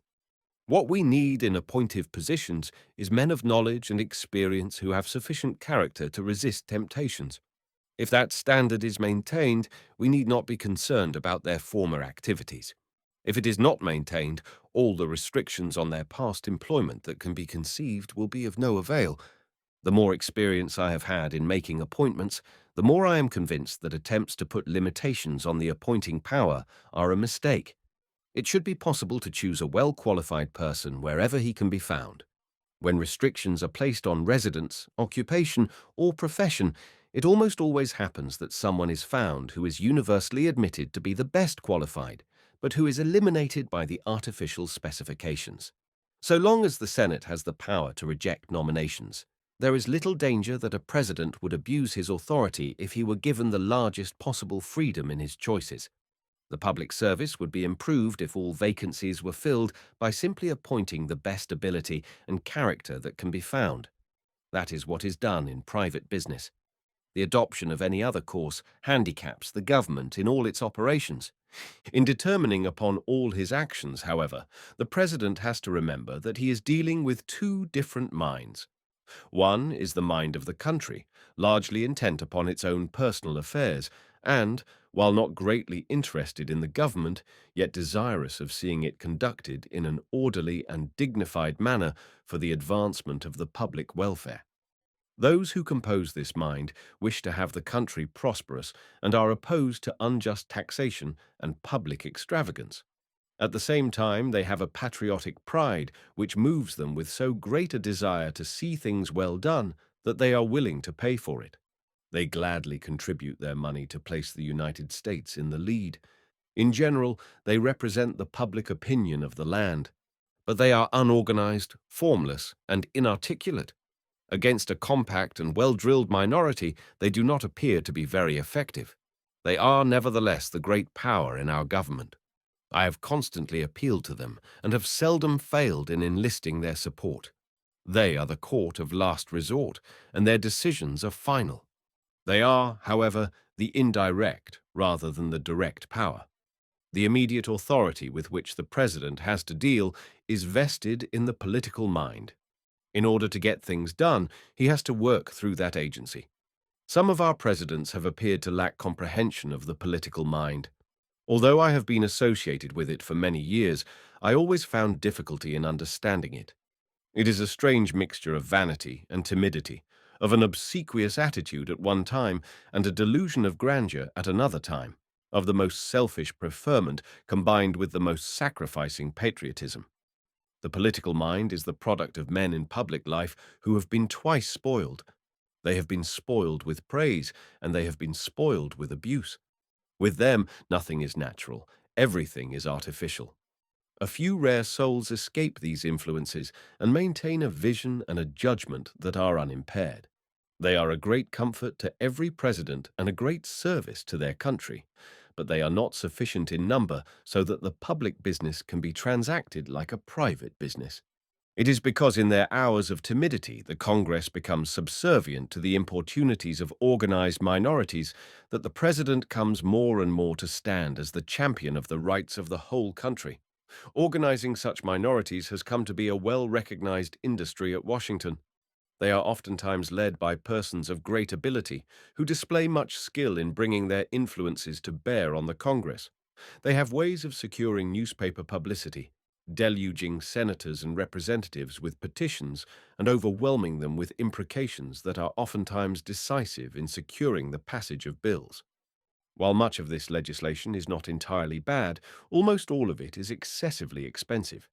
If it were not for the rules of the House and the veto power of the President, within 2 years these activities would double the cost of the government. Under our system, the President is not only the head of the government, but is also the head of his party. The last 20 years have witnessed a decline in party spirit and a distinct weakening in party loyalty. While an independent attitude on the part of the citizen is not without a certain public advantage, yet it is necessary under our form of government to have political parties. Unless someone is a partisan, no one can be an independent. The Congress is organized entirely in accordance with party policy. The parties appeal to the voters in behalf of their platforms. The people make their choice on those issues. Unless those who are elected on the same party platform associate themselves together to carry out its provisions, the election becomes a mockery. The independent voter who has joined with others in placing a party nominee in office finds his efforts were all in vain if the person he helps elect refuses or neglects to keep the platform pledges of his party. Many occasions arise in the Congress when party lines are very properly disregarded, but if there is to be a reasonable government proceeding in accordance with the express mandate of the people, and not merely at the whim of those who happen to be victorious at the polls, on all the larger and important issues there must be party solidarity. It is the business of the President as party leader to do the best he can to see that the declared party platform purposes are translated into legislative and administrative action. Oftentimes I secured support from those without my party and had opposition from those within my party in attempting to keep my platform pledges. Such a condition is entirely anomalous. It leaves the President as the sole repository of party responsibility. But it is one of the reasons that the presidential office has grown in popular estimation and favor while the Congress has declined. The country feels that the president is willing to assume responsibility while his party in the Congress is not. I have never felt it was my duty to attempt to coerce senators or representatives or to take reprisals. The people sent them to Washington. I felt I had discharged my duty when I had done the best I could with them. In this way, I avoided almost entirely a personal opposition, which I think was of more value to the country than to attempt to prevail through arousing personal fear. Under our system, it ought to be remembered that the power to initiate policies has to be centralized somewhere. unless the party leaders exercising it can depend on loyalty and organization support. The party in which it is reposed will become entirely ineffective. A party which is ineffective will soon be discarded. If a party is to endure as a serviceable instrument of government for the country, it must possess and display a healthy spirit of party loyalty. Such a manifestation in the Congress would do more than anything else to rehabilitate it in the esteem and confidence of the country. It is natural for man to seek power. It was because of this trait of human nature that the founders of our institutions provided a system of checks and balances. They placed all their public officers under constitutional limitations. They had little fear of the courts and were inclined to regard legislative bodies as the natural champions of their liberties. They were very apprehensive that the executive might seek to exercise arbitrary powers. Under our Constitution, such fears seldom have been well founded. The president has tended to become the champion of the people because he is held solely responsible for his acts, while in the Congress, where responsibility is divided, it has developed that there is much greater danger of arbitrary action. It has therefore become increasingly imperative that the president should resist any encroachment upon his constitutional powers. One of the most important of these is the power of appointment.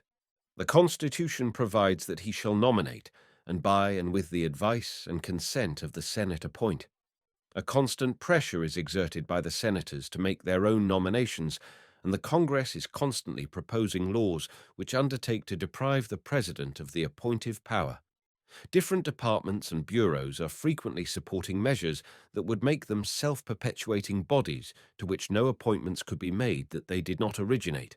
While I have always sought cooperation and advice, I have likewise resisted these efforts, sometimes by refusing to adopt recommendations and sometimes by the exercise of the veto power. One of the farm relief bills, and later a public health measure, had these clearly unconstitutional limitations on the power of appointment. In the defense of the rights and liberties of the people, it is necessary for the president to resist all encroachments upon his lawful authority. All of these trials and encouragements come to each president. It is impossible to explain them. Even after passing through the presidential office, it still remains a great mystery. Why one person is selected for it and many others are rejected cannot be told. Why people respond as they do to its influence seems to be beyond inquiry. Any man who has been placed in the White House cannot feel that it is the result of his own exertions or his own merit. Some power outside and beyond him becomes manifest through him. As he contemplates the workings of his office, he comes to realize with an increasing sense of humility that he is but an instrument in the hands of God. Why I did not choose to run. Chapter 7. Why I did not choose to run. Perhaps I have already indicated some of the reasons why I did not desire to be a candidate to succeed myself. The presidential office takes a heavy toll of those who occupy it and those who are dear to them. While we should not refuse to spend and be spent in the service of our country, it is hazardous to attempt what we feel is beyond our strength to accomplish.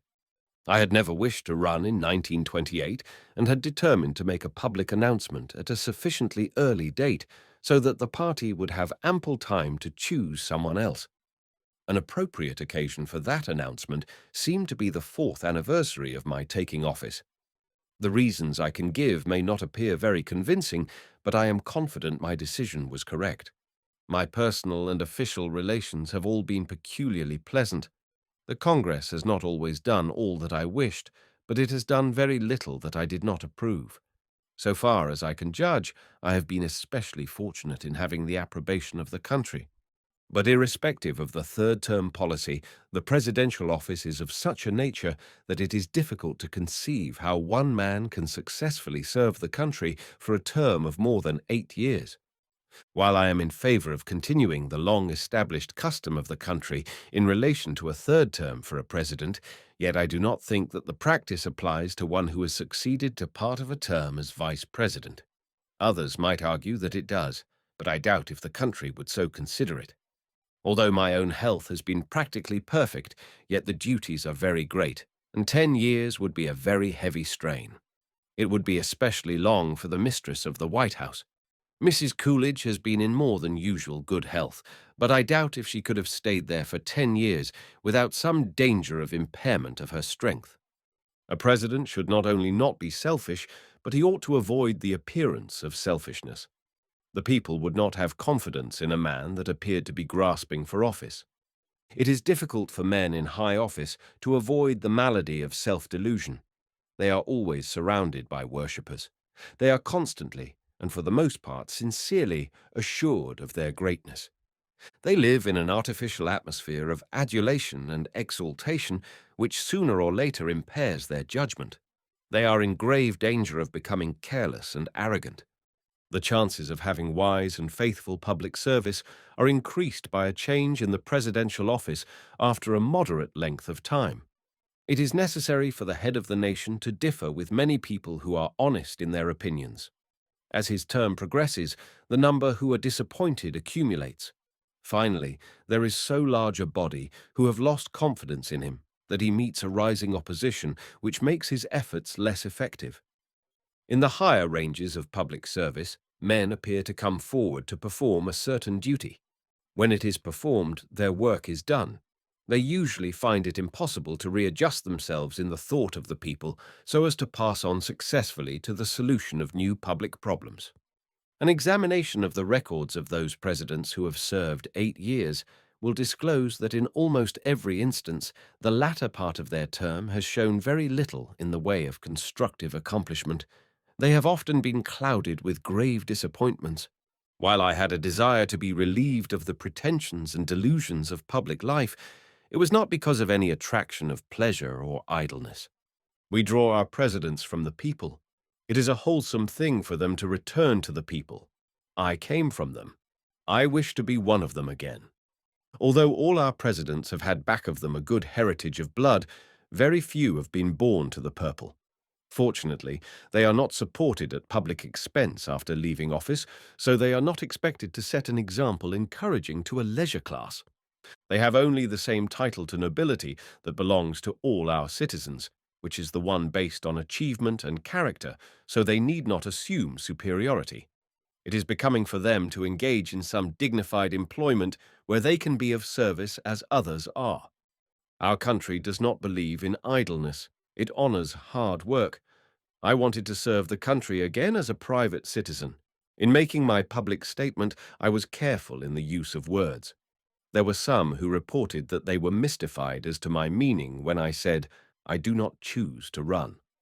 Although I did not know it at the time, months later I found that Washington said practically the same thing.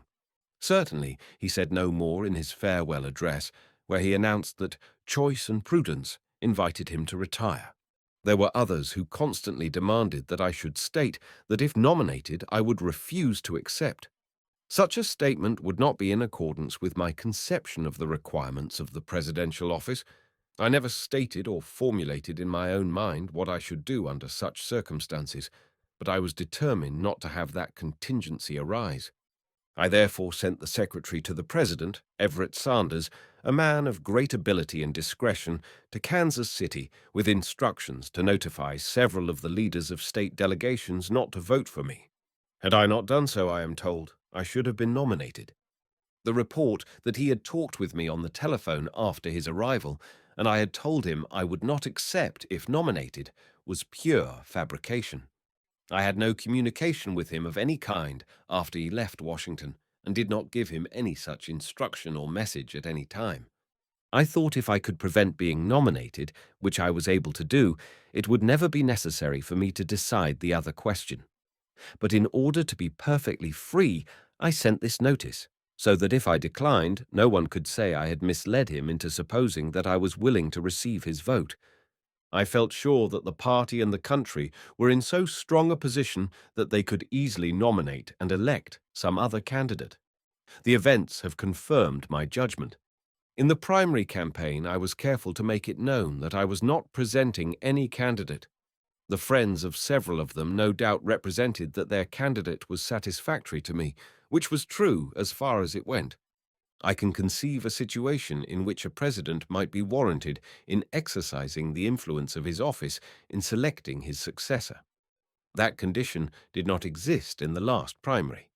The party had plenty of material, which was available, and the candidate really should be the choice of the people themselves. This is especially so now that so many of the states have laws for the direct expression of the choice of the voters. A president in office can do very much about the nomination of his successor because of his influence with the convention, but the feeling that he had forced a choice would place the nominee under a heavy handicap. When the convention assembles, it is almost certain that it will look about to see what candidate has made the largest popular showing, and unless some peculiar disqualification develops, it will nominate him. That was what happened in the last convention, although no one had a majority when the convention assembled. A strong group of the party in and outside of the Senate made the mistake of undertaking to oppose Mr. Hoover with a large number of local candidates, which finally resulted in their not developing enough strength for any particular candidate to make a showing sufficient to impress the convention. Although I did not intimate in any way that I would not accept the nomination, when I sent word to the heads of certain unpledged state delegations not to vote for me, they very naturally turned to Mr. Hoover, which brought about his nomination on the first ballot. The presidential office differs from everything else. Much of it cannot be described, it can only be felt. After I had considered the reasons for my being a candidate on the one side and on the other, I could not say that any of them moved me with compelling force. My election seemed assured. Nevertheless, I felt it was not best for the country that I should succeed myself. A new impulse is more likely to be beneficial. It was therefore my privilege, after seeing my administration so strongly endorsed by the country, to retire voluntarily from the greatest experience that can come to mortal man. In that way, I believed I could best serve the people who have honored me and the country which I love. The end.